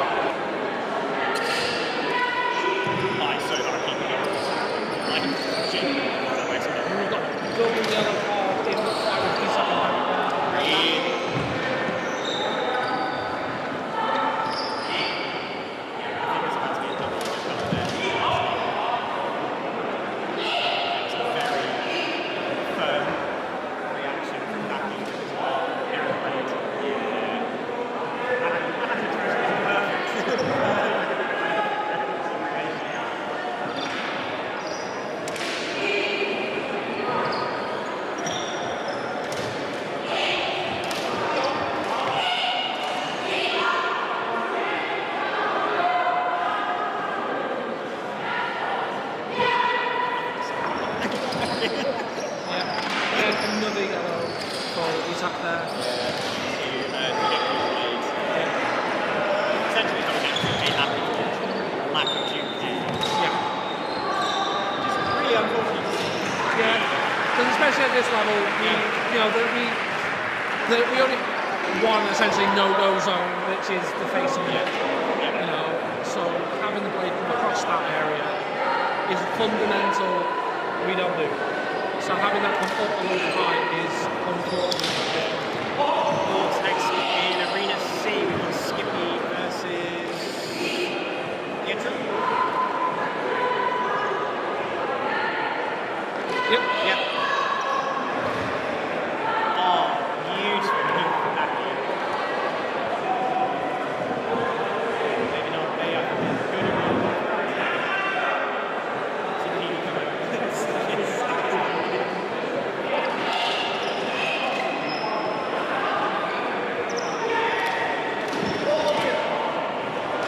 Oh, Pietro is out the gate like a bullet train. That was insane. Yeah, I think a lot of the athletes have been watching everybody else and know that we can't. Oh, we've just seen some of Pietro's very good at this idea of dancing his hand, he's moving around it. So it stops looking like what we usually see in traditional form movement, and it starts to look a little bit more like this kind of what we usually see in traditional movement. It's kind of like moving a mat around something. It's really, really cool. Glad I got to see it though.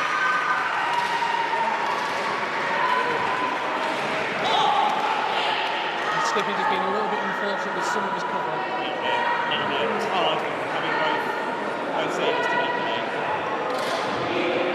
But I do think he'll be very happy with the performance. Oh, for sure. So here's a rematch on Arena A between Terry McKellar and Haruki from Japan. You would just see the end of Abigail's time in Champions. She's conceded 4 points to 2. But tremendously well done from a relative newcomer in science. Yeah, definitely.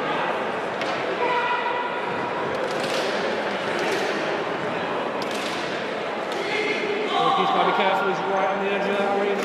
Oh, beautiful blade. And it's Jeremy.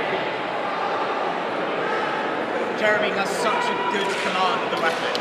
Like, he's so aware. Oh, a beautiful point there from Skippy. Absolutely stunning. Oh, now Gallery Ian. This is not fair. This is the struggle that we're going to continue to have all the way up until they put us into one arena.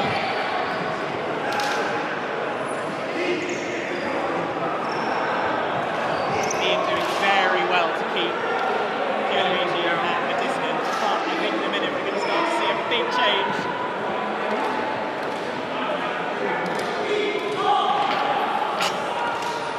I think we've just seen Skippy concede his 4th point. I know Skippy will be very happy with his performance here. That last fight will be worth talking about. Oh, now we've got Marco Plano versus Cody Azondo. I can never remember how to say his surname until I see it written down. Ozenkowski from the USA. This is so not cool. We've got too many good fights.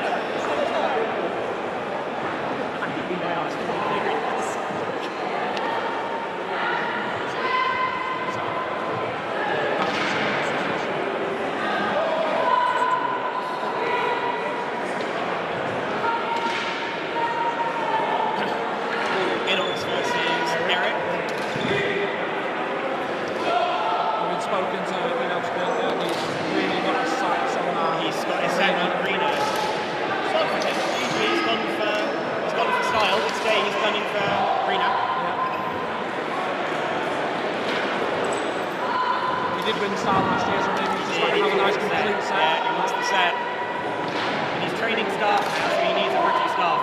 Oh, that was really unfortunate for me, just losing his coverage in his beautiful rotation. As you see before. Really, we've been told that we've missed an incredible point of Arena B. Now we're going to watch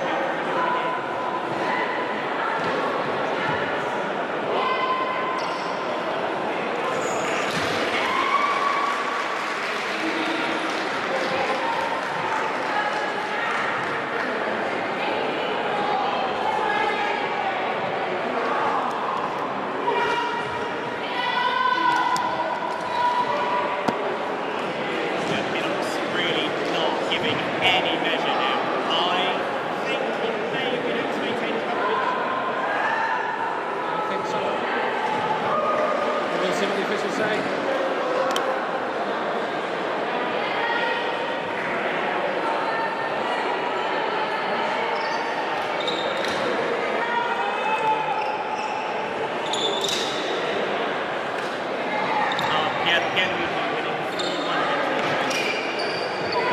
Very good fight. Bit too hard to see, but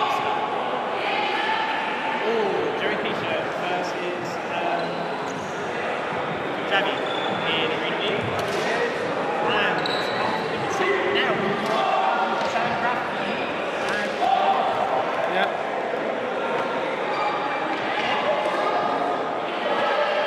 Stan Fun is his ascent.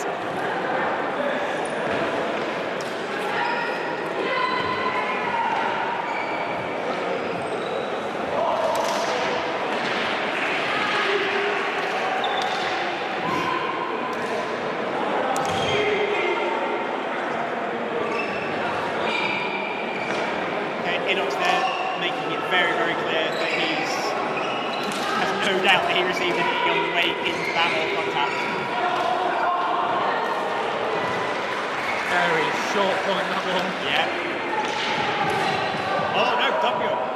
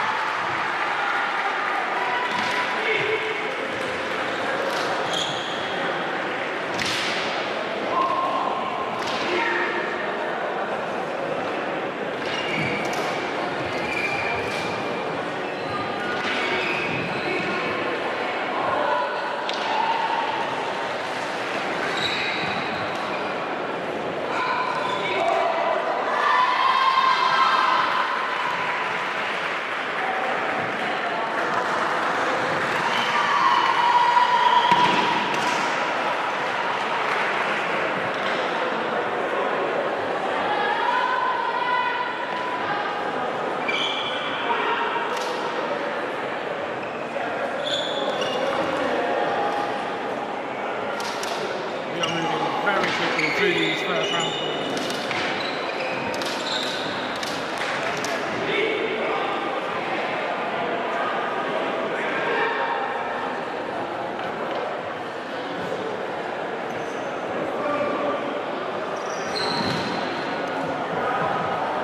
Apologies for the dead air, we're just completely encapsulated along the way.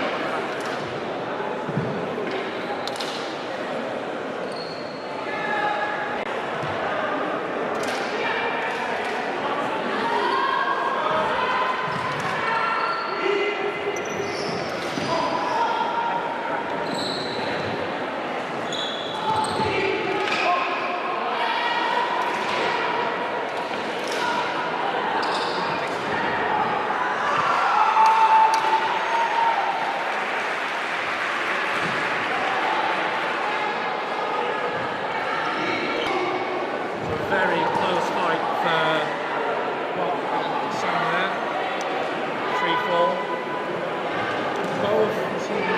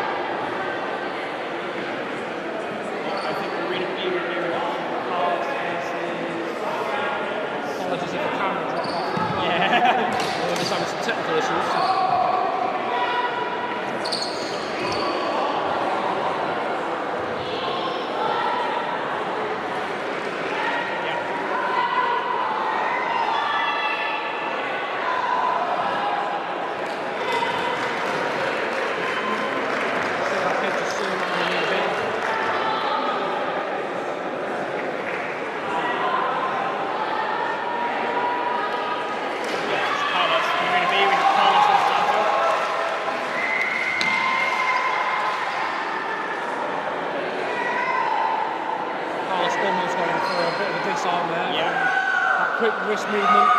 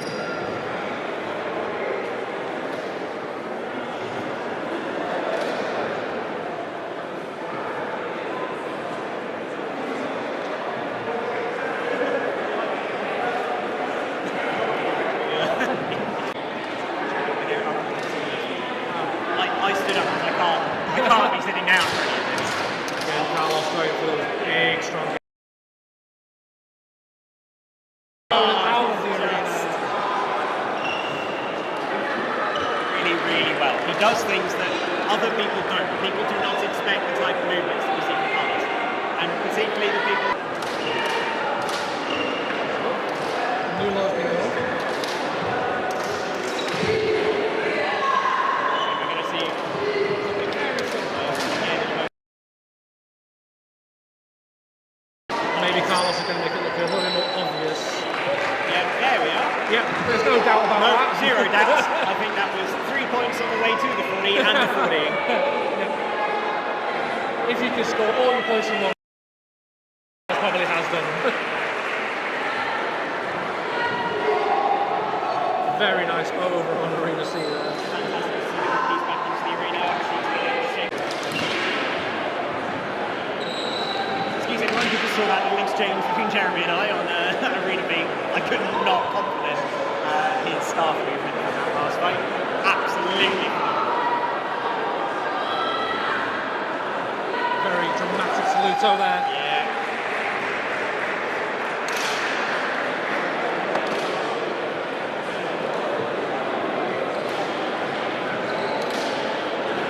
Very, very good.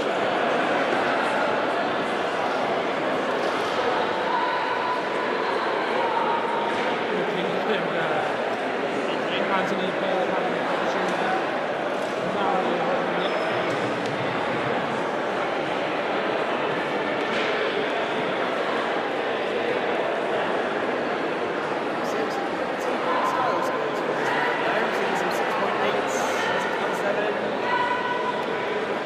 And interestingly, actually some low ones as well. 7th medal, 5.9 for Eric. 5.4. I've actually seen probably the first judges style belt here. So there were 2 in this round of eliminations. There was 1 to Lucci from the Netherlands, and there was 1 from Triad from Japan. Yes. Style judge penalties are brutal. They are pretty major. They decimate the styles.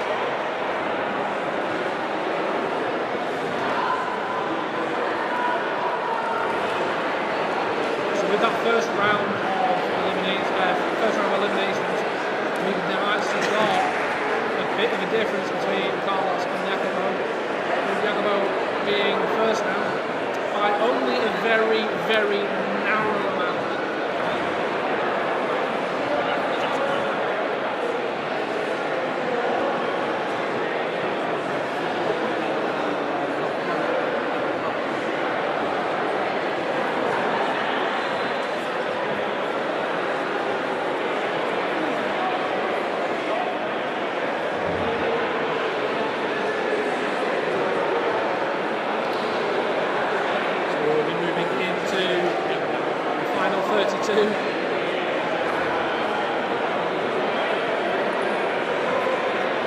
Apologies for the technical difficulties we're having on Arena B there. Hopefully nothing's really missed.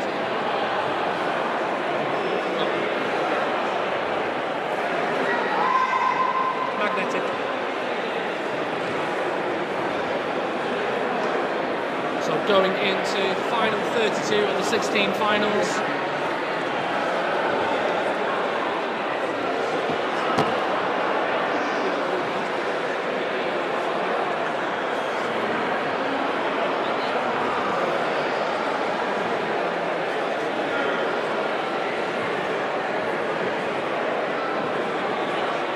So we'll be remaining on 4 arenas for this round, I believe. The next round, I imagine, we'll be moving into just 2 arenas. Hopefully. Then it's 2 less things to watch.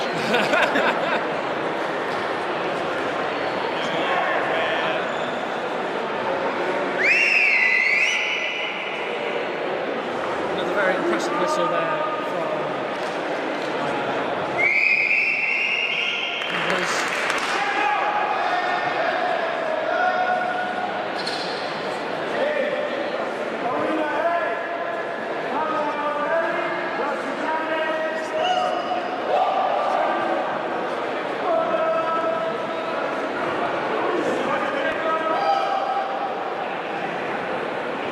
As you can see now, all the athletes milling around, moving again to the arenas for the next round of eliminations.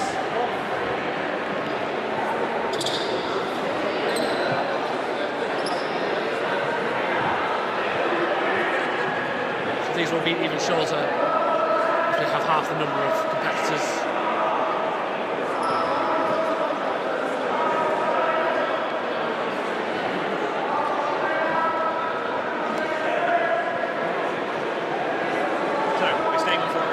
Staying on 4 arenas, This round, and then we move down. We jinxed it. We jinxed it. Yeah, it spoke too soon. We did.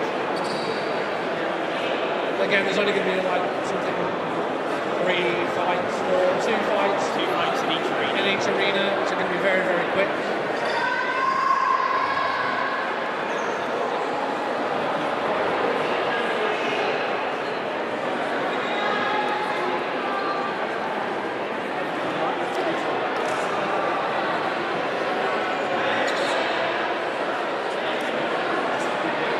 The longest part of the eliminations is announcing who's on which arena. Time in between.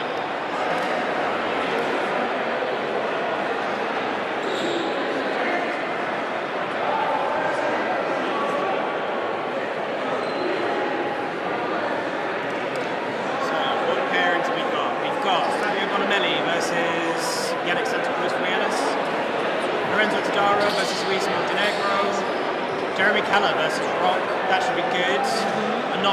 I am afraid of saying Rockstar because I don't want to get it wrong. I have too much respect for Rock. Daniele Maggi versus Max Valada Jandrich.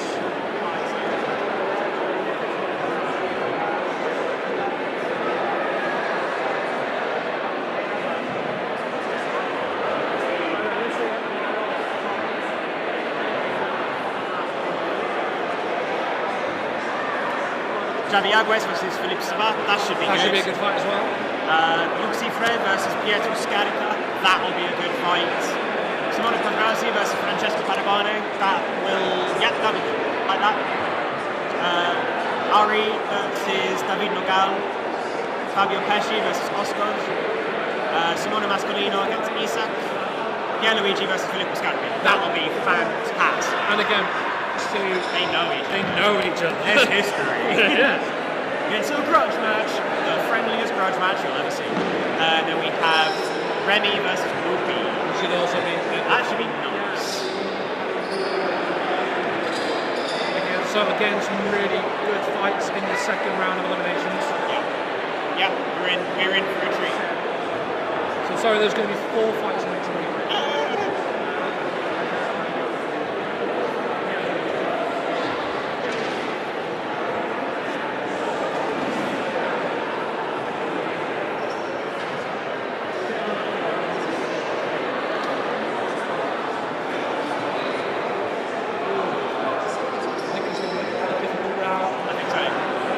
Which fights to watch. Lucky.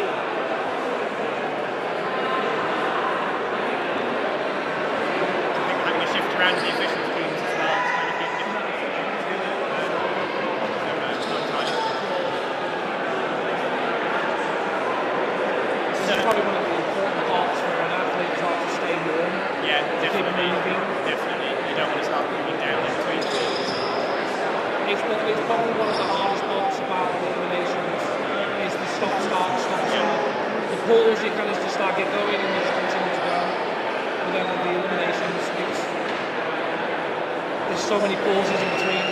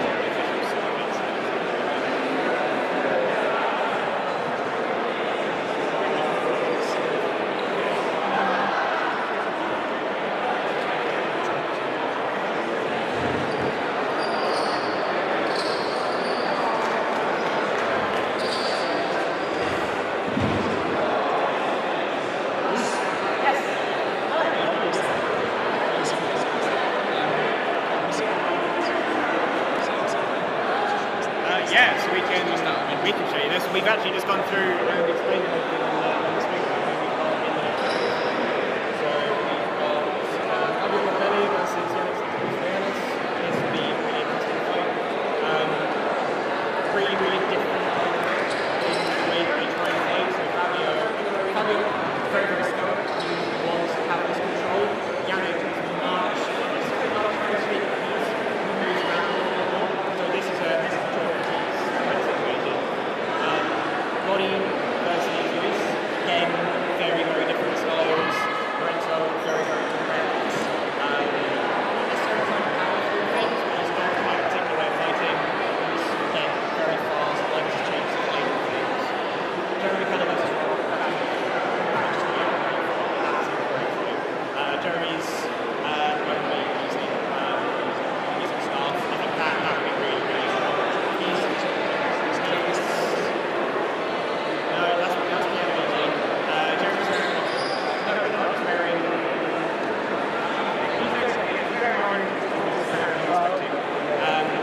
He's the last match against Jeremy. That is the first time I've seen Jeremy today when his first stuff. So,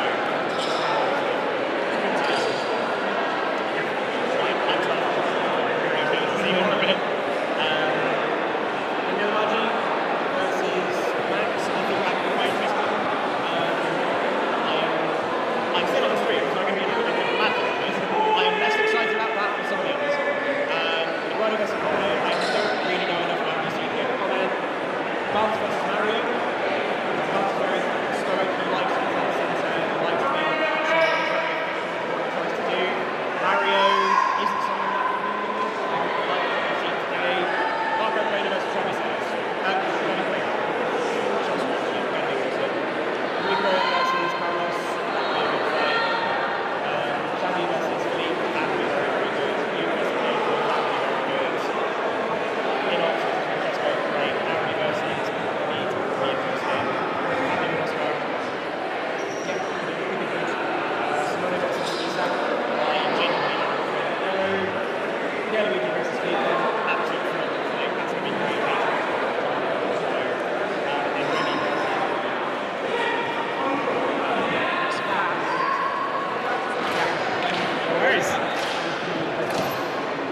16 finals have now begun on Arena A. With Yannick and Fabio. Yep.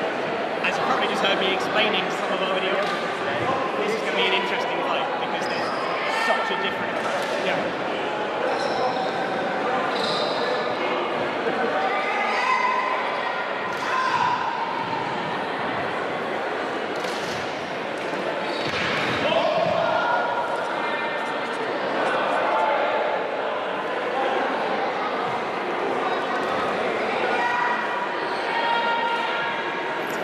other arenas are a little bit slower and get started. So C is the landing one. Yeah. Really, I wish I'd seen the beginning of the maneuver we just saw us today. I didn't see it. I turned around and pressed the button. Yeah, really.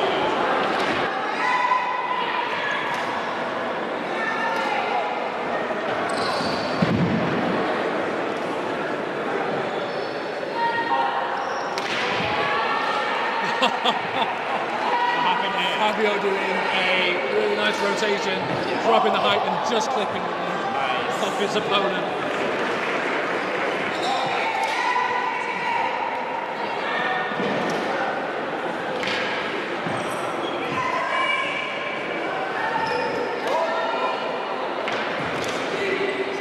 Watching everyone minute has completely changed the way we start these videos. Yeah. Really interesting change. Again, we see that sometimes people will change up their focus in the calls, they maybe focus a lot more on style and approach and play. Yeah. Whereas when it comes to eliminations, they're looking more at closing that off. The fact that that did not make contact is crazy. With Xavi and Philippe. They are just playing on the event horizon for each of them.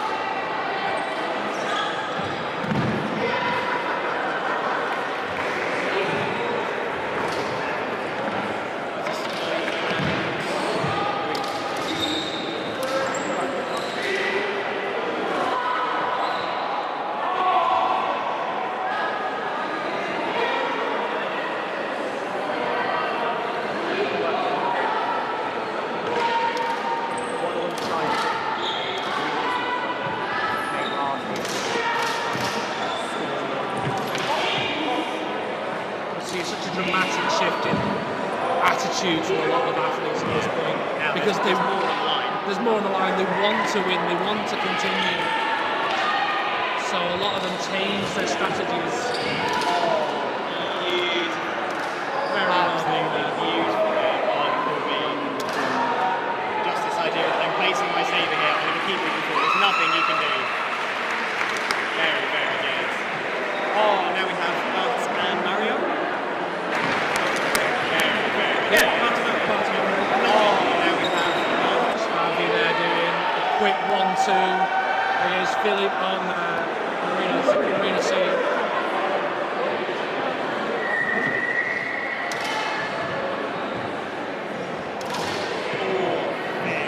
Very nice. Philippe just slowly losing that balance a little bit, but very quickly and very well recovered. I think Xavi just taking the fun. Yeah, very close.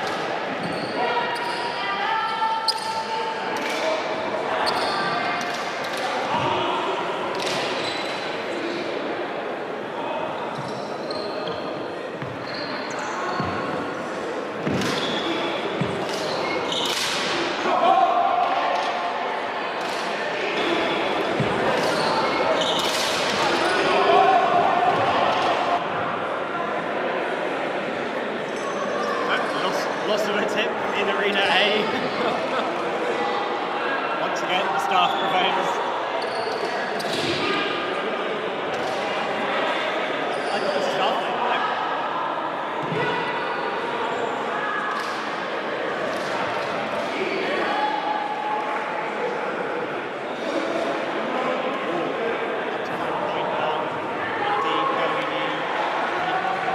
Yep. It's been a very, very tight.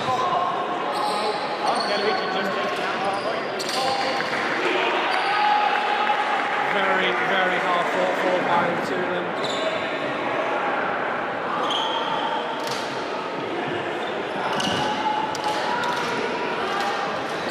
Now Brennan and Francesco Diosio. It's the last fight in that arena. Winner of which will be going to be Luigi's. It's the last fight in that arena.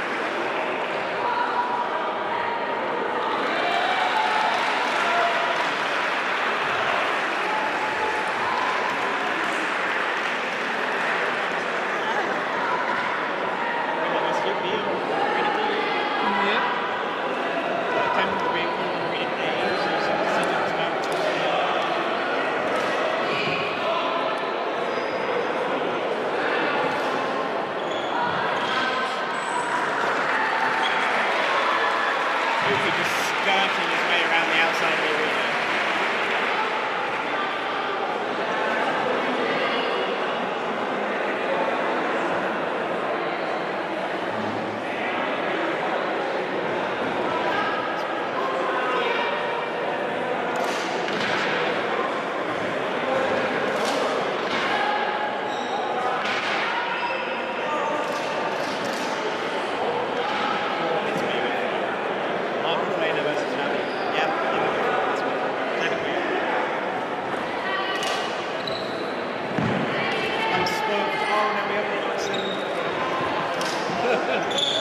Unfortunately, this is going to be the house in 4 rules. The good thing for you guys at home is you can watch all the streams and see every single arena.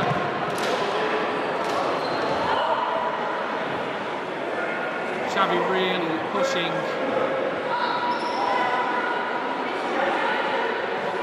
Marco there.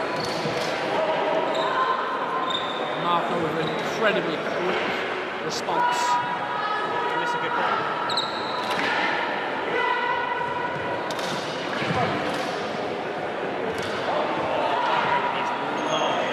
I have a feeling Marco does not want to play around too much. No. And he's just looking at scoring those points as quickly as possible. Usually when you see a lot of people playing with Marco, I think right now he wants this. He wants to close this.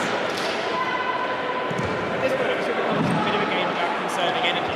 Yeah. Like if you're trying to get through to that next point or to the next round, you know that that's going to be harder than the current. Yeah.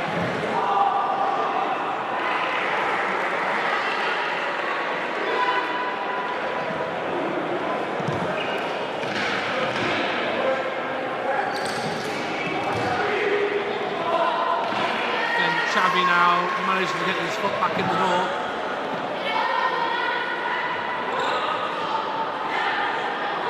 Something tells me Marco's going to be quite quick on this final point. Yeah, there it is. Yeah, with that long offhand. Very key point. Jeremy conceded the last point of this week as well. Yeah. See at the moment, but it looks like Enox is 2 points down. Yeah, it's unusual.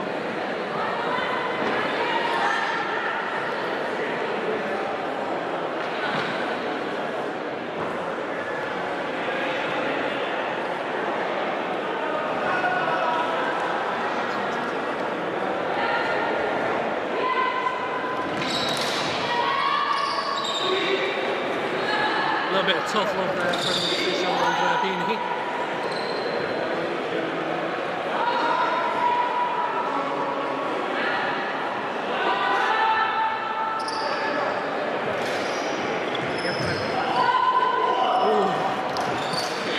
Those of you watching at Arena B and the Nico catching a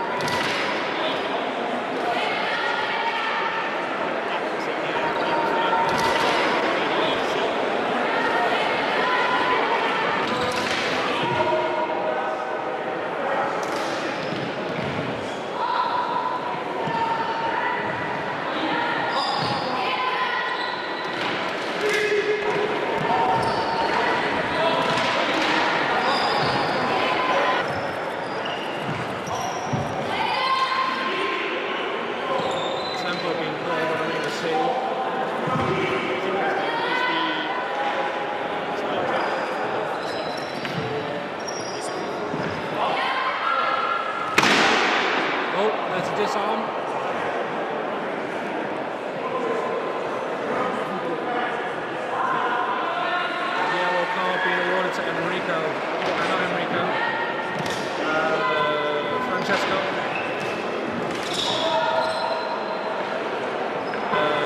Francesco has already been given white card for decorations.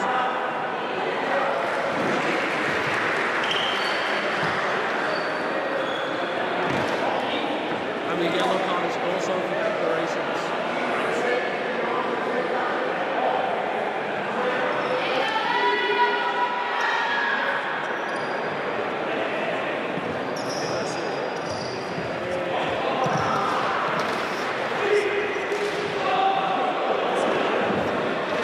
Bit of a collision.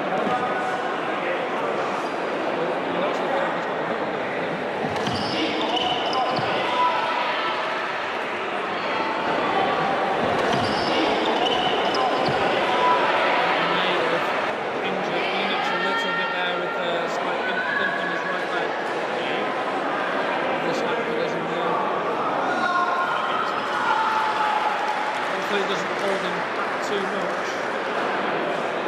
It's not putting any weight on the moment.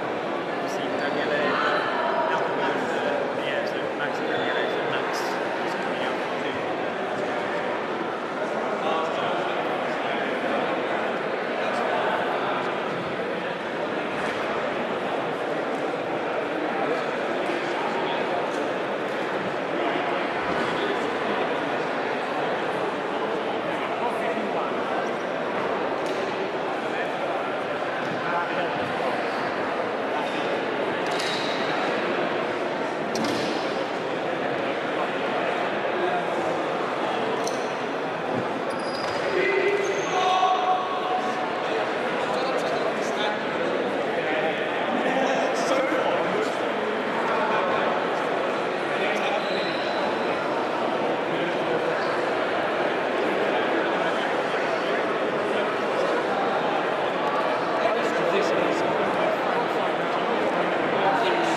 We've still got one more elimination after this fight.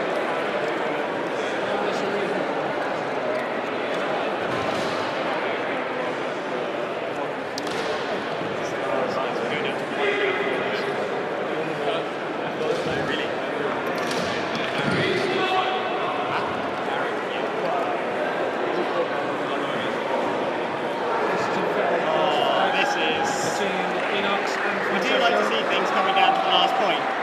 But at the same time, like, I'm on the edge of my feet. Pretty sure the athletes do not feel the exact same way.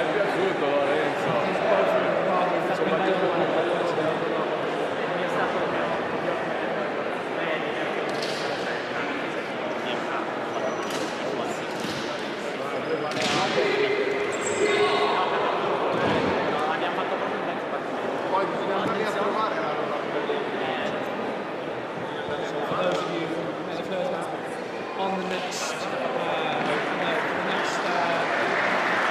round of eliminations, we will be moving down to one arena, and that will be on stream. Which means, unfortunately, we're going to have to turn around. And for the spectators, it's going to put them pretty far away from them. Yeah.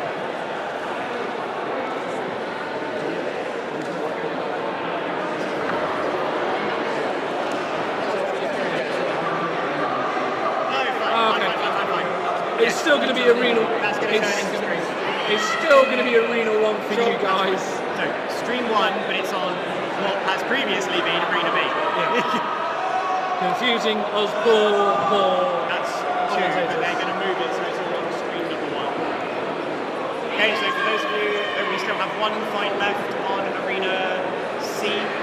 So Ari versus Davies.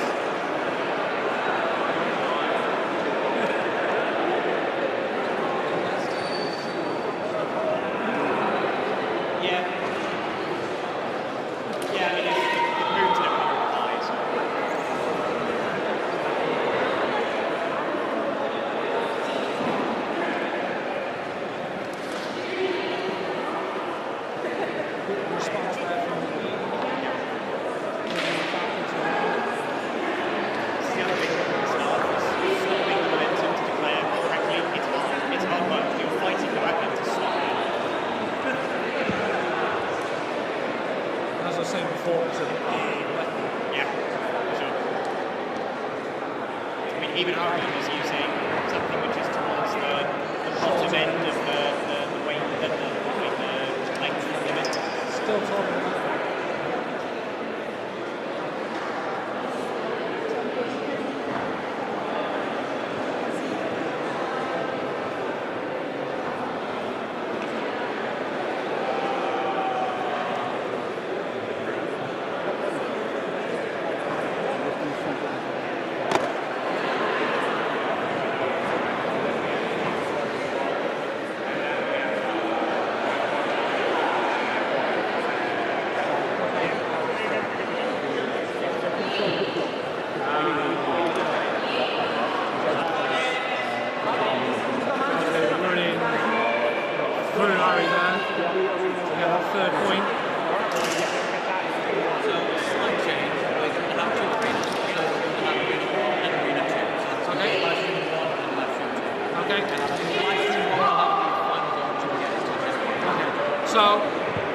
So before that, we're going down to one arena now.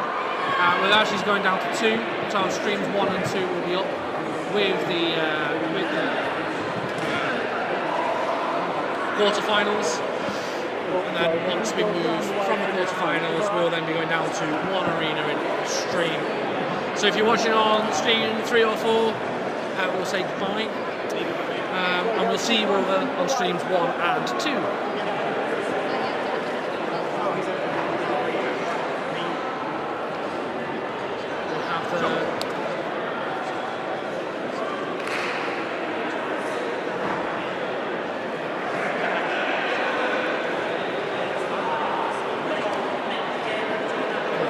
Are probably getting a little bit restless right now, waiting for this decision to be made.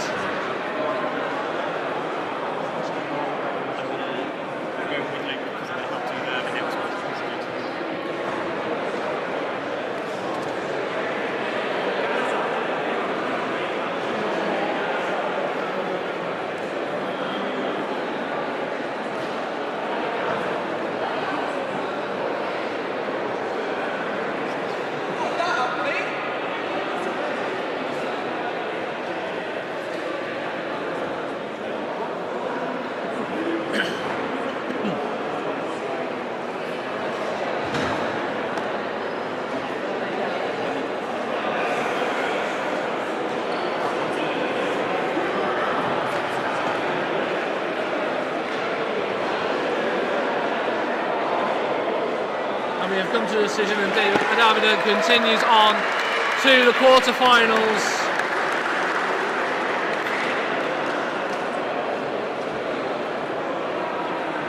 So that is it now for the 16 finals, and we move into the quarterfinals onto 2 arenas.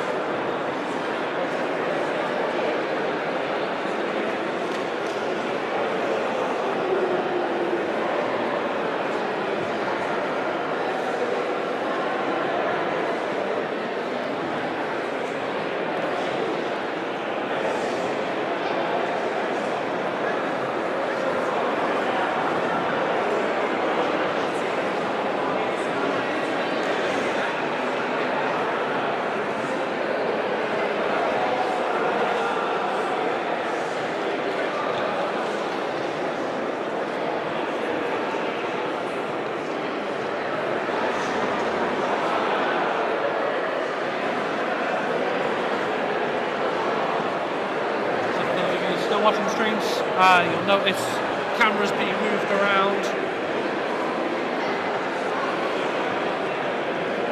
to get us into the final positions.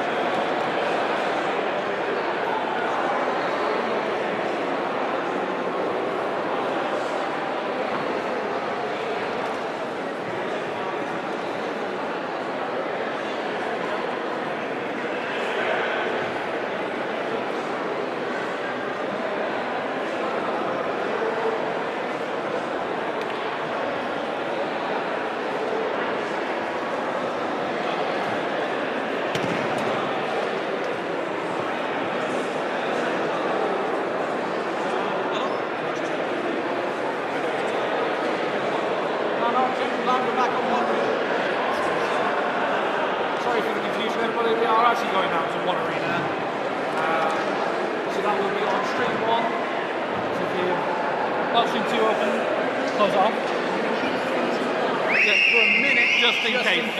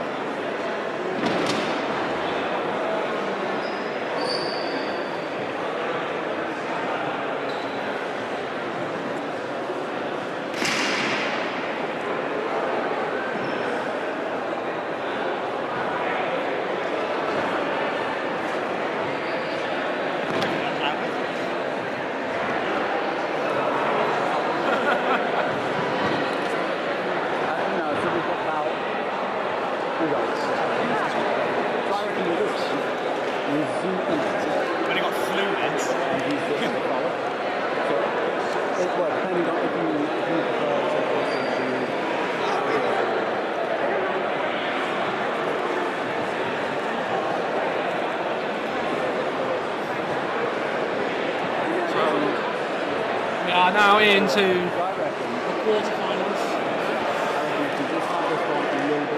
We have Fabio Bonamelli versus Lorenzo Dodario. He's just told me off.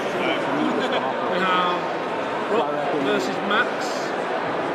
Romano versus Mount. Marco versus Carlos. That's fine. I mean, I don't think there's going to be any fights on the card. Oh no, for sure. That one to me is a standout. Xavi Agles versus Pietros Scarica. Francesco versus David. Fabio Pesci versus Simone Pascolino. Thank you. Pierluigi Commenti versus Francesco Delosio.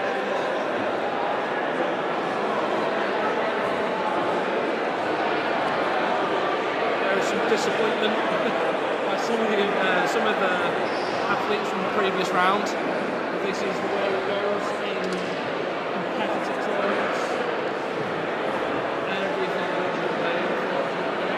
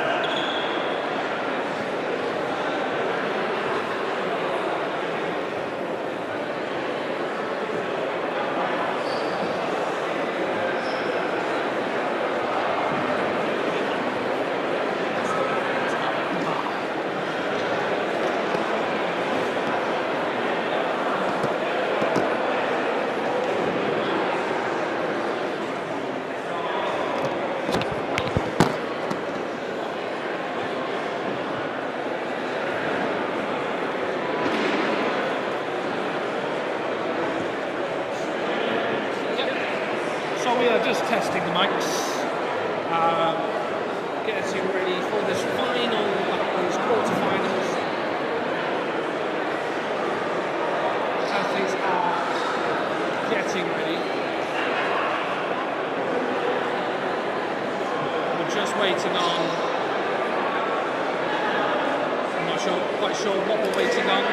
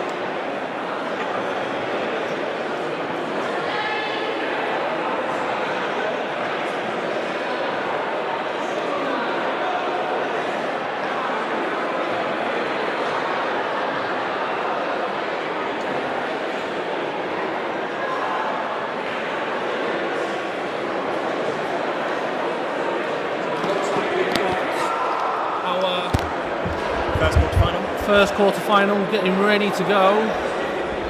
Fabio Vermelli versus Lorenzo Todaro. Lori.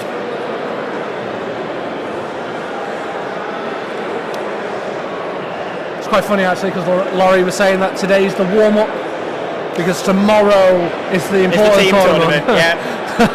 Yeah, Lori loves the team tournament. I'm excited that at this point we still have an exotic weapon in the event. We've still got Pierluigi. I'm excited to see if we can get staff onto podium this year. Last year we had daggers. This year I want staff. Here we go. We are ready.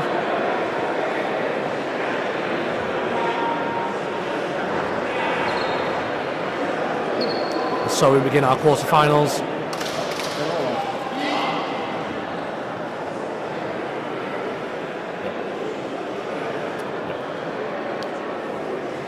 Isua, so nulo. Replay So the we point. will replay.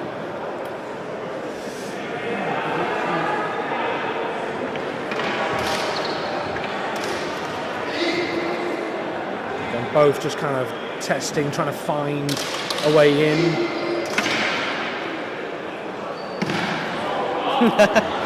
Laurie pulling Fabio's saber into himself. Unfortunately, it happens far too often. It does.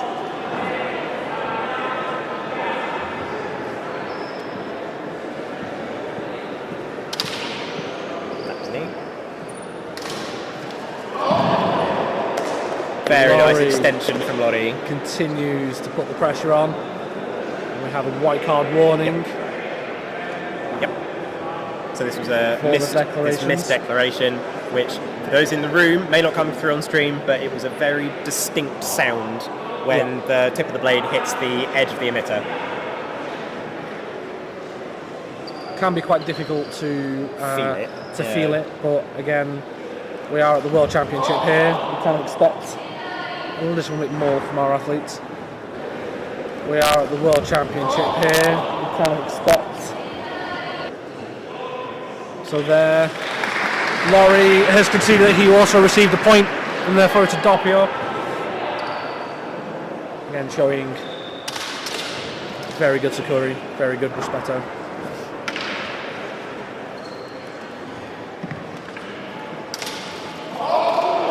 Another doppio there, another most likely. doppio there.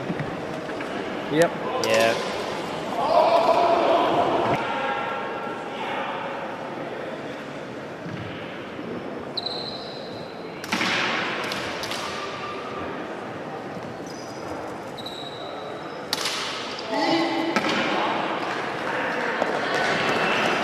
That was possibly an Isua.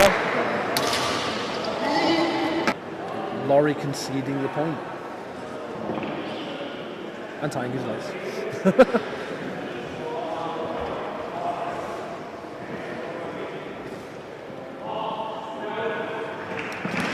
So this is again what we were talking about before, where it's athlete-led. Yeah. And the officials respect the opinions of the athletes.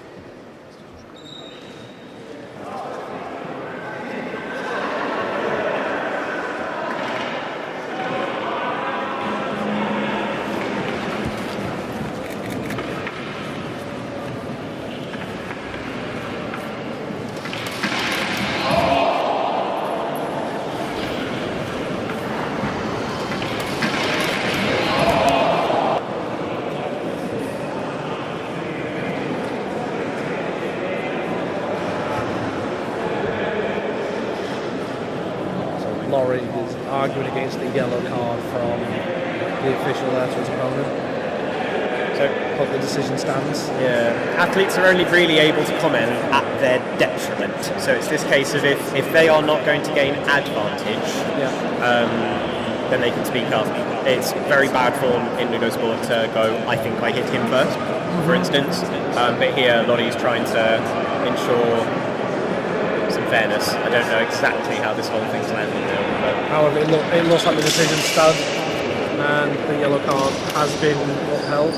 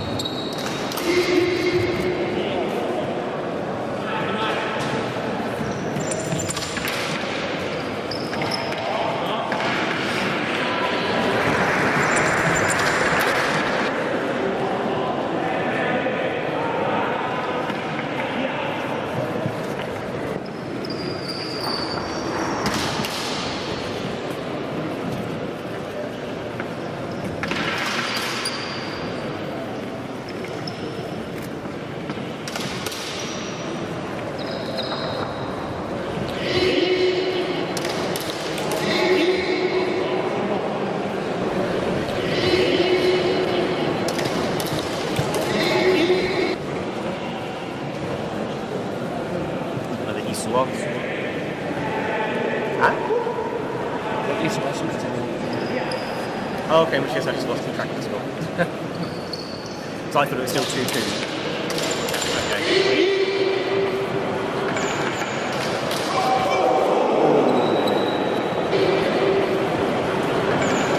So, for those who missed it, this is the angle. Lorenzo just took a saber to the face. Did it bounce? Or was it just... Not too sure from the angle. But yeah, it was a bit messy. Possibly not. Possibly not.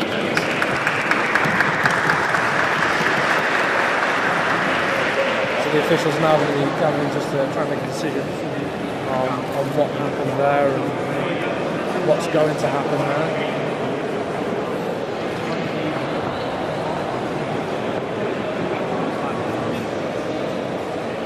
Very tense fight from both athletes. Yeah. Are very tense. Wrapped up in it now. Yeah.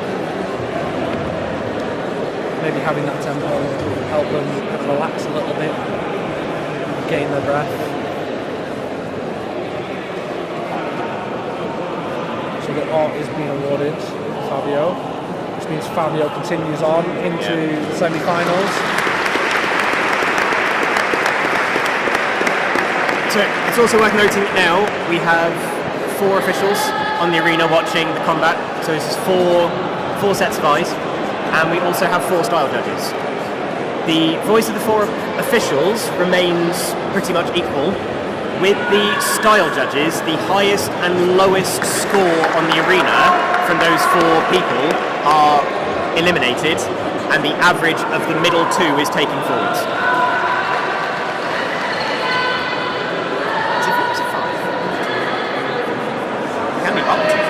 Yeah. I think we only have 4. I think they've got 5. Oh. We've got Davide and Sarah, Sylvia and Laia. Okay, yes, so we've got 5, so in which case it's the top and bottom and then it's the average of the remaining 3. Oh yeah, I see the little nest of style judges over at the back. So the next round is going to be Rock and Fashadev and Max Fayada. Yep. So Rock in yellow, Max in green. Rock now back using his own saber after he broke a blade in his last fight and had to continue with an academy saber. We may not be picking this up on the stream, but the sound that he's using in this saber, it's a bit crackly. Sounds very much like static almost. That speaker is not happy. Unfortunately, the only truly mechanical part inside our sabers is still a speaker, and they tend to not like impacts, as you and I well know. Yep. As the 2 people who end up fixing half of them. Yeah. Right, it means I've got lots of wonderful fridge magnets now. See. Here we go. Ooh, some very nice aerial already from Rock there. Oh, very nice rotation from Max. We can see such a different dynamic to the previous fight. Yep. Both of them are trying to do more things. They're less try and reserved. get in. Very nice found point there by Max.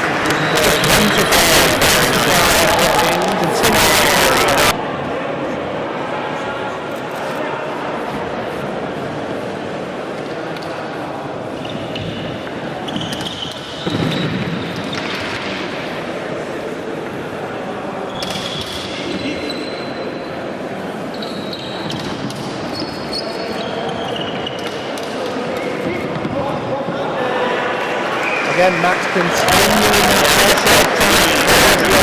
It's good to see it. Something that's quite often missing. Yeah.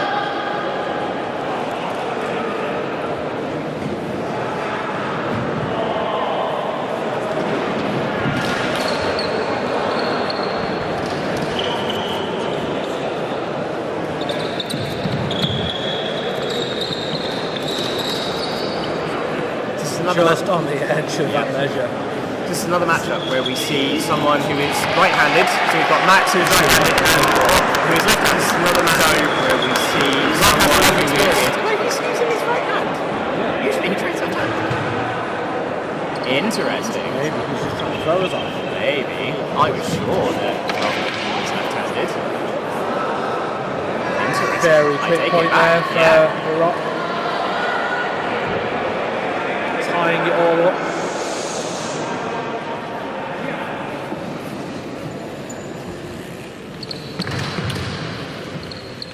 Again, just feeling each other out.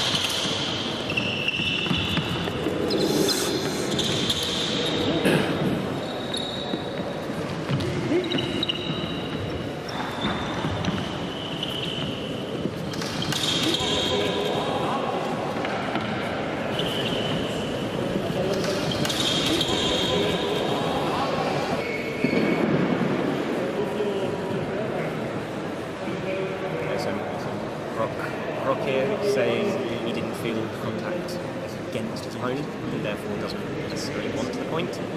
But the officials are saying that contact was made and he was into that, and therefore the point was held.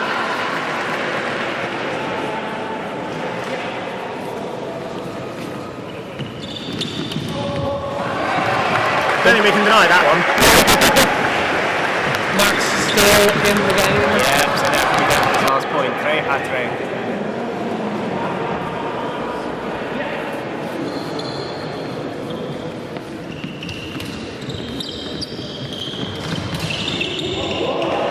Again, finding his way through to make that final point.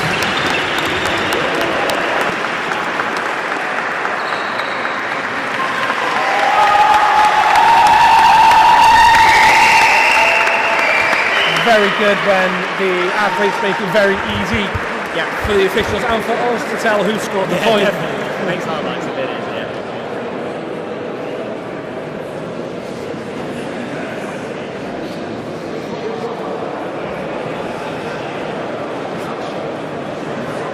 Next we're going to have Eduardo and Bart. Yep.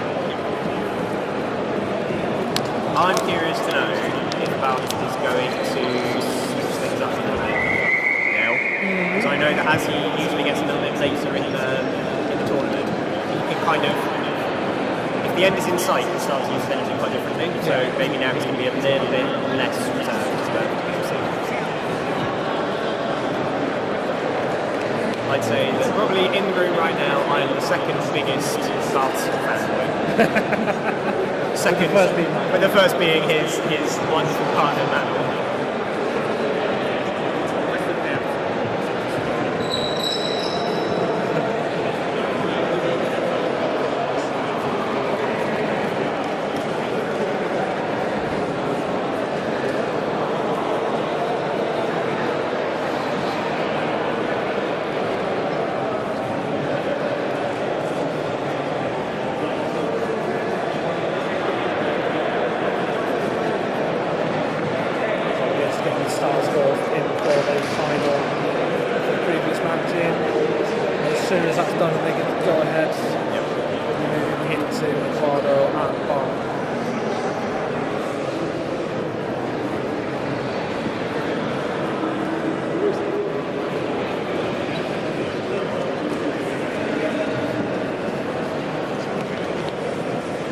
Thumbs up from everyone now. Everyone's got eyes on everything. Here we go.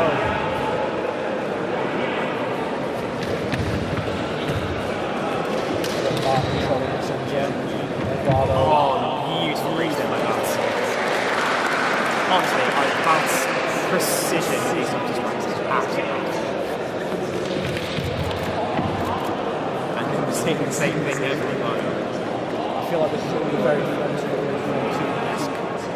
Battle, both of them trying to rely on clearing that route, clearing that line, playing that measure.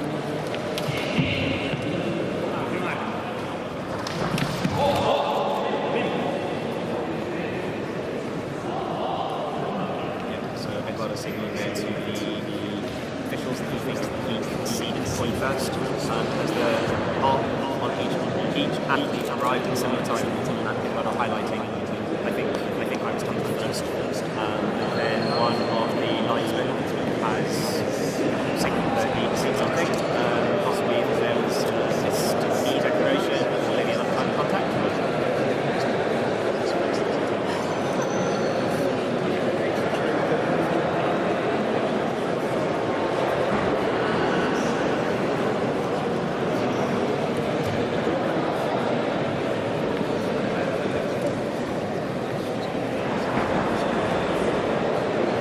wasn't quite standing, as was called by Eduardo.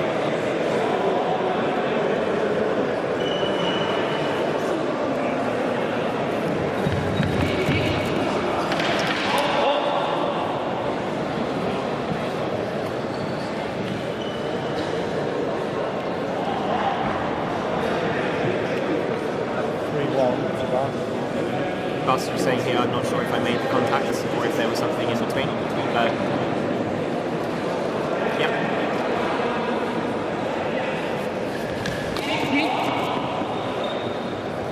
Very, very quick assaults. So Bath needing one more point to close this match. This one is a little bit doppio. There's unfortunate. Underneath the Fendente strike, the downward strike.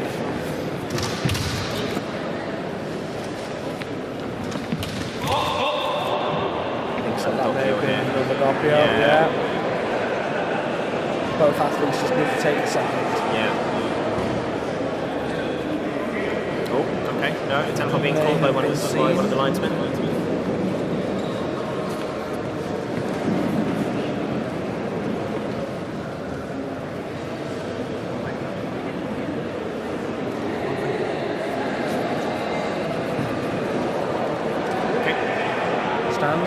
Yep.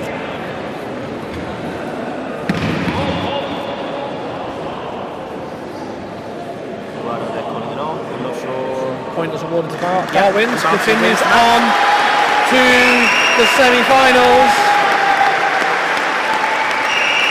Not sure, but I think this may be the furthest Bart has ever gotten in Champions Arena. Yep, absolutely. So he will be incredibly happy with what he's achieved today. Yes, definitely. And I think going over there and seeing his partner. Now his partner has been officiating through the day. As he is continuing through this stage of the tournament, she is now no longer able to officiate. So we do need to make sure that we're avoiding any opportunity for there to be this bias, which is really hard because there's lots of couples in LudoSport. LudoSport's not a dating site, but we do tend to find people through it. Yeah, like-minded individuals. Yeah. I like hitting people with lightsabers. So do I.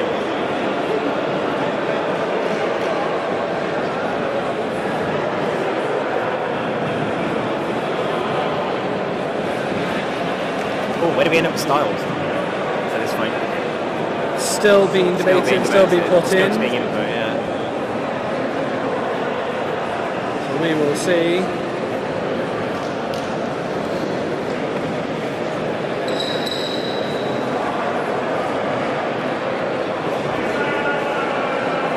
So, Eduardo ending on a 5.9, which is quite low for this stage of the competition, and Bart ending on a 6.233.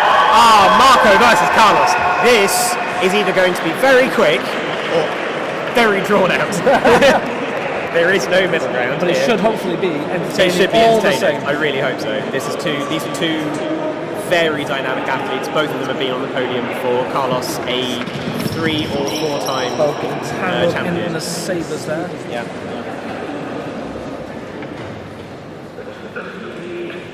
Why can't we wanting to both just to be cautious of clearing the centre and not just running at each other, which I think is a good reminder at this stage.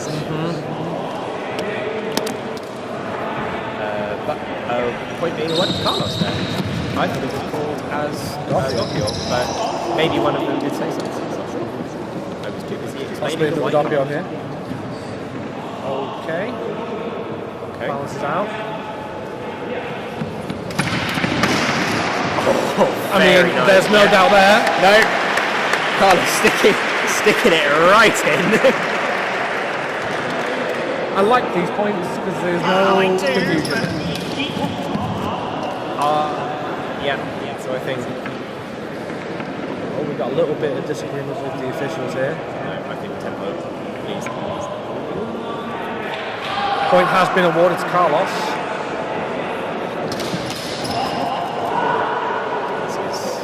Very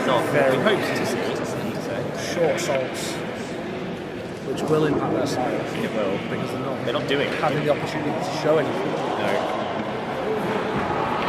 And Carlos wins.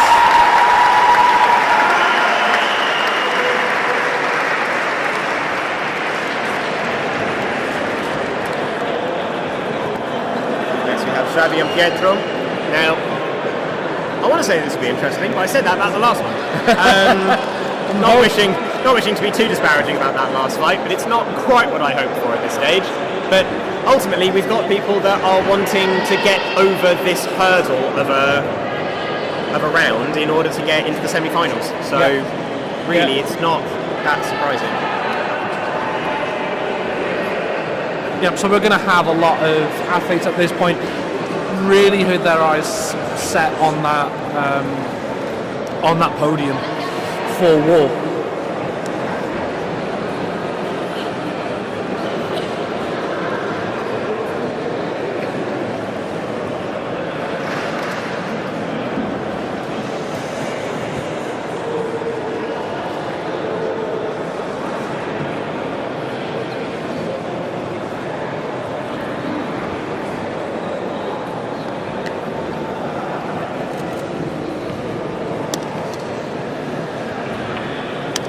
So again, we're just waiting for the 5 style judges to have their scores inputted into the spreadsheet.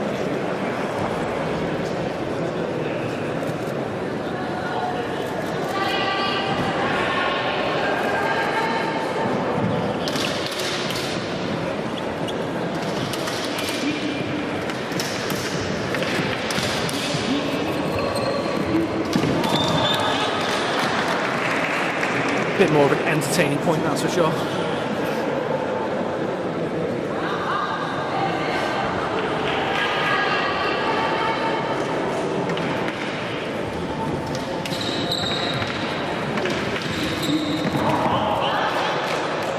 Point just landing on Xavi there before. Just before. Yep.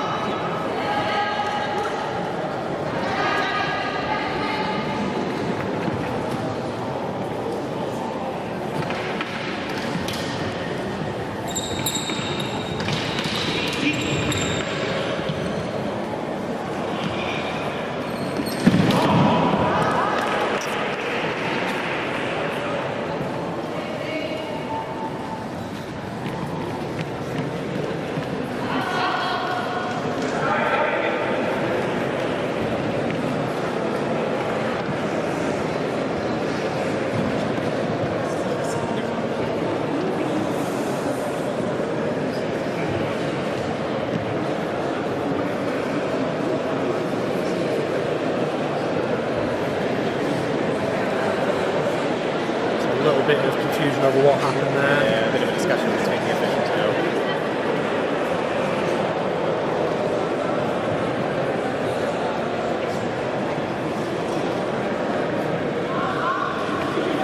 So Mulo has been called, so they will replay the assault.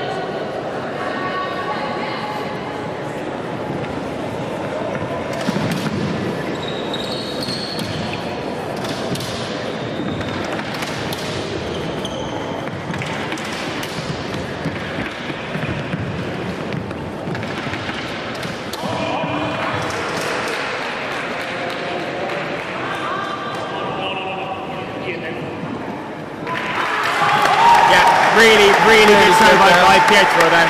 Really good. Again, speaking at his detriment. Yeah.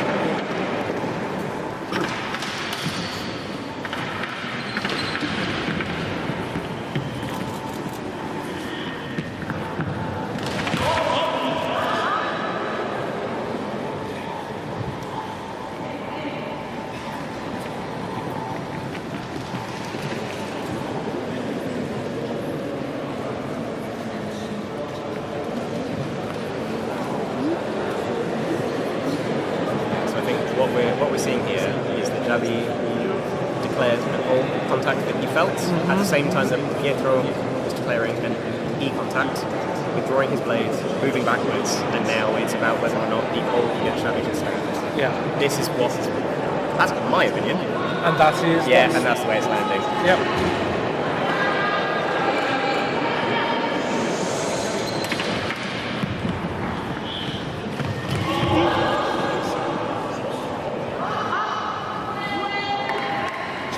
Nice control. Everything you can do to try and stay in this.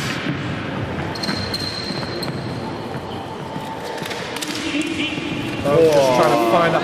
Oh, we've lost the tip and the internals of the blade. Today is certainly a day for losing the tip of sabers.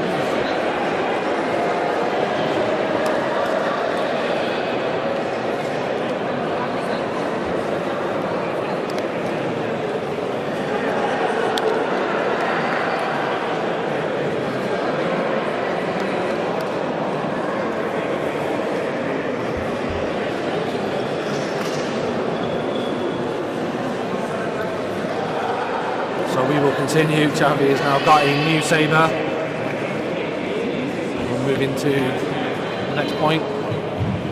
Oh, officials are coming in, possibly because a point may have been achieved before the tip being lost.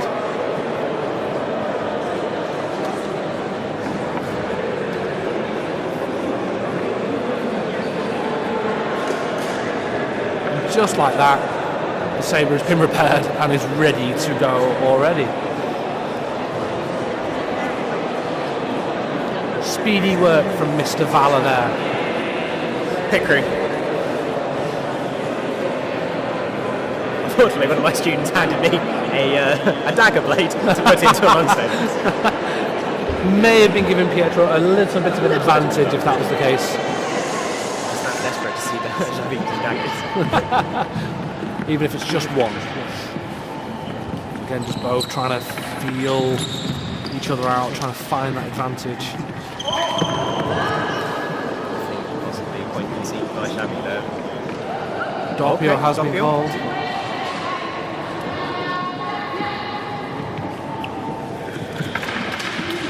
Neither one really letting any openings really happen.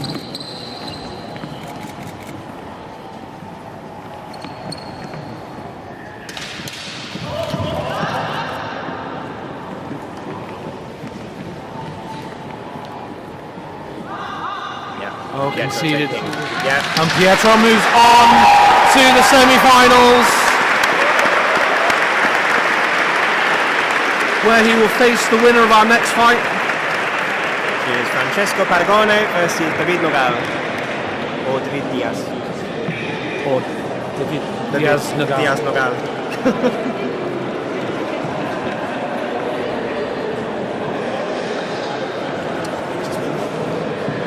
Francesco is in the orange and David is in the red.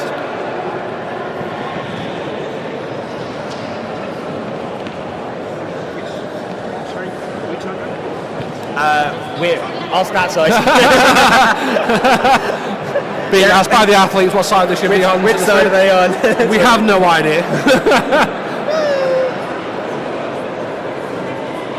Francesco, David.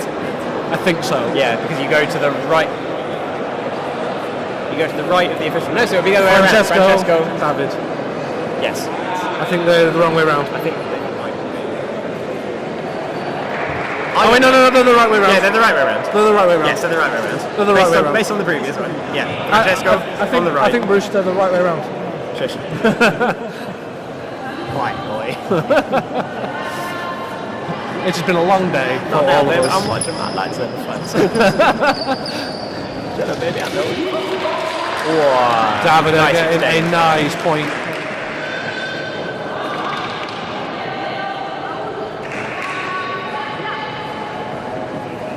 I'll admit I've not really seen much of these two. For today. I think I've seen David at a previous Champions Arena. I don't think he got this far.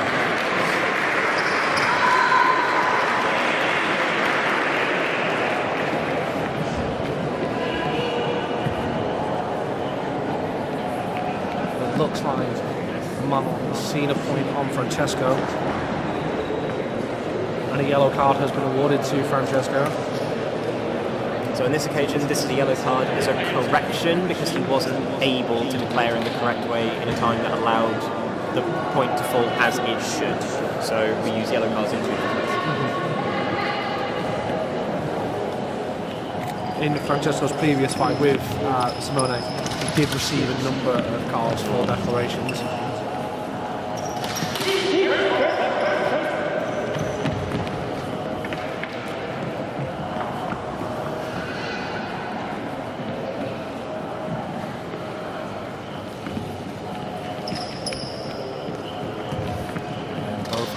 Trying to find a way. I think Francesco was conceding point first there. Yes.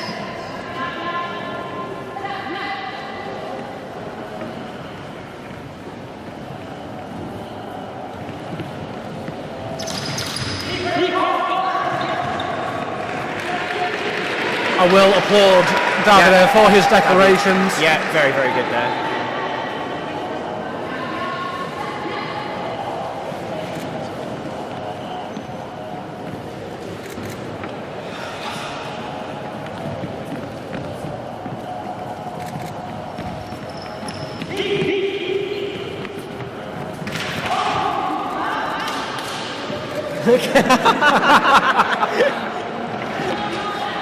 Just a little exchange as they both remove their blades to return to their starting position.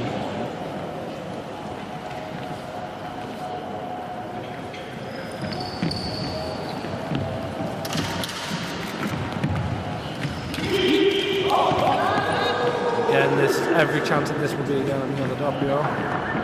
Yep.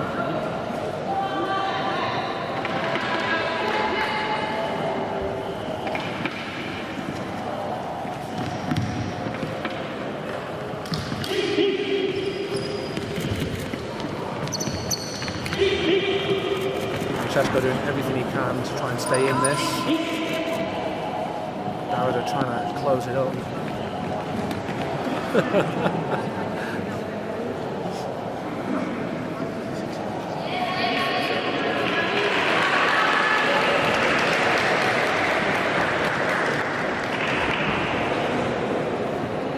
White card being awarded. Possibly for declarations. We will see in a second. Yep, white card for declarations again.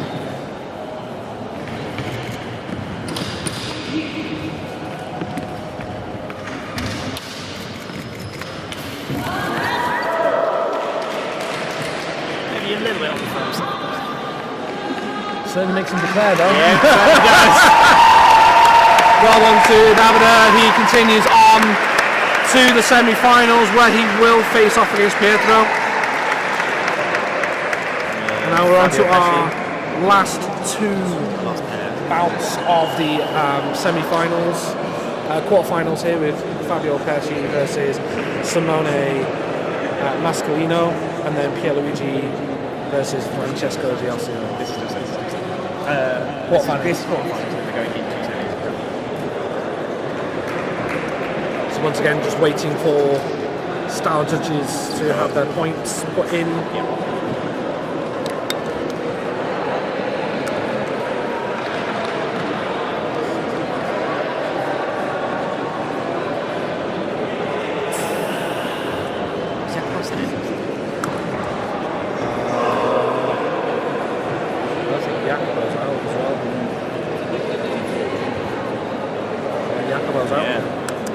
So it's only really Carlos who is still in and in to keep pumping up those numbers. Oh, and Pietro as well. Still in. Oh yeah.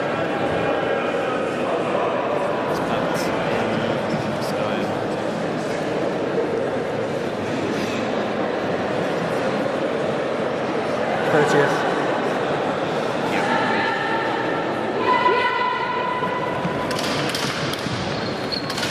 Very quick first exchange of blows.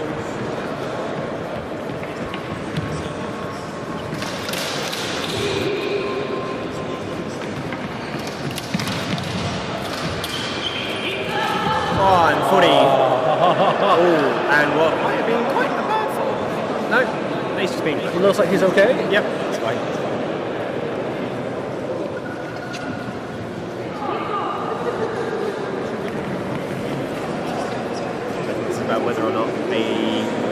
was made before the 40. Yeah.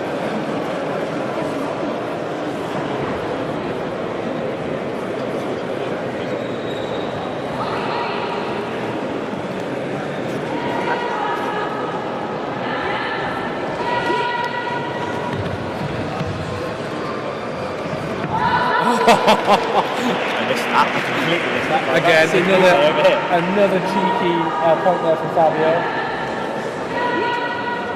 Came through. Yeah, there it is. Again, that cheeky offhand that you like. Oh, beautiful interception on the hands there. Very nice.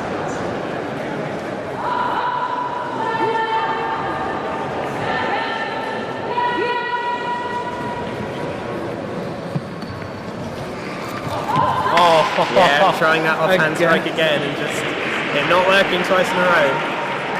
Fabio just there moving slightly out of that range and then just responding with his own.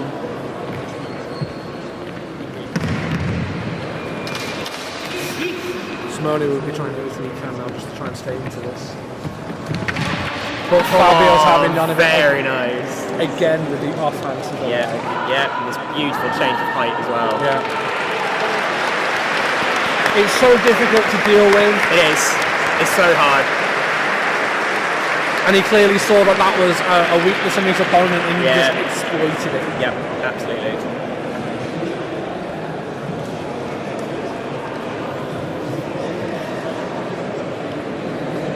And we're now into the last fight of the quarterfinals. Pierluigi Chimenti against Francesco D'Adosio.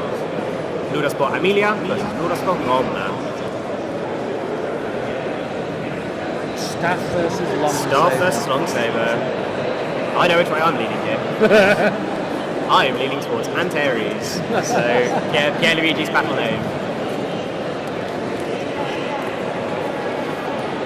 Little god of war. Who I really hope that his wife and daughter are back home in Italy watching this. His daughter is absolute sweet.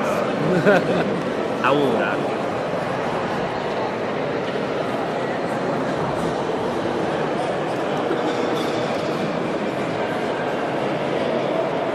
So Upi, the athlete using the longsaber, Francesco D'Adosio, he is at least a 2-time world arena champion. I don't believe Pierluigi has ever made it onto the podium at Champions League. I know he hasn't, but I think he has made it into the top 8 before. He's been training a lot this year. Yeah. Quite frankly, his Instagram reels are my gym inspiration. Only I went to the gym. Well, hopefully, maybe you will after this. Absolutely. Be inspired by Pierluigi. And this totally nonchalant start. These little bits of Form 6 bleeding into the competition, which is quite nice to see, considering how new it is inside our sport.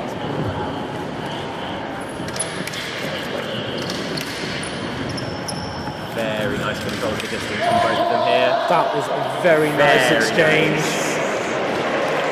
Very nice exchange.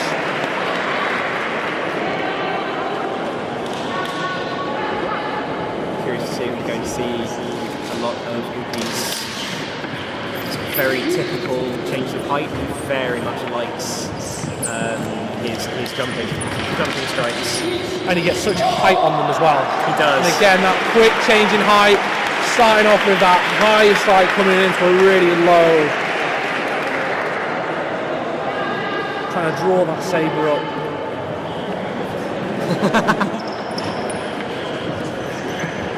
Pierluigi really exploiting these different contact points with the staff that you see from Form 4 and Form 5.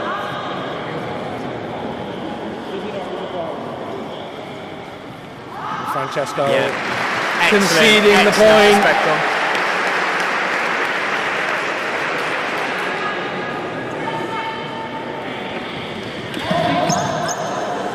Possibly any swap here. It's being signaled by Manuel.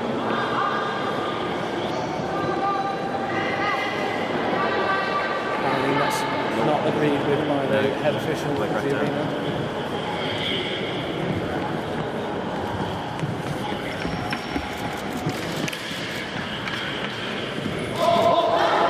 But it doesn't matter. No, nice change of pace, nice change of tempo. And that ends long that ends the staff opportunity for podium.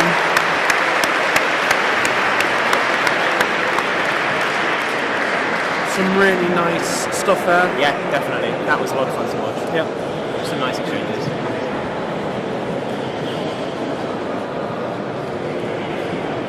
So we're going to be moving into semis. The semi-finals here now, where we'll have Fabio Bonelli, Max Ferreira, Bart Caron versus Carlos Jimenez, Pietro Scarica versus David Diaz, Fabio Pesci versus Francesco De Rosso. Some strong competitors still left in the tournament. Obviously, they made it this far. No weak point people getting to this point. No. But it is quite interesting actually because both Fabio and Francesco are from Roma. Ah, nice. Nice. We're going to see a little bit of inter academy rivalry. Yep.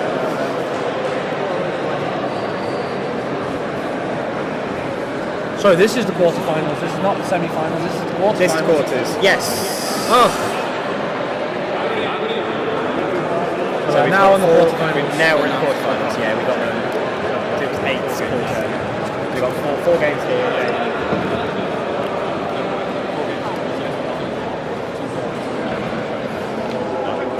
So we now have 4 fights. 8. So we're currently left at 8 competitors.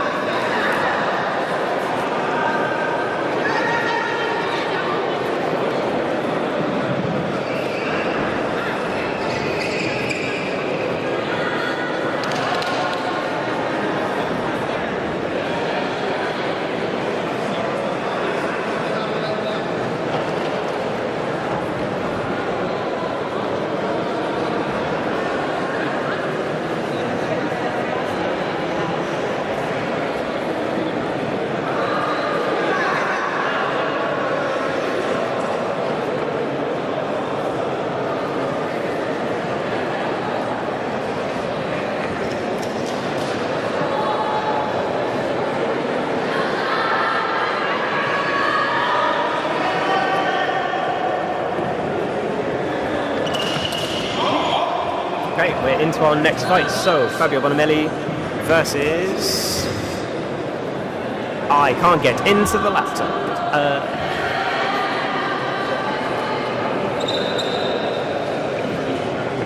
Yeah, so, Fabio Bonelli, currently on the left-hand side, and Max Ferreira. Again, 2 very, very different styles of combat. As we've said before, Fabio, very stoic, Max, much kind of lighter to be able to move around.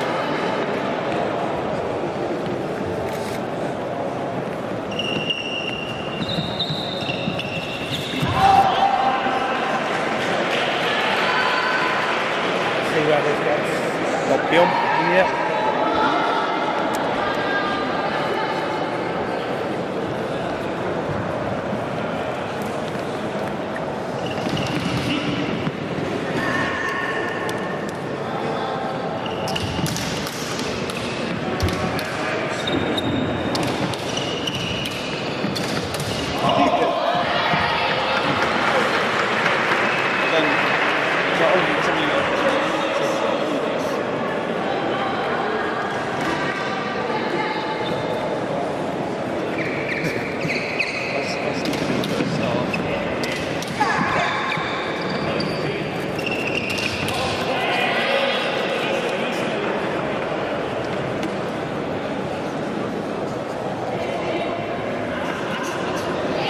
not want to make it easy for us. They're not making nice, easy, really strikes.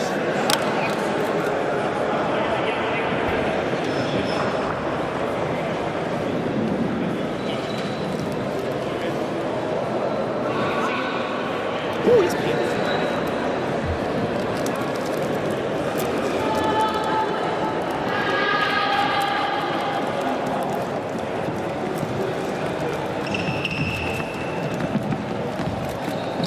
Poured Words original into my laptop. Very nice point for Max there, taking him to 3 points to 1. 1 more point required from Max. And Fabio finding that point to make it 3-2. Fabio is trying to stay in this. Clinging on by his fingernails.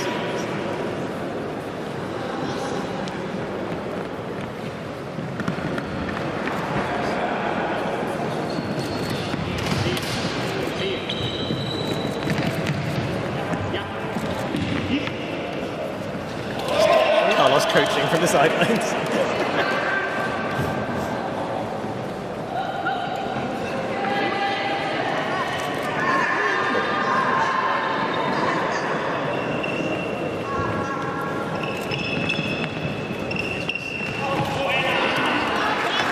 Nice, very nice closure by Max. There as well. Oh, we're saying no. Oh, he's locked.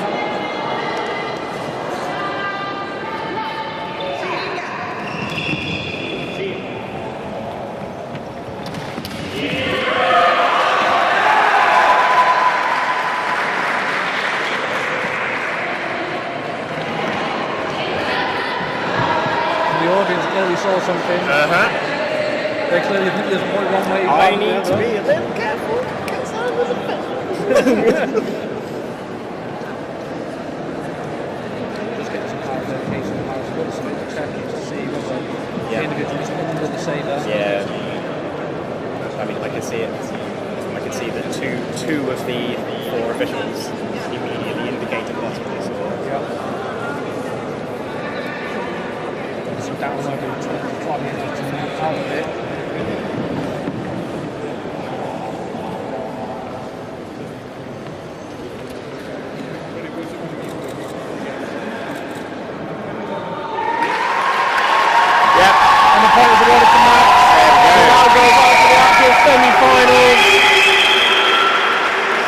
Rather than the fake semi-finals that I was saying people were going to before, which are actually the quarterfinals. Yeah, that's because we can't count, or we don't understand tournament structures. I mean, we do, we're just not good at it's a spreadsheet, it makes it sound like the quarterfinals.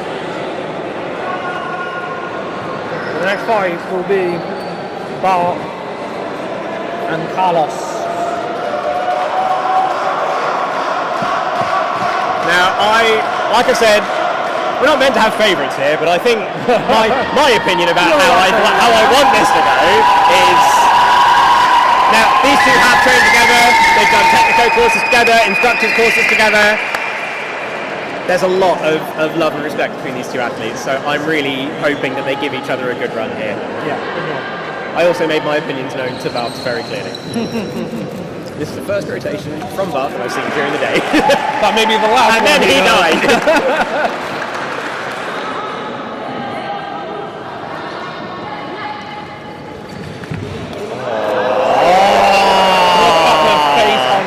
Yeah, that is a blank-eating grin if ever I saw it.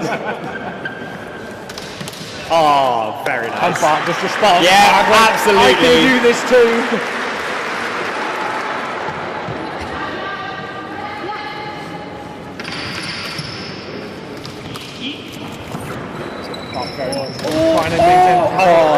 And Carlos just bullying his way through the blade on this one.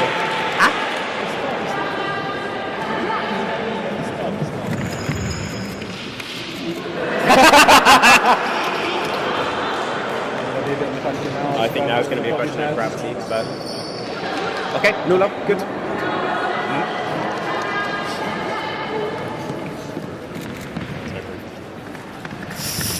Oh, come on, Bart. Come on, Bart. Carlos found it. Did he? I thought I saw a contact from Buck, but okay. Looking at the officials, they fair enough. gesturing towards Carlos. Fair enough.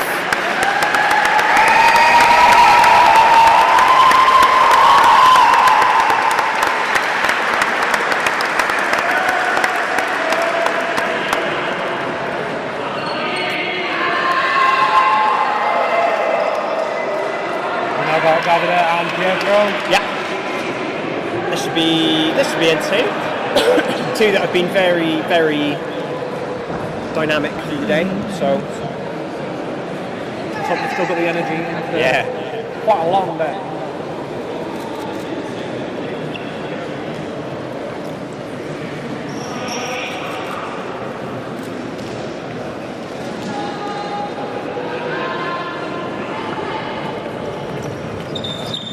To see such a different style of combat to what we saw in the last bout. Two here wanting to show that they can do this. Maybe a little bit too much happening out of measure, but maybe it's hard to decide.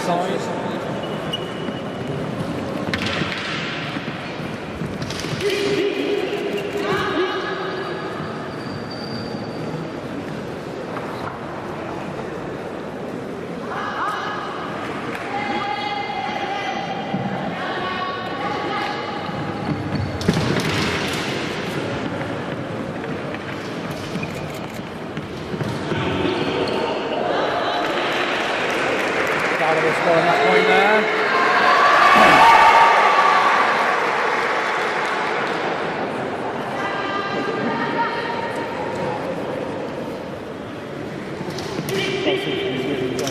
Yeah. One see. Yeah, watching the smile just growing on people's faces in the middle of these points. It's great.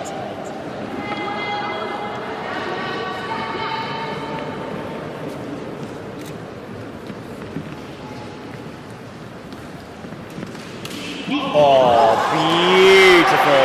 beautiful little contact there by David.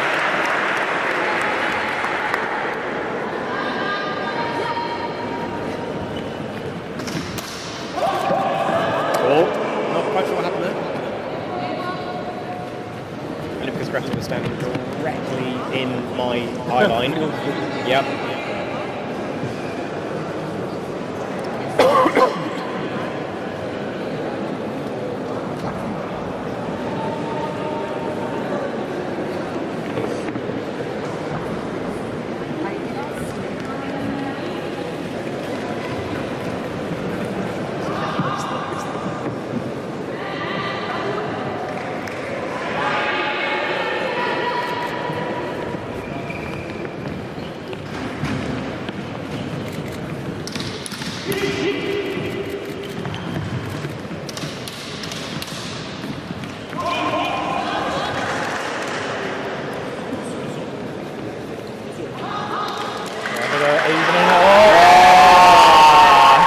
This point continues on to the semi-finals.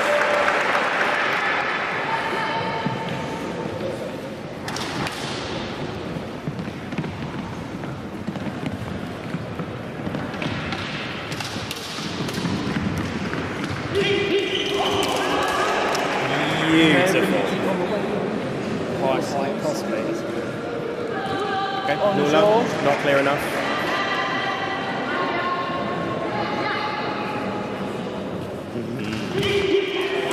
Yeah, there's the last point.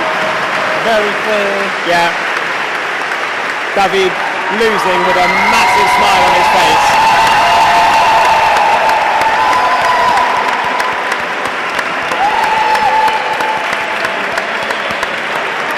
Leave no doubt. Yeah, absolutely. Final match of the quarterfinals here. So this is Fabio Pesci versus Francesco Dell'Osio.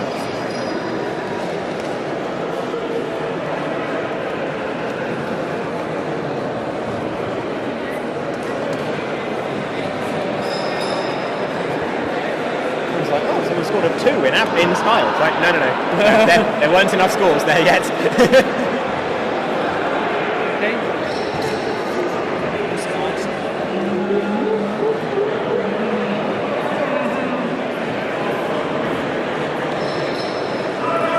hopefully be a very good fight between Fabio Pesci and Francesco.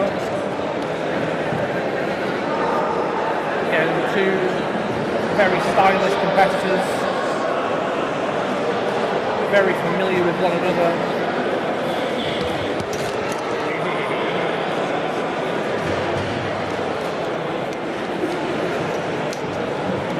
Here we go, final fight of the quarterfinals. The winner going on to face. Yep. Winner of this fight. Well, this is the last fight to decide who is going to get that shot at the podium.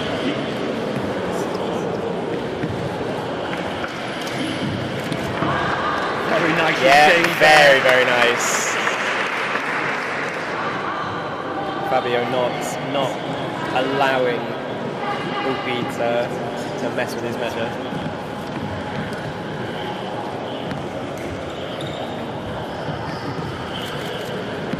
Oh, and a beautiful jumping fendente from Upi. Almost like it's a trademark. Oh, it honestly is. It's a risky technique, but when you've got the level of control that this athlete does, it's just amazing to see.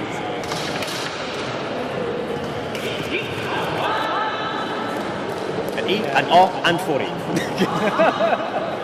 Again, leave no doubt.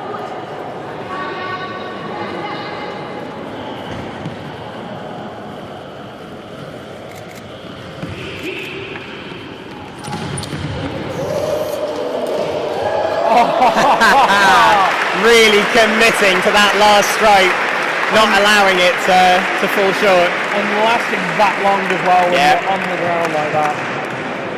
Fought on, but it was only a matter of time. Yeah, very nice. But we'll see what the officials are going to say. Yep. Oh, No interesting. Okay, so quite possibly then there was an E on the way through.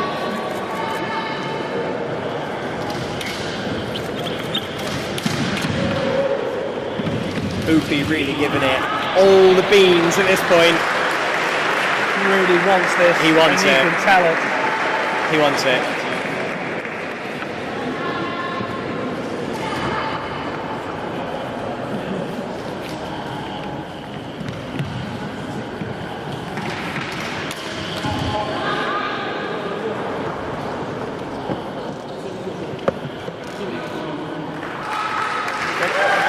Yeah, really good show from Upi there. Really good show.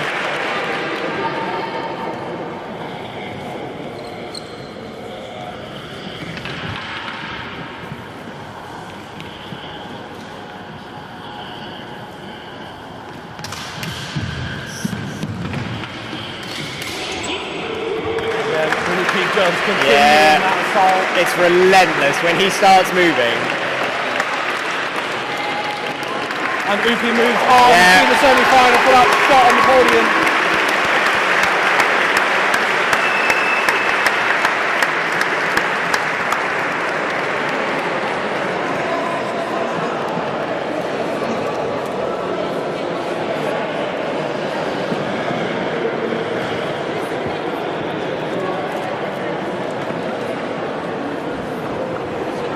So we've now got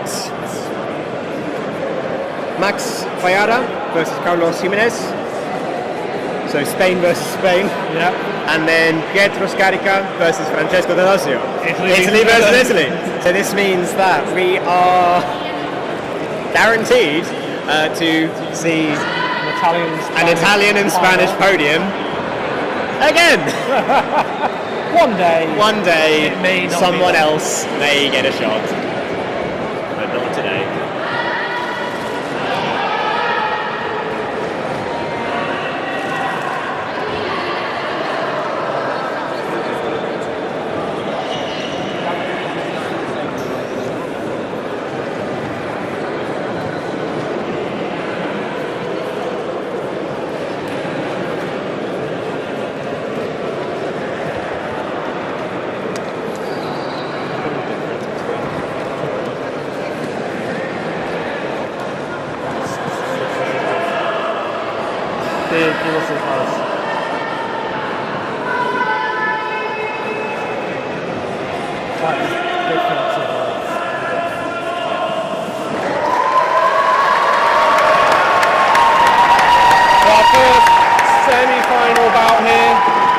between Carlos and Max.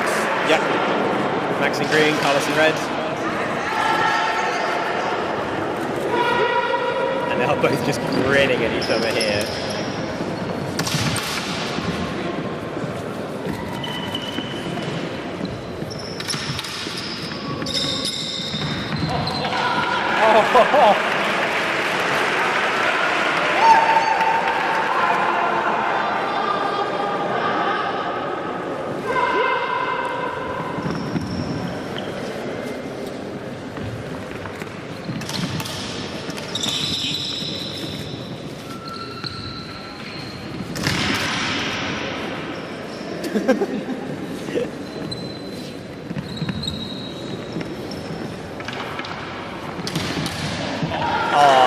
Just Carlos bullying his way through on this one.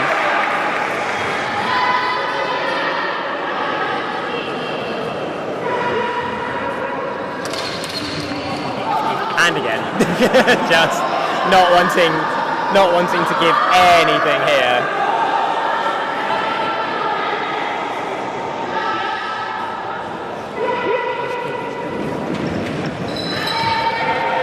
And Carlos' blade is deactivated. Yeah, absolutely. Should really be the athlete's responsibility, but at this point, we want to see this go.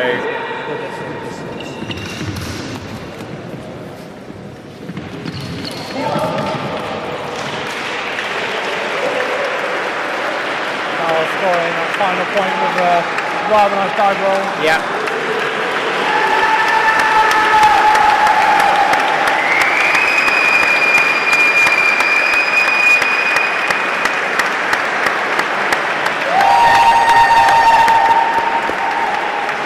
Carlos goes through to the final.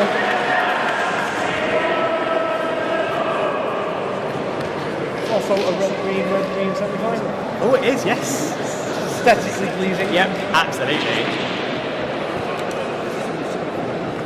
Carlos should have a negative style score at the minute because of maths.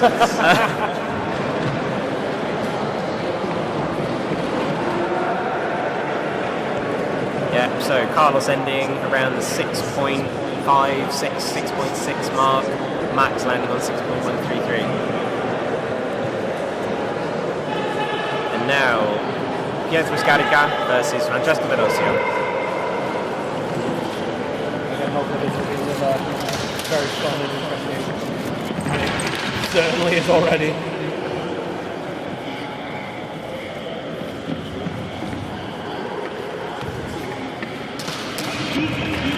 Oh, just skirting around the outside of his opponent's measure. Absolutely beautiful. Exchange. That was phenomenal. That is probably my favourite point of the day so far. It was just, I would agree. It was just Ufi kneeling there going, yeah, He got me. He got me. You earned this one.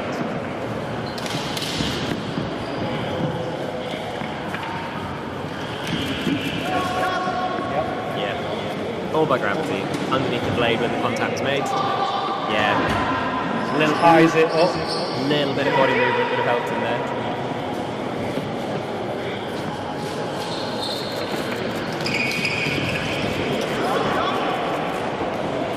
Let's have a light there and see what screws.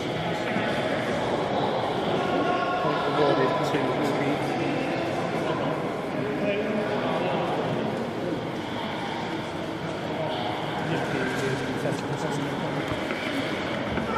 Nulo has been called. Nulo has been called. They go back to a 1-all.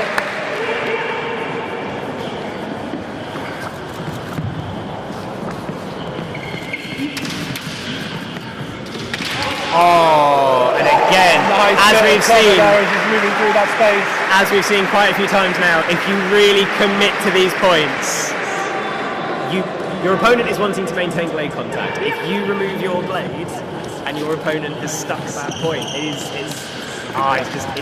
good to see. It doesn't happen enough. He just, again, pulling Debra into that one. Very close battles already.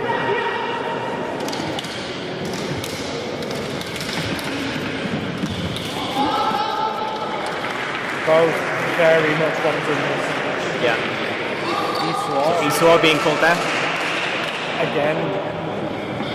Francesco. No. Conceding the point. Yeah. Yeah, really good. Really, really good. So this is all tied up.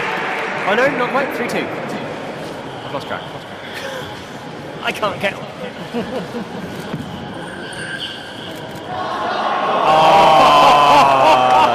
Is this outdoor?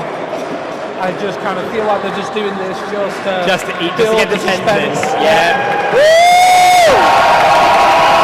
Playing to the crowd here.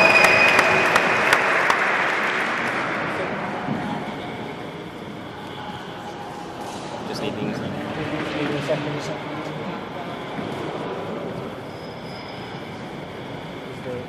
Thump to the head and some grabbing some more time, looks at it. It's a fresh one there. Think we're okay? Make this way back in, okay. I think we're fine, I think we're going to continue. Yeah, I think we're good.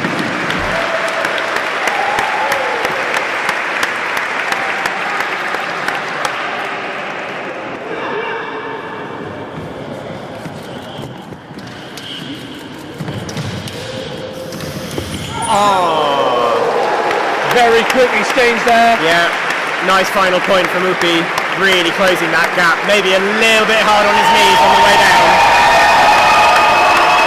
But again, very, very clean. Makes it very easy to decide who scored that point. So Francesco goes on to the final to face Carlos. Red tunic, red tunic. Yeah. And Pietro will go on to face Max in the third place playoff.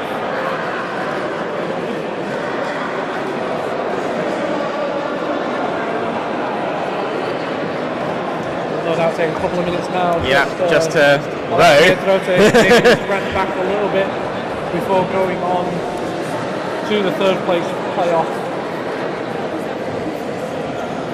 And then we will have our final to see who will be Champions Arena 2025 World Champions.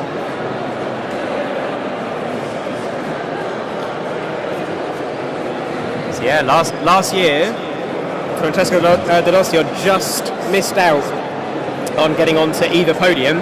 This year, he's got one final chance to get onto that podium. And I believe he's definitely on that podium, either first or second. Is he? Francesco won. Oh yes.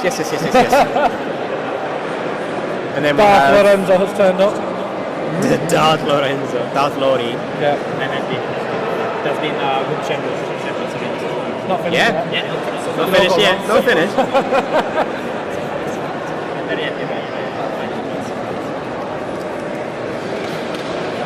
Speaking of which, it looks like we are just about ready to go into the first of the two. Max versus Pietro for third place. Yeah. Now, neither of these have podiumed at Champions Arena before. So there's a lot This is on a the lot. line for There them is both. a lot here.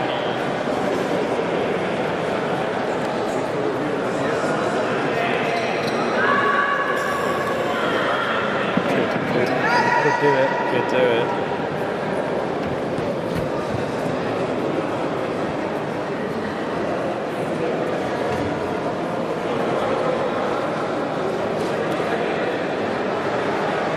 Athletes are raring to go. Yeah, just not wanting to cool down at this point. Not wanting to let that adrenaline wear off.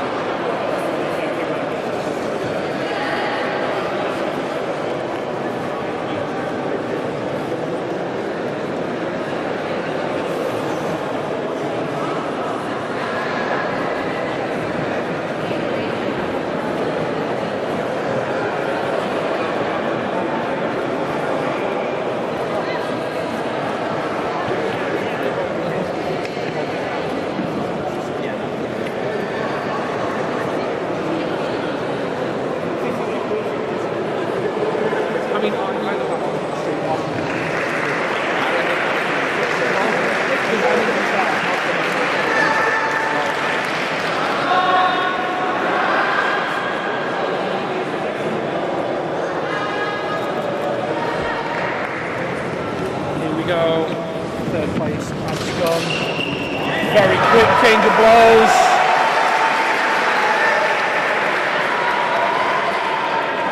Max just a little bit quicker with that first point.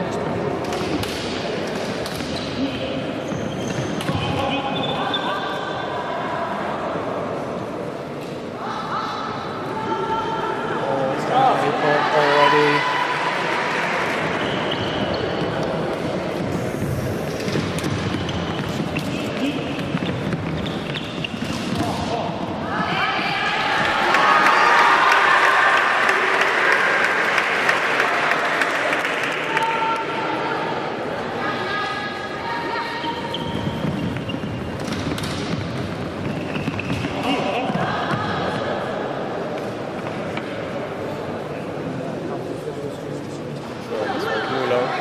Very messy for me as well on the outside.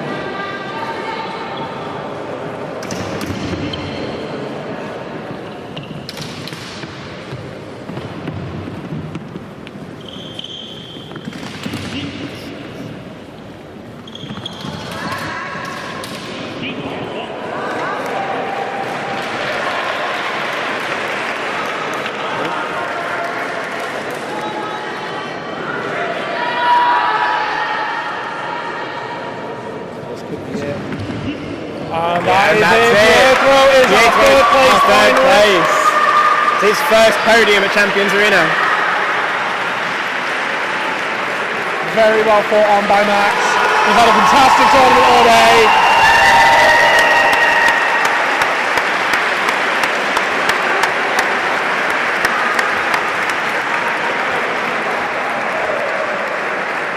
And now for the main event.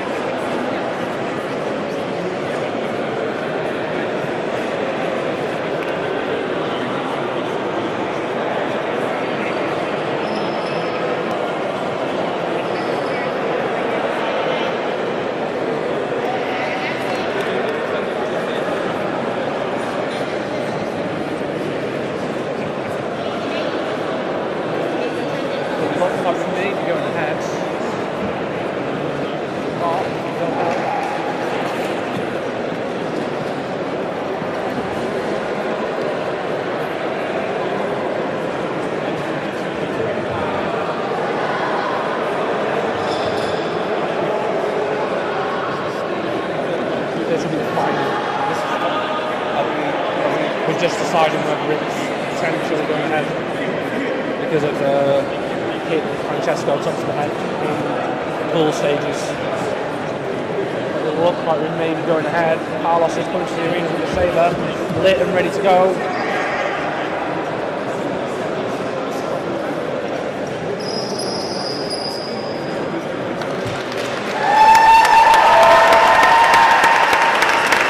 It looks like we are going to go ahead after all.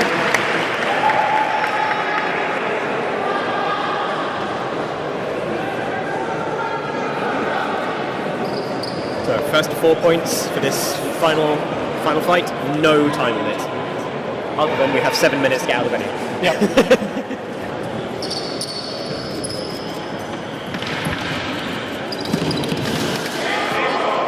I think first point there to Carlos.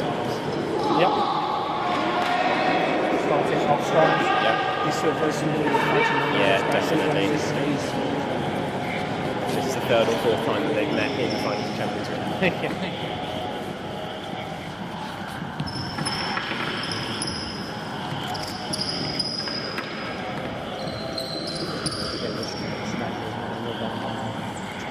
Those openings.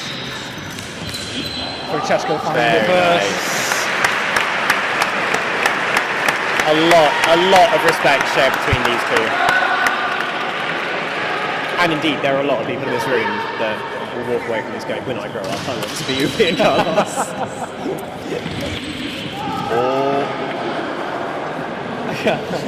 It's not Upi's day. It's almost like he hasn't started sometimes.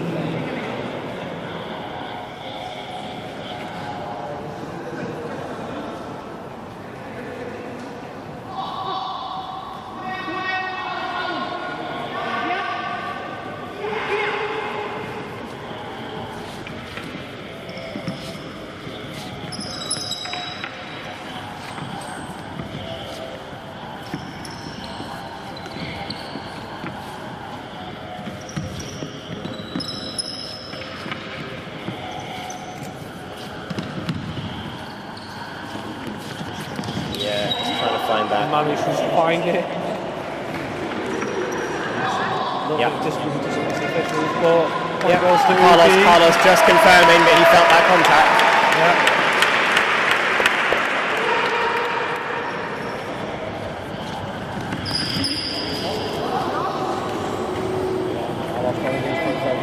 Yeah. We've been ready for it, however.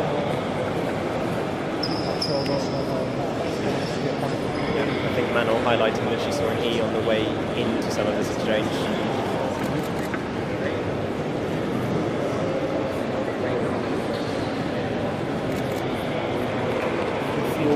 Yeah.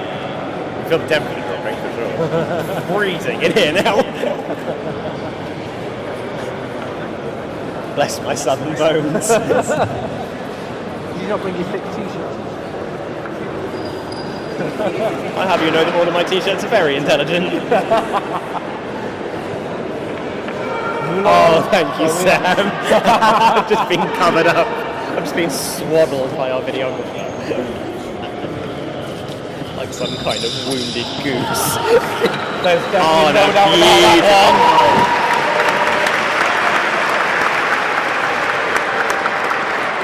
Francesco taking it to 3-2. Yep. And Carlos not allowing that to Carlos happen. just not letting him get too far ahead. Coming down to this last point now. First to 4. This is what we want. Yeah, this is what we wanted. Taken down to the final point.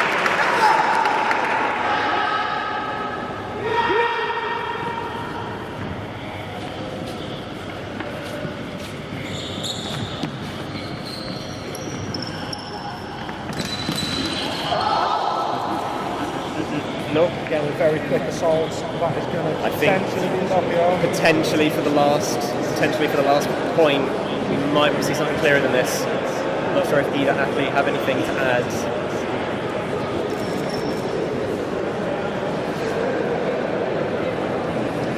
And the starters getting involved now as well to say what they thought. I think. Eleanor reaching into her pockets, which is usually not a good sign. Nulo. Good, good. We want a clearer final point here. And we're both white carded. Yeah, just a warning of catch yourselves. Let this final point be clear. I think Carlos just conceding that last point though. Yeah, very quick exchange.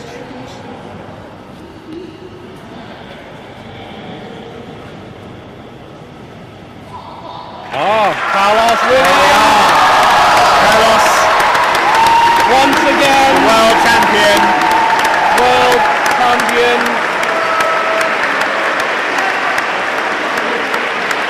What a tournament this has been. There's been some highs, some lows. So this is Carlos's third time of being arena champion. Now we just need to wait and see how everything's going to land with style scores. Yep. And so we're going to be going into the prize drawing now. Well, not the prize drawing now, the prize giving. It's not a raffle. We'll be going into the prize giving now. So thank you for watching. What a tournament it's been. I've been Daniel Salmons. I've been Bruce Fowler. And you've been bored listening to us witter on. Hopefully not. Hopefully not. I hope you've all had a good time.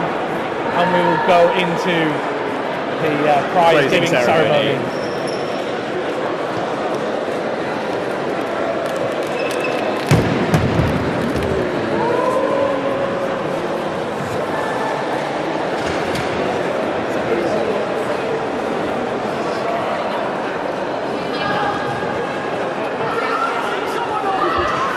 We're good.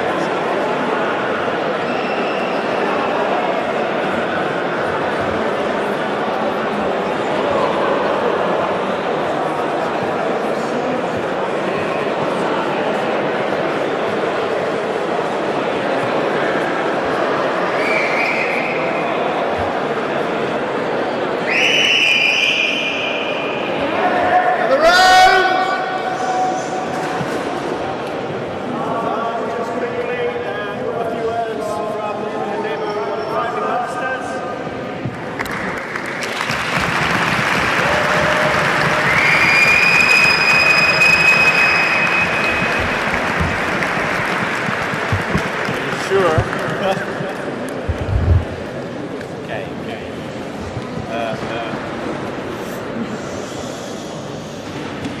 Few words. When we started this adventure, there was no arbitration, there was no flags, we were alone. Okay. Then we started to spread this adventure and sport in the world, and I'm very proud of you. I thank you all. I thank Carlos and people for final because we can see where we can arrive. But during the first years, me and Gianluca was very afraid because all the time Milano wins. Then something changed, and all the time Italy wins. Okay. And all the time, me and Gianluca said each other, we need competition. Something change. Now it's some years that Carlos win.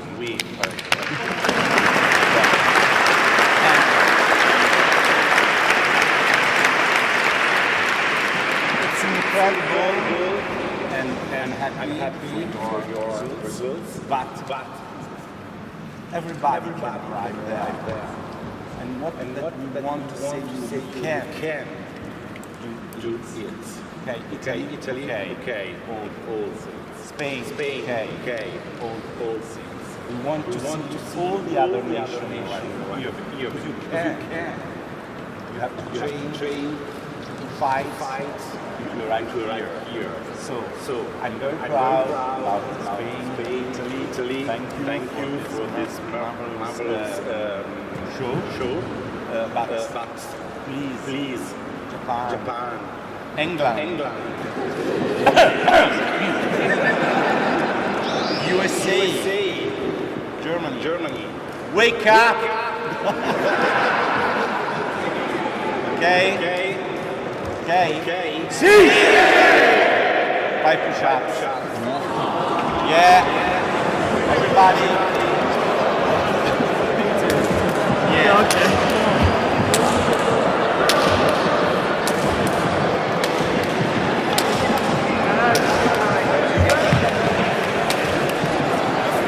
Someone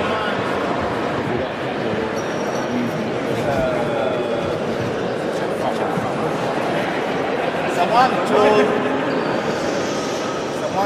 say foolish. I would suggest you to stay hungry. Want to catch the result. Target. Okay. So did you understand? Again. Did you understand? One name! No.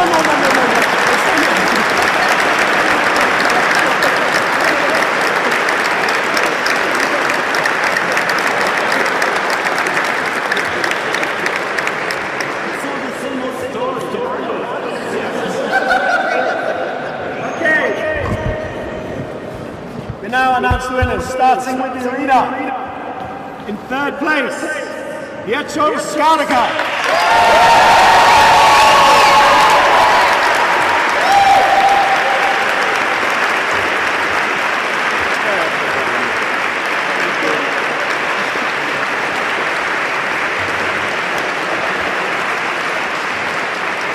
In second place, Francesco Del Rossio.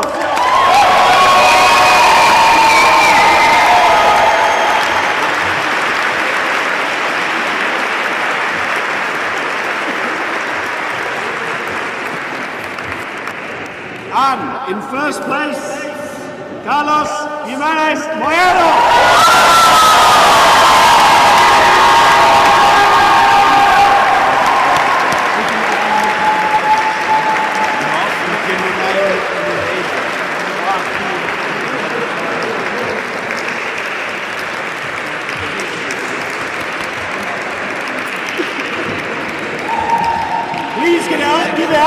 for your arena champion!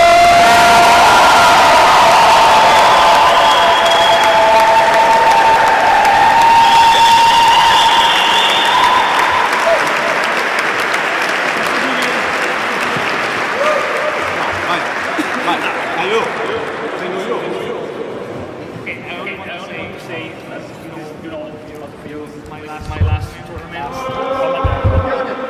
and I want to mark was to say that I have, some of you know, I have no talent. I have no talent. Just training, no train. And I promise you what Master Abdul said that it's all about matter training, about pushing new generations. When I want to get my new step in LudoSport. So now I wanted to say thank you.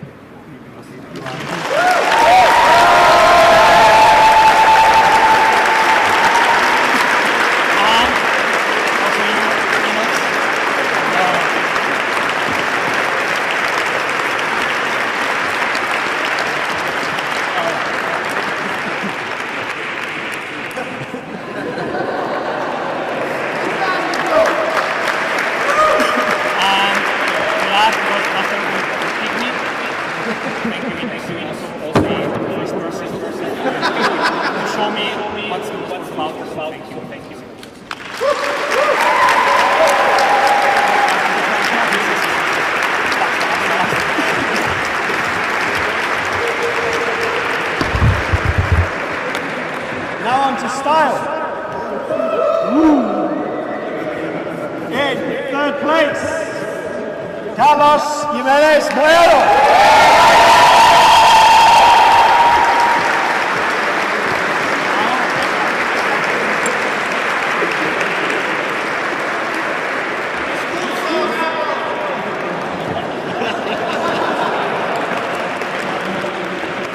In second place, Simone Brigazzi.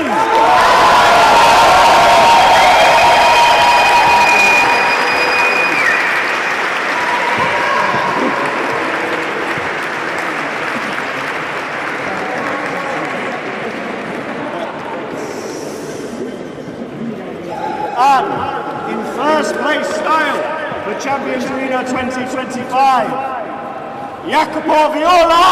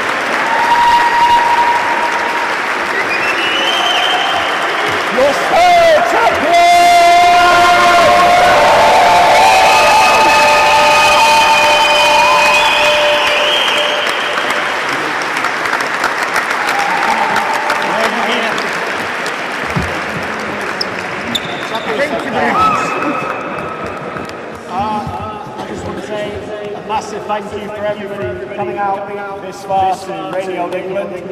I know it's cold, I know it's wet, but thank you. This has been a year-long planning that me, myself, Dan Salmons and Hannah Salmons, and also Bruce from LudoSport Hampshire that have taken on this opportunity to host the Champions Arena. I'm losing my voice, I apologise. The microphone that Seb bought me was rubbish. I need a megaphone like Lorenzo. But I want to thank you all for coming out this far. It's been a massive pleasure. The pork side, if you're booked onto the pork side, it continues. The people that have not booked onto the pork side, you are able to come at 10:30 to have a drink, enjoy the venue. We have the whole venue to ourselves. Oh dear. apart from that, we will see most of you tomorrow, I hope, for the team tournament. Lorenzo, always excited for a team tournament. It's going to be a little bit different. I will explain tomorrow why it is different. The same old, there are teams, but there is an added bonus to it. If you have any questions, please don't come to me. I'm done. Thank you very much.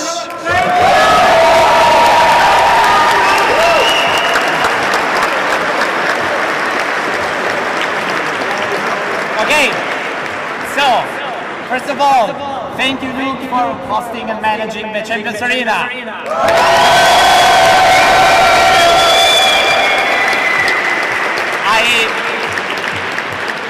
I really know how stressing it can be, okay, all the months of preparation, the last days, all the things that happen behind the scenes and this kind of stuff. So it has been, for the network, it has been a pleasure to be hosting in Manchester this year, okay? And I have a little announcement. So next year, 2026, will be 20 years of LudoSport. Okay, 20 years for me, for LudoSport. So, next year Champions Arena will be again in Milan to celebrate the 20 years.